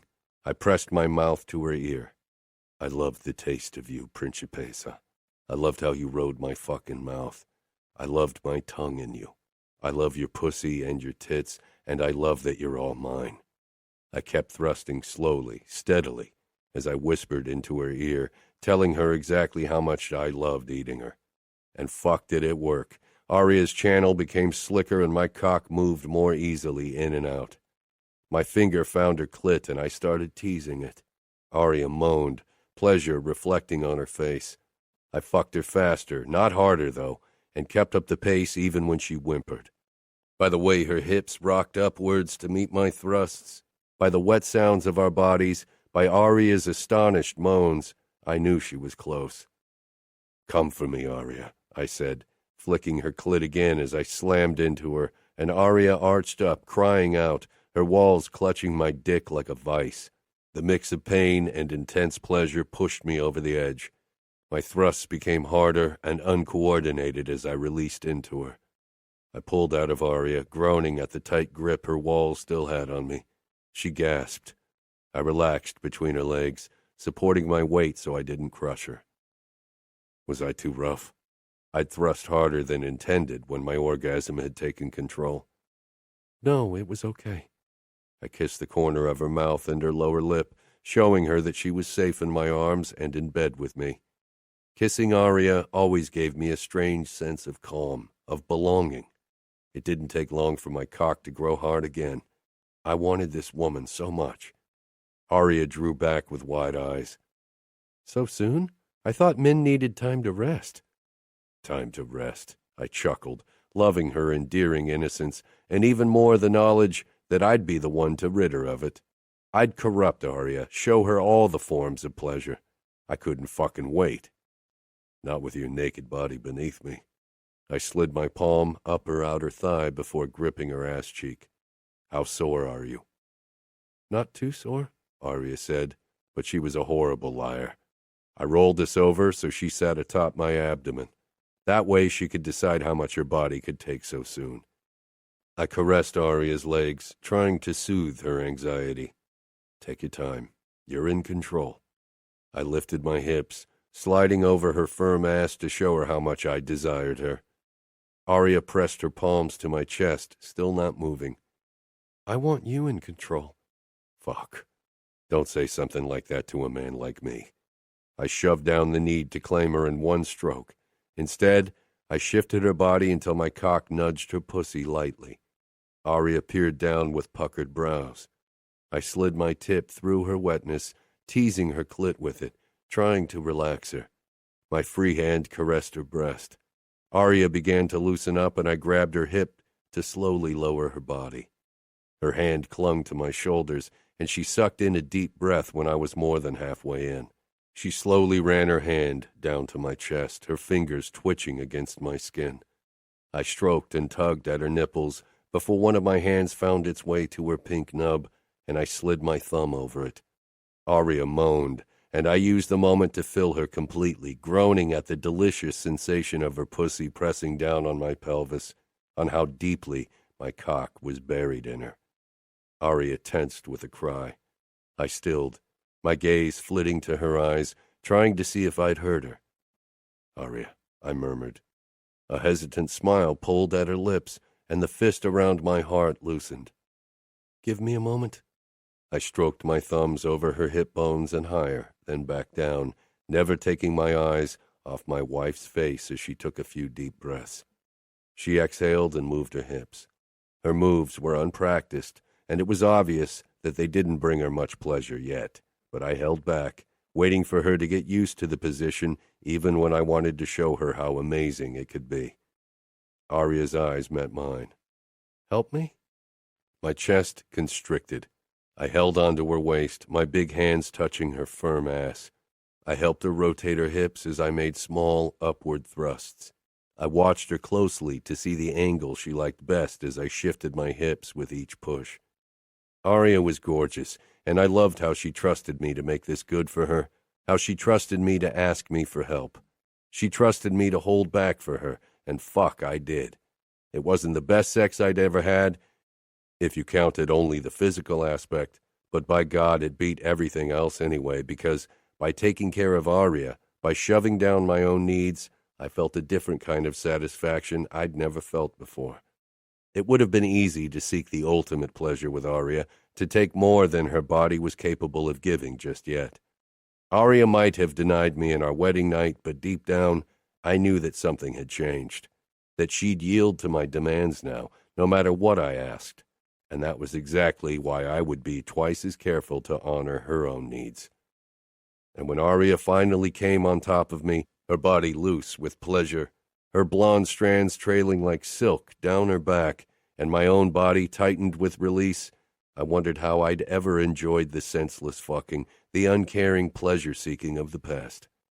Aria fell forward, kissed my lips, then clung to my neck, and I held her tightly, feeling my heart speed up for no good reason at all, and overcome with something I could only describe as fear, an emotion I'd rarely felt since becoming a made man, and even less in recent years. "I won't lose you," I rasped, confused by the chaos churning my insides. "You won't." Aria didn't understand how much danger she was in. "The Bratva is closing in. How can I protect you?"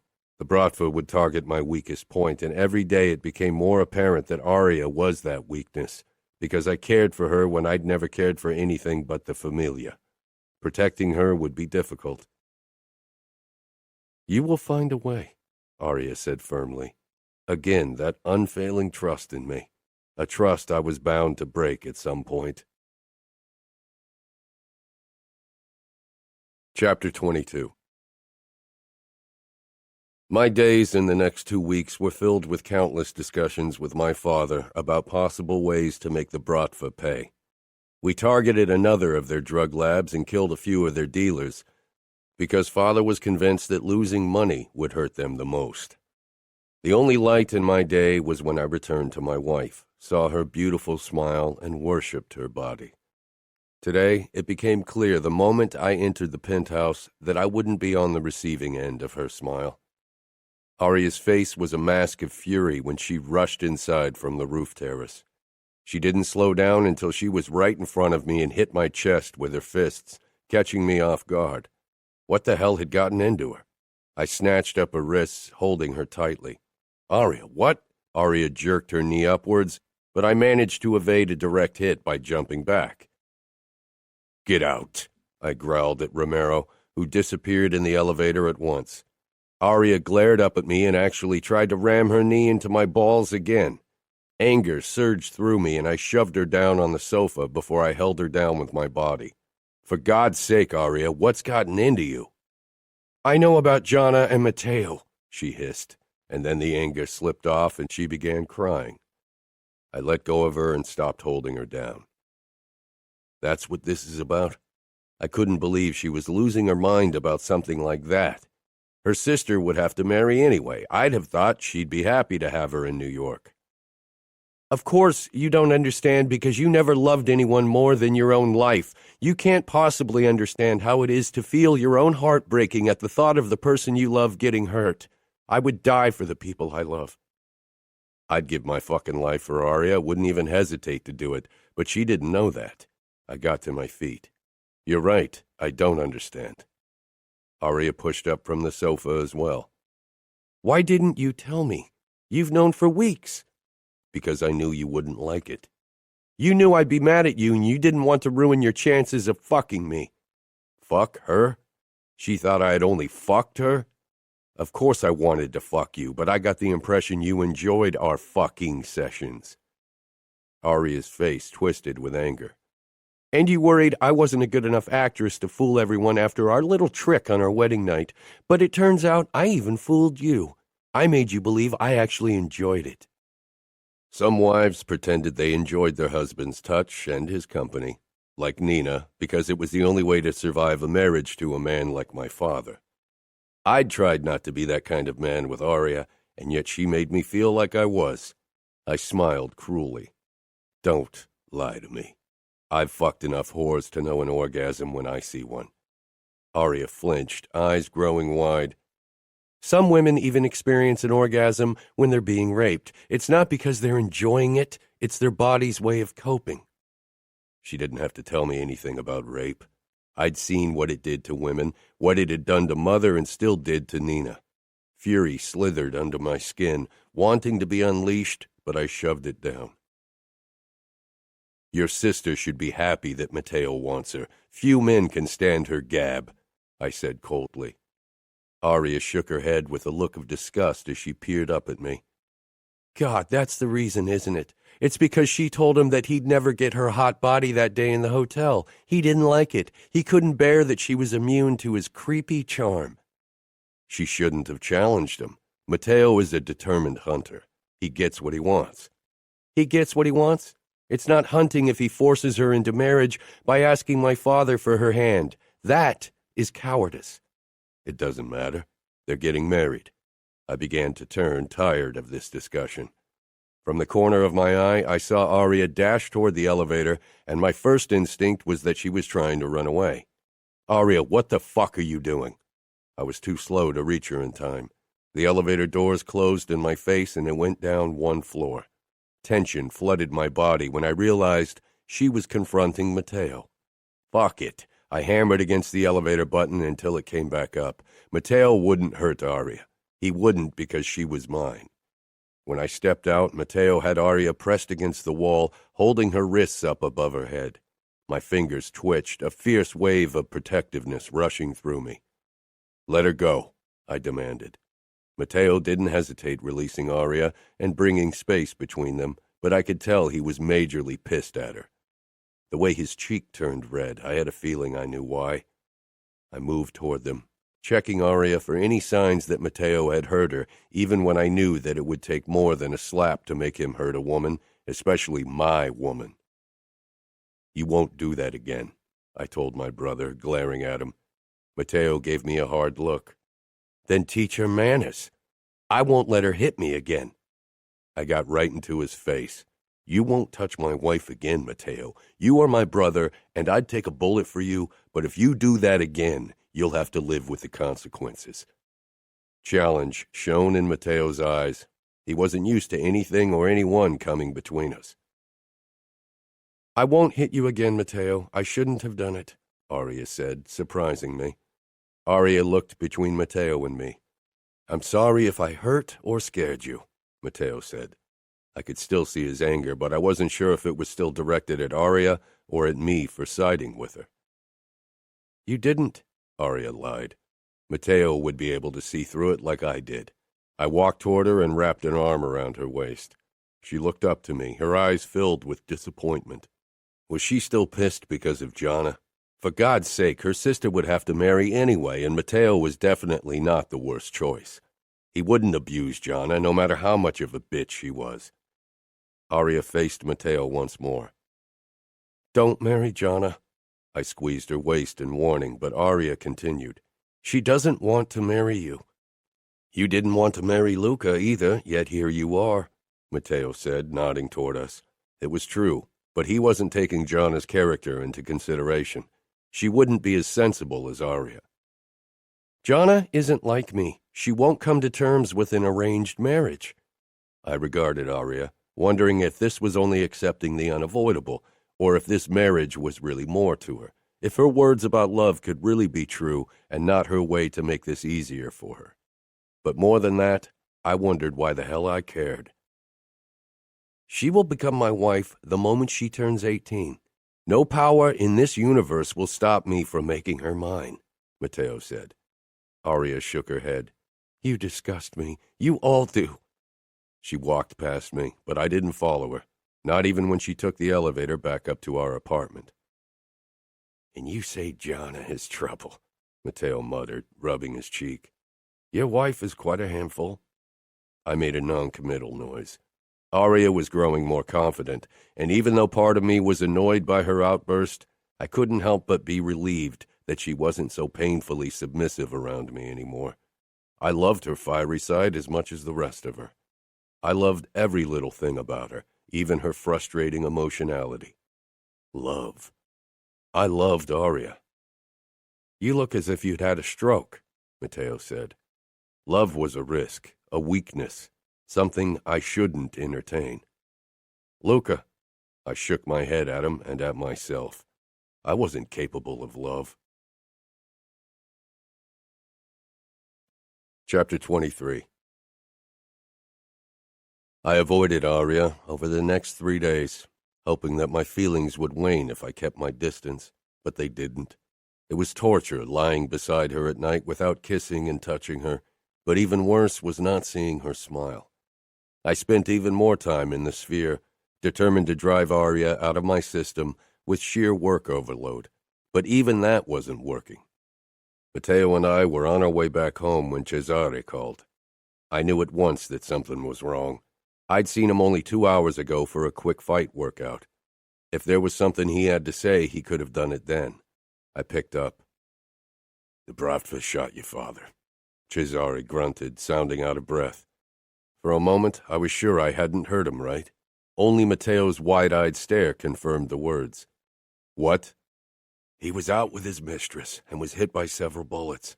I'm on my way there. It's in his favorite restaurant. He's still alive. The doc will be there in a few minutes. Should I call an ambulance? No ambulance. You know the rules, I said, then hung up. I jerked the steering wheel around and did a U-turn before hitting the gas and speeding toward the restaurant. Fuck, Matteo breathed. Maybe that's it. Maybe someone took him off our hands. He's not dead yet, I gritted out. And the Bratva are the last people I want involved in his death. They'll get overconfident. We arrived at the restaurant within 5 minutes. I jumped out of the car. A few men were gathered inside and outside the restaurant, most of them soldiers who lived close by. The police hadn't arrived yet. Everyone in this area knew what kind of restaurant this was. Calling the police was out of the question. I jogged into the restaurant. The familiar soldiers had their guns pulled, and Cesare stood beside the doc, who was bent over father. The ground was covered with broken glass and blood. A young woman with a hole in her forehead was sprawled out beside an overturned chair. Matteo and I headed for our father. The doc was pressing down on a wound in father's stomach, while his assistant held up a transfusion bag. Father was clutching the doc's arm in a desperate grip, sucking in one rattling breath after the other, and staring at us wide-eyed. For as long as I could remember, I'd wondered how it would feel to see my father like this, to watch him taking his last breaths. Occasionally I'd feared I'd feel regret or sadness, but there was nothing, only relief. I knelt beside him and Matteo on his other side. I can't help him. If we call an ambulance, he might survive, Doc said, his weathered, wrinkly face solemn. Father grasped my hand, bulging eyes on me, begging me. Didn't he remember how he'd beaten and cut any hint of compassion out of me? He was trying to say something. I leaned down. Hospital. Take me, hospital. I met his gaze and gave a nod. Then I turned to the doc, motioning for him to stand. He staggered to his feet, and so did his assistant. Leave and tell the others, I told them. Father doesn't want his men to witness his last moments. He wants to be remembered as the strong capo that he was. Doc and his assistant headed toward the front of the restaurant. From the corner of my eye, I caught Matteo pressing down on a wound in Father's side to stop the words he wanted to say and turn them into a pained gurgle. He wouldn't be saved tonight. The remaining men left with bowed heads until only Matteo and I remained with our father. I got down on my knees beside them again. Father gasped in a ragged breath, growing paler and paler. You traitors. Matteo ripped the transfusion needle out, and we both bent over our father. The man who tortured us and his wives, who'd driven our mother into suicide, he'd finally disappear. We would have killed you with poison soon. It would have been painless, Matteo murmured, then paused with a twisted grin as he regarded the bullet wound in Father's stomach. I prefer it like this, with your last moments filled with agony. Father sucked in a rattling breath. He tried to move, to look for help, but Matteo and I barred everyone's view, and I doubted anyone was even watching. They were giving us time to say goodbye. That whore set you up to this. For a moment I thought he meant Nina, but then it dawned on me whom he was talking about. Aria. Led you around by your dick, he spat in disgust. Wish I'd fucked her before you. I leaned even closer to him and shoved one of my fingers into the wound in his stomach as fury consumed my veins in a raging fire. Matteo pressed a palm over his mouth to stifle the screams.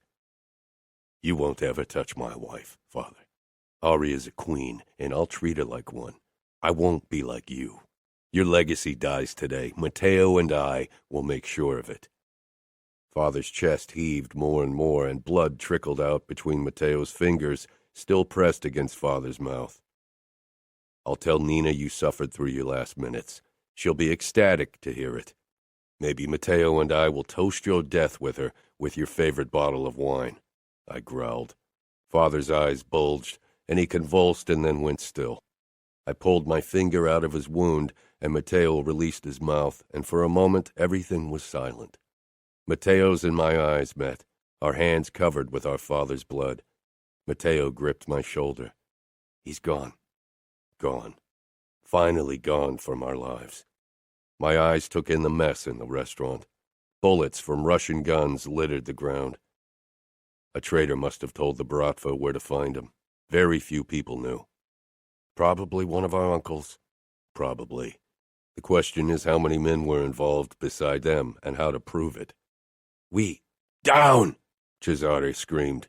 Shots rang out. Matteo and I dropped to the ground as bullets barreled through the restaurant. I pulled my gun as I crawled toward the bar. Matteo was close beside me. Outside, my men were shouting and firing.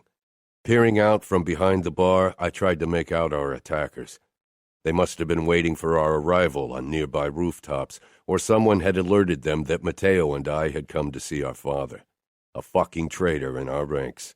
I started firing bullet after bullet in the direction of the shooters, letting my fury consume me, letting it guide my actions. Eventually, the flashing lights of the police filled the dark. I shoved my gun into my pants before I walked out of the restaurant with raised arms, my pulse pounding in my temples. Cesare was trying to talk with the police, but they had their guns drawn. He pointed toward me. One of the police officers approached me while his colleagues aimed their guns at my men and me. You're in charge? For a moment, I only stared at the man before reality sank in. Everyone was watching me as I stood covered in blood amidst broken glass. This mess was my responsibility now. My men expected me to find the people responsible, to dish out revenge, to keep the Familia together. I'm Capo of the Familia. I barely listened to the officer. This was none of their business. It was mine, and I'd handle it. I'd find the men who worked with the Bratva to kill my father and tried killing Matteo and me again. My anger spiraled higher and higher.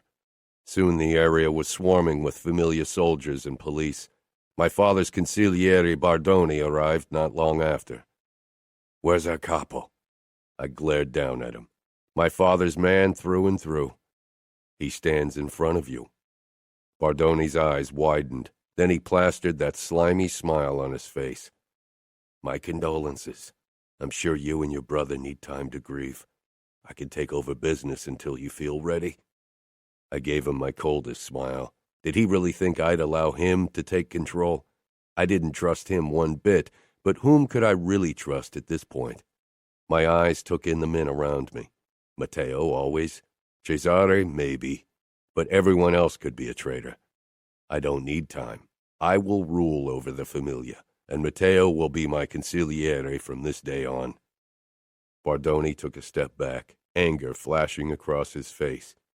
But, I gripped his collar, jerking him closer. I'm your capo. I don't tolerate words of objection. You'd do well to remember that in my father's son. Cruelty runs in my veins, and right now I want nothing more than to spill blood. I apologize, Capo, Bardoni sputtered, and I released him. 2 hours later, I was finally on my way home. My anger had only risen higher. I wasn't even sure why. I felt such a myriad of emotions, but anger was the most familiar option. For years I dreamed of getting rid of my father, of becoming Capo, and today my wish had finally been fulfilled. But it had come through betrayal. The traitors were still among us, waiting for the next chance to remove Matteo and me as well. Someone had betrayed us again, fucking again. Who could I trust? Fury turned my vision into a red haze. Violence burnt in my veins, pounded in my temples, wanting to be unleashed. I staggered out of the elevator. Romero stood from the couch. I heard what happened. Did he now? I stalked toward him. How could I be sure he was trustworthy? Few people knew what my father did. I shoved Romero against the wall. Who told you? I growled. Matteo, he bit out. So you didn't know before? Romero tried to unlock my hold on his throat, but I pressed harder into him, so fucking desperate to rip something to shreds. I would never betray the familia, Romero choked out, then coughed. I'm loyal. I'd die for you. If I were a traitor, Aria wouldn't be here safe and unscathed. She'd be in the hands of the Bratva. I released him, and he dropped to the ground, sputtering. Aria came down the stairs in a little nothing. Romero looked her way, and I lost it. Out, now, I ordered, the rushing in my ears growing in crescendo. I gripped Romero, my body shaking with hardly suppressed rage. I threw him into the elevator, then hit the button. The doors closed, and I locked this floor so nobody would be able to come up. Who knew if the murderer of my father was out for Aria as well? Aria. My body throbbed with a dark hunger, a ferocious burning. Everything around me was utter darkness, except for her. Are you okay? Aria asked. I turned my head toward her as she approached me slowly. My eyes took in her nipples straining against her nightgown. My need for blood spill battled with lust in my body. Aria took another step closer, and I snapped, letting my hunger take control. My thoughts turned to static, my body driven by instinct.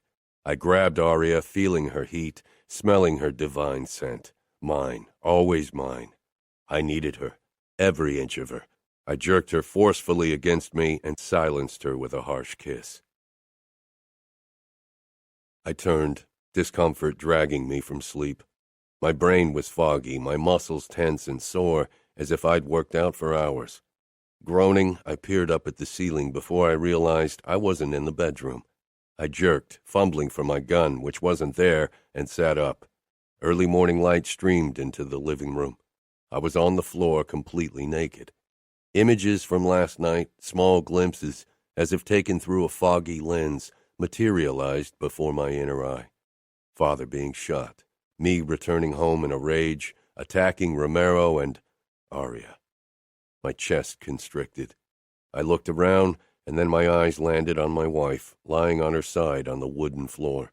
She was curled into herself, her body covered in goosebumps. Slowly I got onto my knees and moved closer.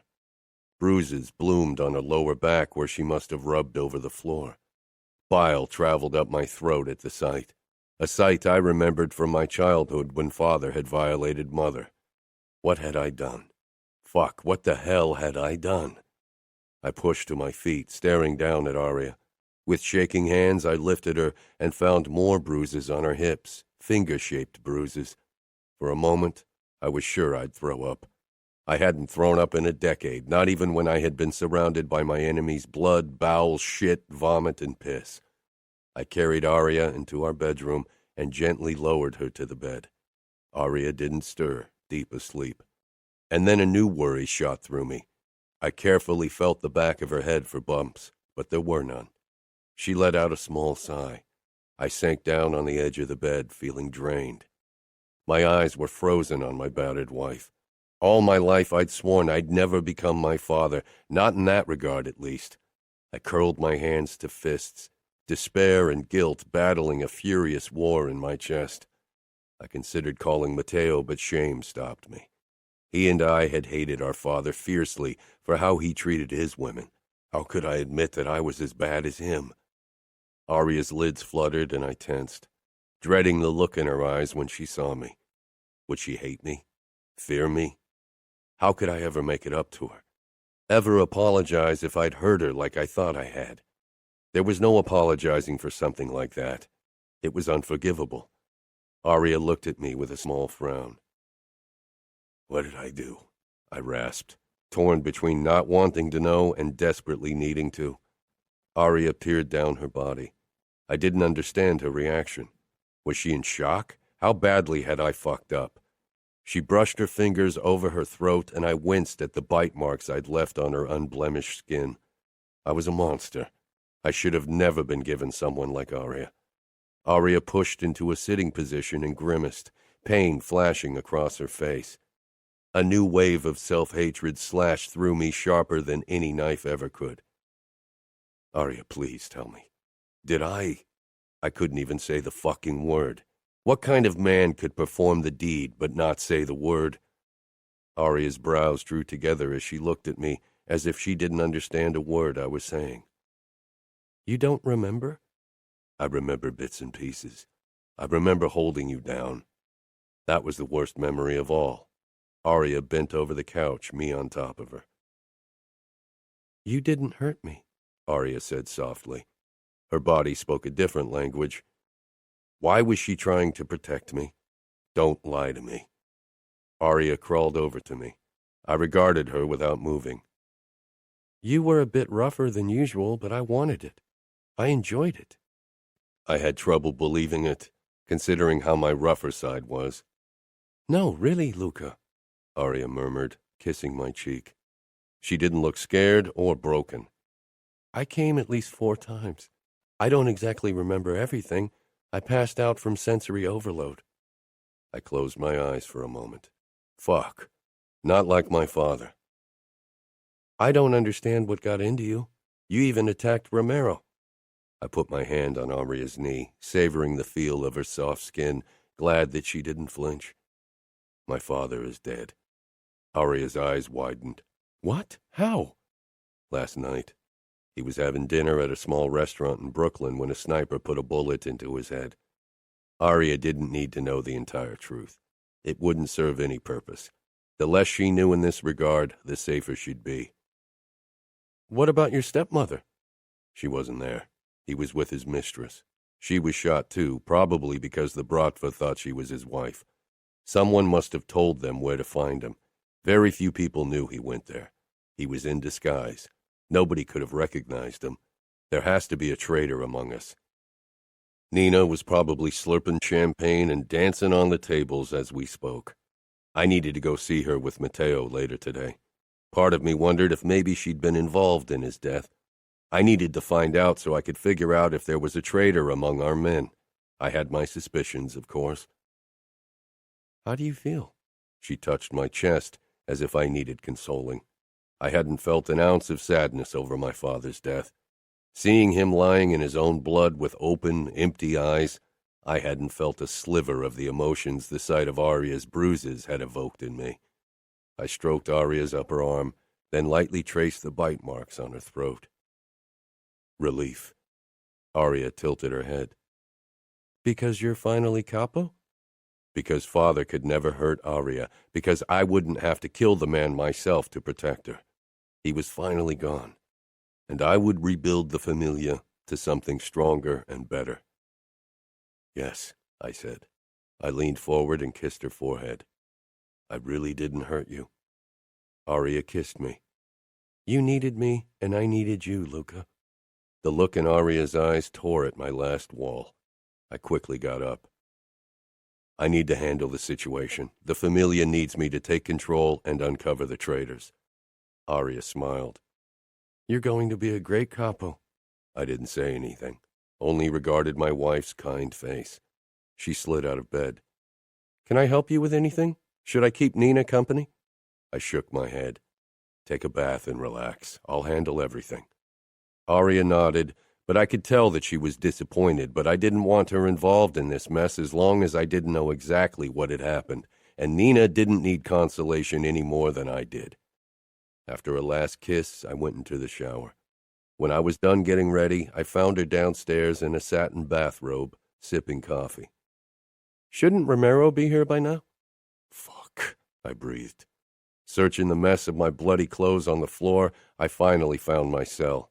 I picked it up. I'd turned it to silent, and I had 10 missed calls and countless messages from Romero and Matteo, as well as Dante and Scuderi. I called Matteo as I unlocked the elevator. Matteo picked up after the second ring. "Have you lost your fucking mind? I've been trying to call you for hours. What's your fucking problem?" "Did something happen?" "I should ask you that," Matteo said carefully. The elevator began moving up from his floor. "Romero is here. Where's Aria?" Matteo sounded worried.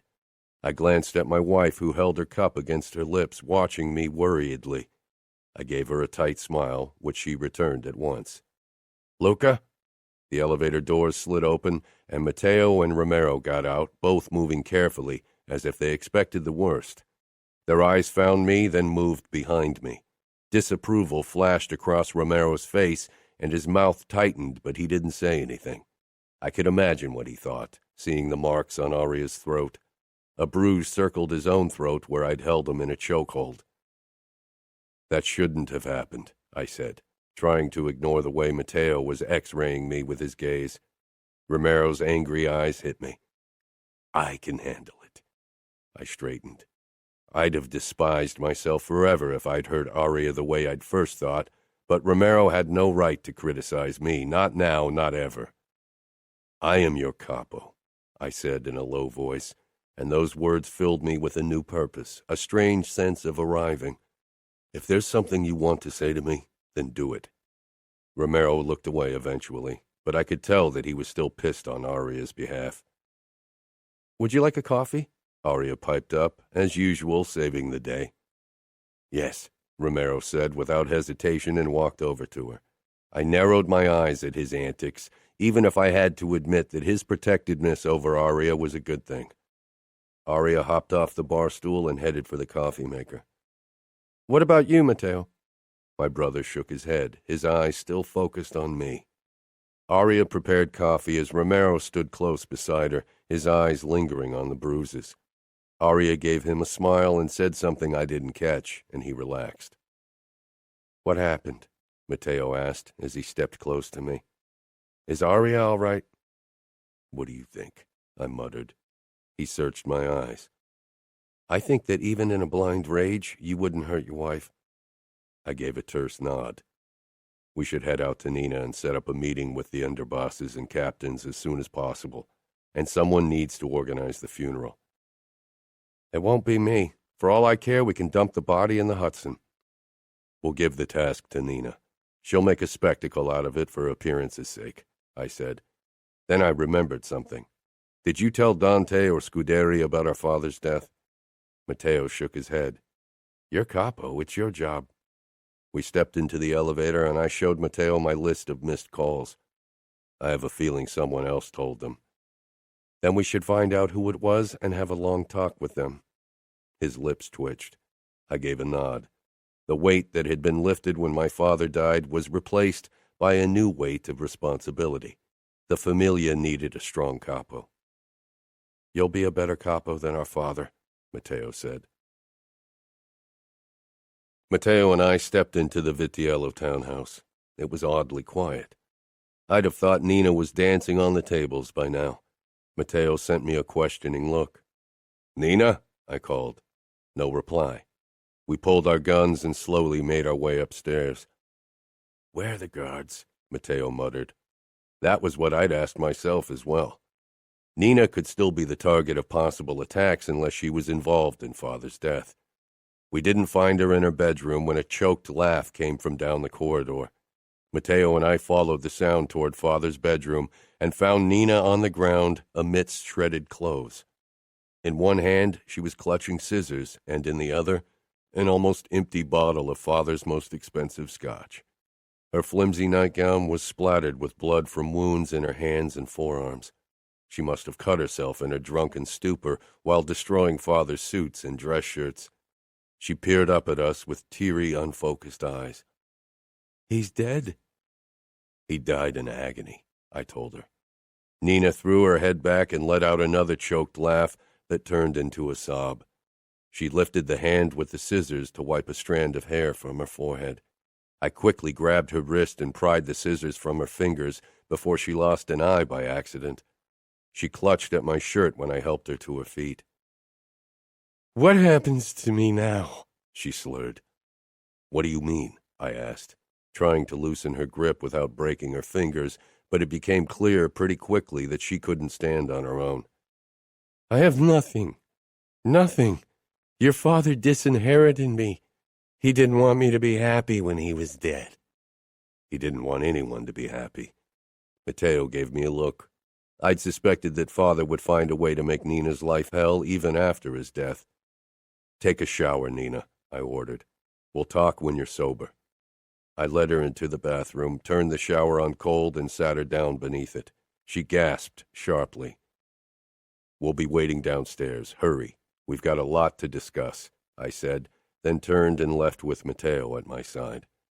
Nina's family consisted of low soldiers. Father had chosen her for that very reason, because it guaranteed he could torture her without an influential family getting in the way. Nina had nothing. "What are you going to do?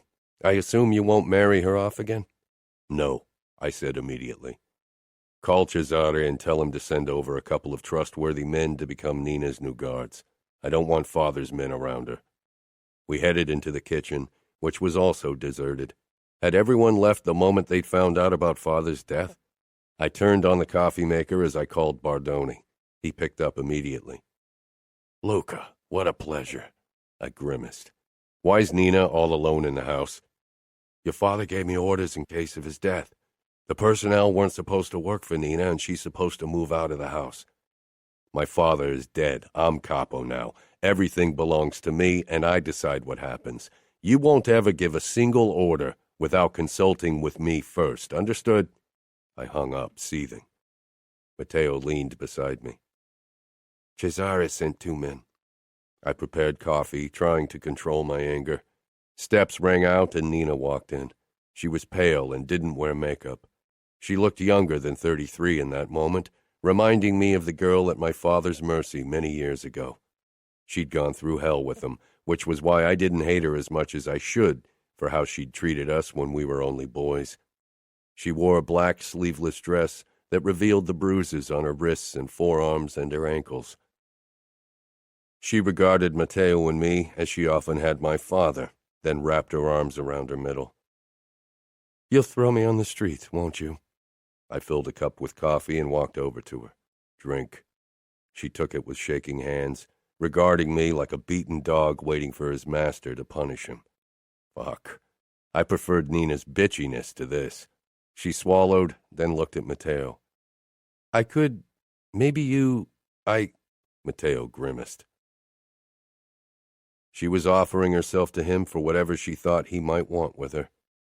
"Nina," I said firmly, and her eyes darted up to me. Father had done a marvelous job breaking her. "I'll give you this house. Do with it whatever you want. Sell it or burn it, I don't give a fuck." Her eyes grew wide. The house had a market worth of around $15 million. "I chose 2 new bodyguards for you. They'll guard you from now on. As the stepmother of the new capo, you need protection." She didn't say anything, only stared at me. "Keep your credit card. I'll give you $10,000 per month so you can live comfortably. You are free to live your life within the confines of our rules." She set the cup down on the counter and took a step toward me, then stopped. "What do you want in return?" "The truth about my father's death, and for you to tell me if someone tries to conspire behind my back." She raised her chin. "I don't know who killed Salvatore, but I wish I could thank them." I nodded. "And?" "You know your uncles want you and your brother gone, but I don't know anything. They don't talk to me. I'm only a woman." "One last thing," I said. Nina tensed, but her face wasn't as submissive anymore. "Organize a splendid funeral. We want everyone to believe we're inconsolable about Father's demise. Spend as much money as you need." With that, I left. There was no sense in pretending we were a family or cared about each other. I'd done what honor dictated, and now Nina wasn't my problem anymore. I had more than enough to do. Most importantly, talk to Fiore Cavallaro and make it clear that my father's death didn't weaken the Familia. I'd make sure the Familia got through this and emerged stronger. Chapter 24. Nina had outdone herself. My father was buried in the most expensive mahogany casket money could buy. Everyone who mattered from the Familia and the Chicago outfit gathered at the cemetery, as well as many high-ranking politicians. They had all sought me out in the last few days, wanting to make sure the Familia would keep paying for their campaigns now that I was in power. The same could be said for the captains and underbosses, even my uncles. They'd all come to me to offer their condolences and confirm their positions. This morning I'd officially taken over as Capo, had spoken the oath in front of the captains and underbosses, but I knew that didn't mean they'd all accept me without reservations. None of them were sad my father was gone, except for Bardoni, and that was only because he'd lost his position as consigliere. Every pair of eyes rested on me and Matteo, considering us, looking for a flicker of weakness. We were both young, and many would try to weaken us. I doubted they'd wait until the first official meeting of the Familia with me as Capo to do so. My uncles had probably already started behind my back. I peered down to Aria when I felt her eyes on me. She regarded me with a hint of worry, as she'd often done these last few days. I resisted the urge to grab her hand or kiss her, and kept my expression cold and hard. She dropped her gaze back down to the casket that was lowered into the ground by 6 made men. Aria thought that, deep down, part of me felt saddened by my father's death. She didn't know I'd planned on killing him myself to protect her, and she never would. He was dead now. That was all that mattered. My uncles kept giving me fake, empathetic smiles, as if any of us would miss him. Afterwards, everyone came to Matteo, me, and Nina to offer their condolences and congratulate me on becoming Capo. Nina had perfected her fake tears as she clung to Aunt Cremonella. I tried to keep an eye on the area despite the many guards surrounding the perimeter. I had a feeling the Bratva would try to eliminate Matteo and me again soon. Today was the perfect opportunity to get rid of many important members of the Italian mafia. I pulled Romero aside during the wake. Take Aria and her siblings to the Hamptons. I don't want them in New York for the meeting tonight. Romero nodded. I assume Umberto will be coming with us?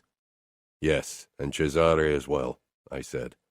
Scuderi wanted his own bodyguards around when his children were in my mansion, and I didn't mind the additional protection. Several hours later, the Cavalleros as well as Scuderi had gathered around the meeting table in the Sphere with Matteo and me to discuss the rising Russian threat, but as usual, they weren't very forthcoming with information about the Bratva and their territory. From the start of our cooperation, we'd always only exchanged the bare minimum of information. After a tense dinner together, Matteo and I were on our way to my car to head home when Cesare called. A feeling of dread settled in my stomach. Cesare? Gunfire sounded in the background. We're under attack. The Bratva's trying to enter the premises. Take Aria to the panic room. Don't let the Russians get her. We'll take the helicopter, I shouted, already running toward the car. What's the matter? Matteo asked as he flung himself into the seat beside me. The Bratva's attacking the mansion. I got out past my tight throat, then called our pilot to get the helicopter ready. Matteo was on the phone with our captains to organize reinforcement. The second we were in the helicopter, I called Aria's cell. It took almost a minute before she finally picked up, moments that felt like eternity. Aria, are you safe? They killed Umberto, Aria whispered. I didn't give a fuck who died as long as Aria was safe. I'd kill them all with my own hands if that meant she'd return to me. Where are you? Aria's breathing was quick. Searching for Gianna. My stomach hollowed out. Aria, where's Romero? Why isn't he taking you to the panic room? I have to find Gianna. Aria, the Bratva wants you. Get into the panic room. I'm taking the helicopter. I'll be there in 20 minutes. I'm already on the way. There could be only one reason why the Bratva attacked the mansion when every member of the mob was in New York. They wanted Aria because they'd figured out she was the only way to get to me. I can't talk anymore, Aria said. Aria, I didn't get further before the call was cut off. For a second, I could do nothing but stare at my phone. Luca, what did she say? Is Gianna with her? Matteo asked. but I ignored him. If we'd been alone, maybe I would have talked to him. But as it was, there were 3 more men in the helicopter, and I didn't want them to realize how worried I was about my wife. I'd never felt this helpless. I reached for my gun and began checking it to make sure everything was working. I couldn't allow myself to consider what might happen in case the Bratva got their hands on Aria. I'd be there in time. Our pilot brought down the helicopter on the lawn behind the mansion. The second we jumped out of it, bullets soared through the air toward us. We ducked behind one of the Italian marble statues decorating the garden and began firing. Soon, we'd shot our way closer to the house. I motioned for Matteo and my other men to have my back. Then I stormed the house. I shot the first Russian in the head, the second in the throat. "We have your wife, Vitiello. If you want to see her in one piece, you'd better stop fighting and drop your weapons," Vitali shouted. "Nobody acts until I give an order. Got it?" I snarled, fixing my gaze on Matteo. He gave a nod, but I wasn't sure how much it was worth. After all, Jana was in there as well. Trying to keep my face calm was a losing battle. I could feel fury simmering under my skin, and worse, fear. I focused on the former. Showing fear for Aria's life in front of my enemies would have been the ultimate mistake. Slowly, I walked into the living area of the mansion, guns clutched in my hands. My eyes registered Cesare lying in his own blood on the ground, eyes wide as his chest heaved with every rattling breath. I lifted my gaze. He was lost. Matteo was close behind me, but my eyes focused on Vitali and Aria. He held her against his body, his knife pressed against her throat. I'd dismember him in the cruelest way possible. "So this is your wife, Vitiello?" Vitali asked with a dirty grin. He pressed his blade against Aria's skin and blood trickled down. My heart sped up, fear spiking hard and fast. One slice of his knife could kill her, could ruin everything. "Let her go, Vitali," I growled, furious and terrified. I didn't remember the last time I'd been scared during a confrontation. I didn't fear death, but losing Aria, the thought tore a gaping hole in my chest. Vitali grabbed Aria's throat. Her terrified eyes met mine. "I don't think so," he said. "You took something that belongs to us, Vitiello, and now I have something that belongs to you." Vitali ran his hand along Aria's cheek, and I almost lost it. If his goddamn head hadn't been so close to Aria's, I would have put a hole in his fucking forehead. "I want to know where it is." I rocked forward, wanting to rip him to shreds, but Vitali raised his knife again. "Put your guns down, or I'll cut her throat." Aria closed her eyes for a moment, resigning herself to her fate. Did she think I'd refuse Vitali's order because I didn't want to lose face? That I'd give her up to appear strong in front of the Russian asshole? I released my guns. I'd put my life down for Aria. I'd do anything for her. Matteo looked at me as if I'd lost my mind, but I narrowed my eyes until he, too, dropped his weapons. Vitali leered as he licked Aria's face again. "Your wife tastes delicious. I wonder if she tastes this delicious everywhere." He forced Aria's face around to him. She looked like she was going to cry when he brought his face closer, and all I could think about was how I could protect her, how I could kill the bastard to keep my wife safe. Aria tried to move back, her expression desperate, and I glanced down at my guns. Vitali licked Aria's chin, and I began shaking with so much rage, I was sure it would consume me any second. And then, everything happened very quickly. Aria pulled a knife from her back pocket and shoved it into his thigh. He screamed in pain, releasing her. I pulled my own knife from my back holster, barreled toward them, pulled Aria to my side, and slit Vitali's throat open. Blood shot out of his gaping wound and onto my clothes. Shots and screams rang out. I pressed Aria against my body, grabbed guns from the ground, and began firing. Aria bent down and picked up a gun for herself. I aimed at another Russian fucker and split his skull. Dragging Aria toward the asshole, I reached for his gun because one of mine was out of bullets.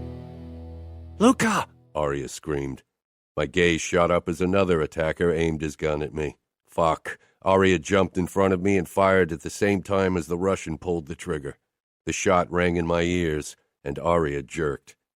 Her eyes grew wide, lips parting in an agonized cry, and my entire world seemed to stand still. I wrenched Aria against me once more, but her legs gave away, and that's when I saw the blood soaking her shirt. My heart rate tripled as cold fear speared my insides. I lowered her to the ground, holding her in my arms, but she lay completely unmoving.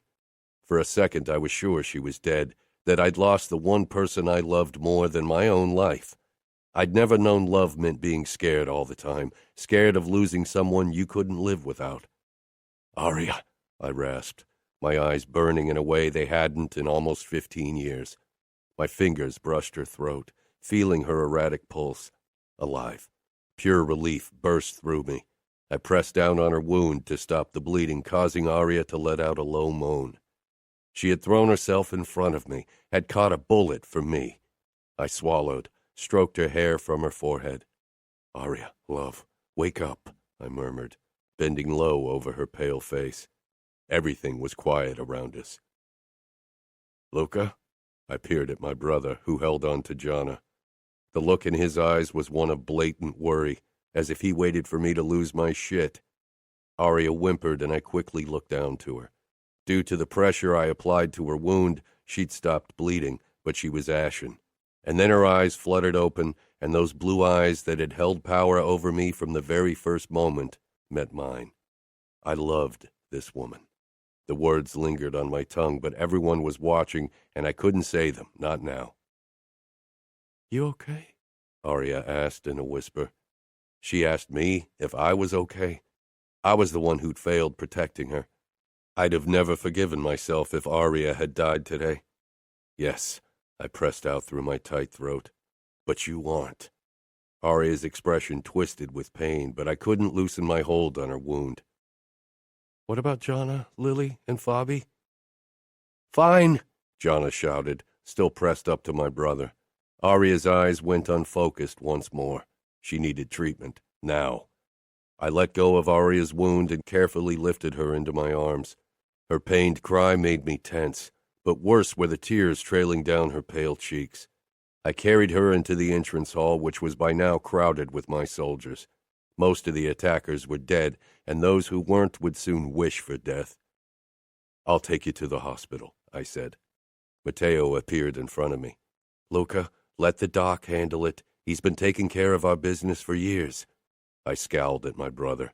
If I wasn't carrying Aria, I would have shoved him out of the way. "No," I growled. "Aria needs proper care. She's lost too much blood." "I can do a blood transfusion," said Doc as he entered the mansion. I narrowed my eyes at him. Aria touched my arm. "It's okay, Luca.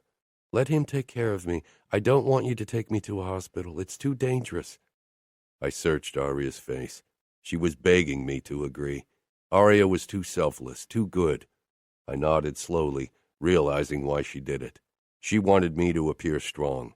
Aria wasn't a weakness. I tore my eyes away and jerked my head toward the dock. "Follow me." Aria went slack in my hold again. "I have to get everything I need from the car," Doc said. "Hurry," I growled as I carried Aria up the stairs and into a bedroom. I put her down on the mattress gently, then stroked her cheek. "I love you, Aria," I said quietly. Admitting it aloud, even when no one could hear me, felt like a huge step. I bent down and kissed her forehead, but straightened when I heard steps. Doc limped inside with his female assistant. He sometimes worked with a guy as well, but he probably knew I wouldn't have let a young man anywhere near my wife. "I need to take a look at her injury," Doc said carefully. I took a step back so he could pass, but stayed close. I wouldn't leave Aria alone with anyone in her state. Doc eyed me briefly before he bent over her. He felt her pulse, then lifted one eyelid to check her eyes before he continued with more examinations. "Will she be okay?" I asked tightly. Doc glanced up, his brows crinkling. "Of course, but she needs a blood transfusion. Be positive." "I'm O-positive," I said immediately. "Take my blood. Don't waste time." Doc didn't argue with me. I held out my arm as he prepared everything for the direct transfusion. I glanced back down at my wife, lying helplessly in front of me. "Can you remove her shirt?" Doc asked me respectfully. I hesitated, but then I took my knife and cut open Aria's t-shirt. Her white bra was covered in blood, but I left it on. Doc checked her wound while his assistant shoved the needle into my arm, then into Aria's. When my blood finally entered Aria's veins, I relaxed. I kept a close eye on the doc as he removed the bullet from Aria's wound and stitched it up. Guilt cut me deeply at the sight. It would always serve as my reminder to protect her. My gaze returned to Aria's pale face. It was difficult to stay put and not to kiss her forehead and hold her as close as possible. Eventually, the transfusion was done, and the doc and his assistant left. I was alone with Aria for the first time. I stretched out beside her and carefully cradled her in my arm, burying my nose in her hair. Closing my eyes, I tried to calm my still racing pulse. Aria would be fine. Only a small scar, nothing else, but I doubted I could ever forget the moment I thought I'd lost her. "I won't ever lose you, Principessa," I murmured against her temple. Matteo stepped in without knocking. His eyes took in the sight of me holding Aria against me, and for once, I didn't give a fuck. I trusted my brother, even with this truth. "How is she?" he asked quietly as he walked closer. "Still knocked out from the pain meds the doc gave her. She won't wake for a few more hours." "The doc will stay in one of the guest rooms in case we need him." "Good," I said, peering down at Aria's face once more. "We're going to start interrogating the Russian bastards. I assume you want to be part of it." I wanted to tear into them, but the idea of leaving Aria right now made my pulse speed up. "I'll join you later." Surprise crossed Matteo's face. "I can't promise there'll be much left for you then." "Focus on one of the fuckers and leave the others for me," I pressed out, meeting my brother's stare. He searched my eyes, then nodded slowly before he walked out. I must have fallen asleep, because I jerked awake when an ear-splitting scream rang out in the house. Aria was still knocked out beside me. I carefully slid my arm out from under her, grabbed my gun, and rushed out of the room. I listened for a possible attack, but it was quiet in the house except for the wail. It took me a moment to realize it was Liliana who made the sound. Locking Aria's door, I stormed downstairs, then followed the screaming into the basement, finding Jana and Liliana down there. The sight of the tortured Russian must have made Liliana snap. I didn't give a fuck. All that mattered was that Aria didn't wake. She'd be upset. It took Matteo, Romero, and me almost 15 minutes to silence Liliana and take her up to her room and Jana back into her bedroom under loud protests. "Damn it," I growled when I was alone with Matteo. He was covered in blood and had an excited gleam in his eyes. "Are you going to help us now?" My eyes darted to the master bedroom. "I want the doc to check on Aria again, then I'll join you." "I've never seen you like this," Matteo said. I didn't comment. "Send the doc." After the doc had checked on Aria, I finally allowed Jana to visit her sister, and I joined my brother down in the basement. The second I entered, my men stepped back from our captives. Romero gave me a tight smile. Matteo motioned at the left fucker. He wasn't as bad off as the guy on the right. That was the bastard Matteo seemed to have a particular interest in. I rolled up my sleeves as I approached my target. "So, Vitali wanted to get his dirty hands on my wife?" I stared down at the bastard who gave me a bloody smile. "We would have fucked the slut, every single hole. That's what 3-hole sluts are for." My smile widened as I brought my face close to his. "Let's see how many of your holes I get to fuck with my blade before you apologize for calling my wife a slut." He spat against my chest. "I won't apologize to an Italian whore." I straightened and held out my hand toward Matteo, who handed me one of his knives. "Before your death, you will call her queen." I was covered in blood from head to toe as I knelt beside the whimpering Russian bastard and leaned down to his ear. "Tell me again, who's my wife?" I held the blood-covered blade in front of the eye he still had. He whimpered. "I can prolong this for at least another hour, maybe more," I said with a smile. She's a queen," he choked out. "That's right.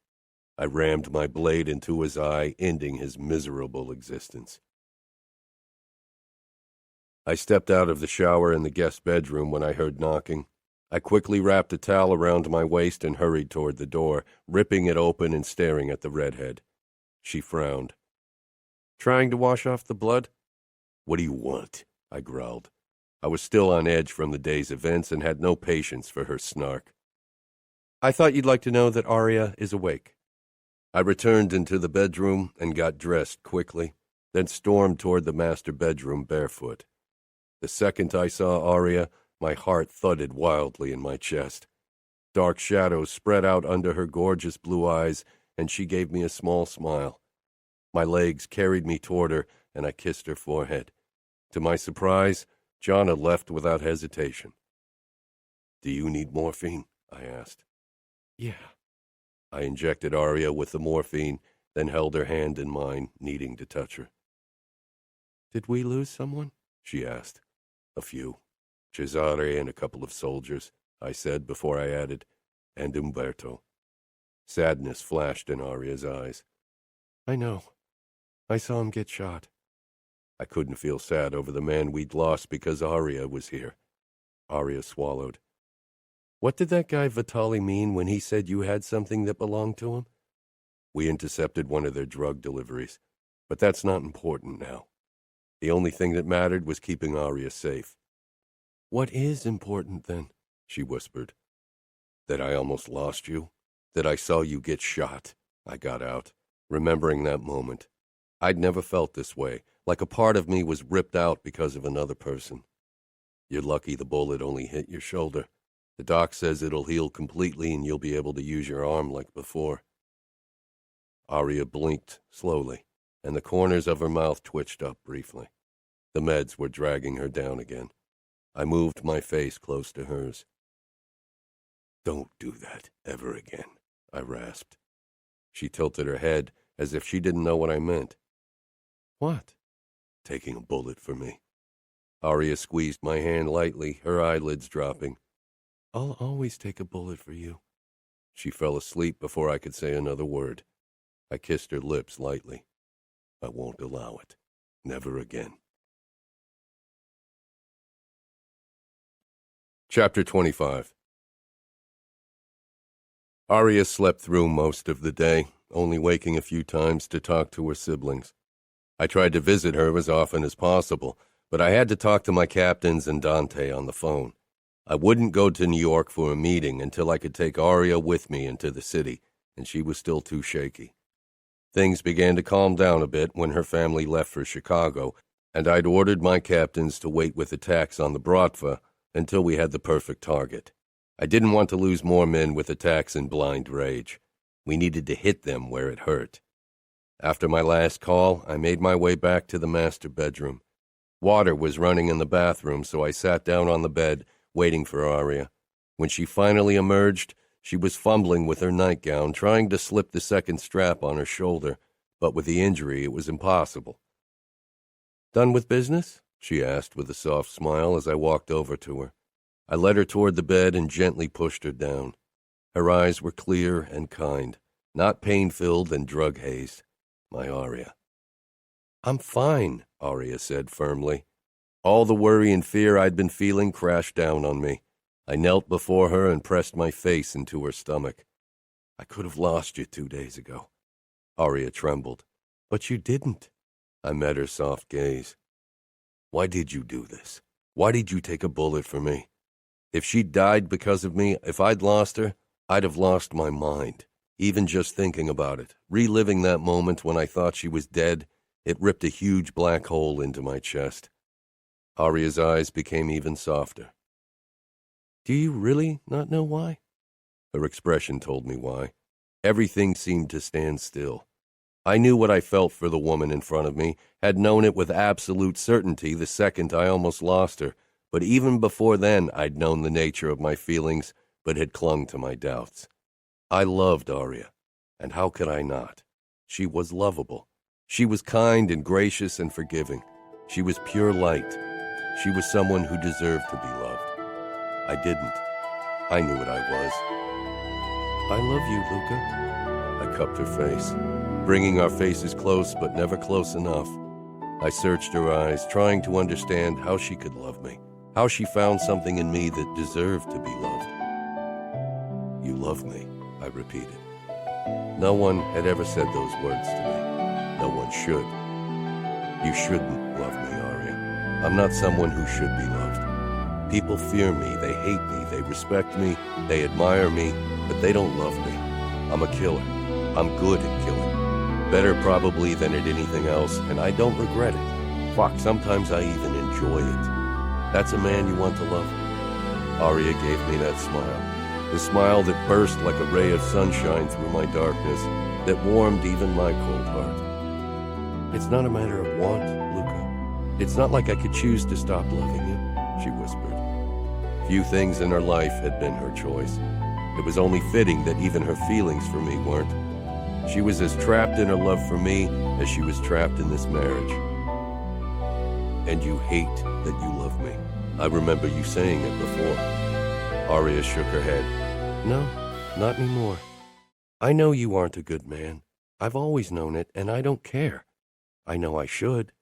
I know I should lie awake at night hating myself for being okay with my husband, being the boss of one of the most brutal and deadliest crime organizations in the States. But I don't. What does that make me?" Aria shifted her head in my hold, glancing down at her hands in her lap with a small frown. "And I killed a man, and I don't feel sorry. Not one bit. I would do it again." She met my gaze, and her eyes were full of love. No hate, no regret, nothing but love. "What does that make me, Luca? I'm a killer like you." "You did what you had to do. He deserved to die. I wished I could have killed him, not just because I wanted each and every single bratva fucker to suffer as much as possible, but also because I didn't want Aria to be burdened with death." "There's not one of us who doesn't deserve death. We probably deserve it more than most," Aria whispered. "You are good, Aria. You are innocent. I forced you into this." How could she compare herself to me? She didn't know what I'd done, what I enjoyed doing. She had killed to protect someone she loved. I killed for many reasons, few of them noble or altruistic. "You didn't, Luca. I was born into this world. I chose to stay in this world. Being born into our world means being born with blood on your hands. With every breath we take, sin is engraved deeper into our skin." "You don't have a choice. There's no way to escape our world. You didn't have a choice in marrying me either. If you'd let that bullet kill me, you would have at least escaped our marriage." She wouldn't have been free because freedom didn't exist in our world, but Matteo wouldn't have forced her to marry again. "There are few good things in our world, Luca, and if you find one, you cling to it with all your might. You are one of those good things in my life." My chest swelled with love. "I'm not good." "You're not a good man, no, but you are good for me. I feel safe in your arms. I don't know why. I don't even know why I love you, but I do, and that won't change." I had to close my eyes against the fierce emotion in her expression. Love is a risk in our world, and a weakness a capo can't afford. I'd believed in those words all my life. I should still believe in them if I wanted to be an invincible capo. "I know," Aria whispered miserably. I looked at her. Didn't she know? Couldn't she see? But I don't care, because loving you is the only pure thing in my life. Aria's eyes filled with tears and incredulity. "You love me?" "Yes, even if I shouldn't. If my enemies knew how much you meant to me, they'd do anything to get their hands on you, to hurt me through you, to control me by threatening you. The bratva will try again, and others will too. When I became a made man, I swore to put the familia first, and I reinforced that same oath when I became a capo dei capi, even though I knew I was lying. My first choice should always be the familia." Aria watched me with parted lips, as if she didn't trust her ears. "But you are my first choice, Aria. I'll burn down the world if I have to. I'll kill and maim and blackmail. I'll do anything for you." She couldn't possibly fathom what I'd do for her, the length I'd go to protect her. The Russian fucker today had gotten a taste, and anyone else who dared to insult or hurt her would end the same way. Maybe love is a risk, but it's a risk I'm willing to take, and as you said, it's not a choice. I never thought I would, never thought I could love someone like that. But I fell in love with you. I fought it. It's the first battle I didn't mind losing. Aria wrapped her arms around me, her tears falling onto my neck. She twitched with a whimper when her shoulder bumped against me. I withdrew slowly, worried about hurting her. You need to rest. Your body needs to heal. I gently pushed her down until she lay back, but she dug her fingers into my biceps. She peered up at me through her lashes. I don't want to rest. I want to make love to you. My eyes darted down to her beautiful legs, then back to her pleading face. I wanted nothing more than to be as close to Aria as possible, but she was injured. I'm going to hurt you. Your stitches could rip open. Aria caressed my chest, then my stomach until her fingers reached the growing bulge in my pants. I stifled a groan when she began rubbing me lightly. Her expression turned teasing. He agrees with me. He always does, but he's not the voice of reason, believe me, I muttered. Aria laughed only to flinch a moment later. She was in pain. That's what I mean. Please, I want to make love to you. I've wanted this for a long time. Her begging broke down my resolve piece by piece. I've always made love to you, Aria, I admitted. The feelings I hadn't understood in the beginning and fought later, they had been there when I'd taken Aria's virginity. It was the first time I'd made love, and Aria would always be the only woman I'd made love to. Aria rubbed me harder. Don't you want this? I almost laughed. Of course I want it. We almost lost each other. I want nothing more than to be as close to you as possible. Then make love to me, slow and gentle. And my last wall crumbled, as it always did with Aria. Slow and gentle, I agreed. I knelt at the end of the bed and massaged Aria's feet and calves, enjoying the feel of her soft skin. Aria parted her legs and my eyes took her up on the invitation. My cock jerked at the sight of her soaked panties. Groaning, I pressed a kiss to her ankle. I trailed my fingers up her leg until I brushed over her crotch. She was so wet and hot. You make slow and gentle really hard on me. If you weren't hurt, I'd bury myself in you and make you scream my name. If I wasn't hurt, I'd want you to do it. I suckled Aria's ankle. Mine. I kissed her calf. Mine. Then her knee. Mine. Her thigh. Mine. Until I finally reached her pussy. I dragged her panties down before I wedged myself between her thighs. I planted a kiss on her folds. Mine. Aria moaned, then whimpered in pain because she'd moved. I want you to relax completely. No tensing your muscles or your shoulder will hurt, I ordered as I brushed my lips along her crease. I always tense up when I come, and I really, really want to come. I'd make her come as often as she wanted, not just today, but for the rest of our lives. You will, but no tensing. Aria gave me a look that made it clear that wouldn't work. I began pleasuring her with my lips and tongue, keeping my ministrations light and gentle, guiding her slowly toward her release. Aria's breathless moans and her body's arousal spurred me on until it took everything not to dry hump the edge of the mattress. When Aria finally came, her body seemed to go even softer, her legs falling open as she surrendered to pleasure. I got out of my clothes and positioned myself between Aria's legs. I entered her slowly, watching her face as she moaned, low and sweet. Mine, I said, when I was buried all the way inside her. Aria held my gaze as I made love to her, gently. Yours, she whispered, her expression the greatest declaration of love I could imagine. All my life, I'd thought becoming Capo would be the biggest triumph of my life, not the happiest day, because I hadn't known true happiness. But now, as I met Aria's loving gaze, I knew that she was my greatest victory. Only she brought happiness into days of blood and violence. Only she could fill my dark world with light. She was my light, my love, my life. With the smile that always got me, She pressed her palm against my familiar tattoo right over my heart, a cruel heart that only beat for her. Mine, she said without doubt. I held her gaze. Always. Thank you for listening to Luca Vitiello, written by Cora Reilly, read for you by Sebastian York. Produced by One Night Stand Studios, post by Michael Straza. Text copyright 2019 by Cora Reilly. Production copyright 2019 by Cora Reilly. All rights reserved.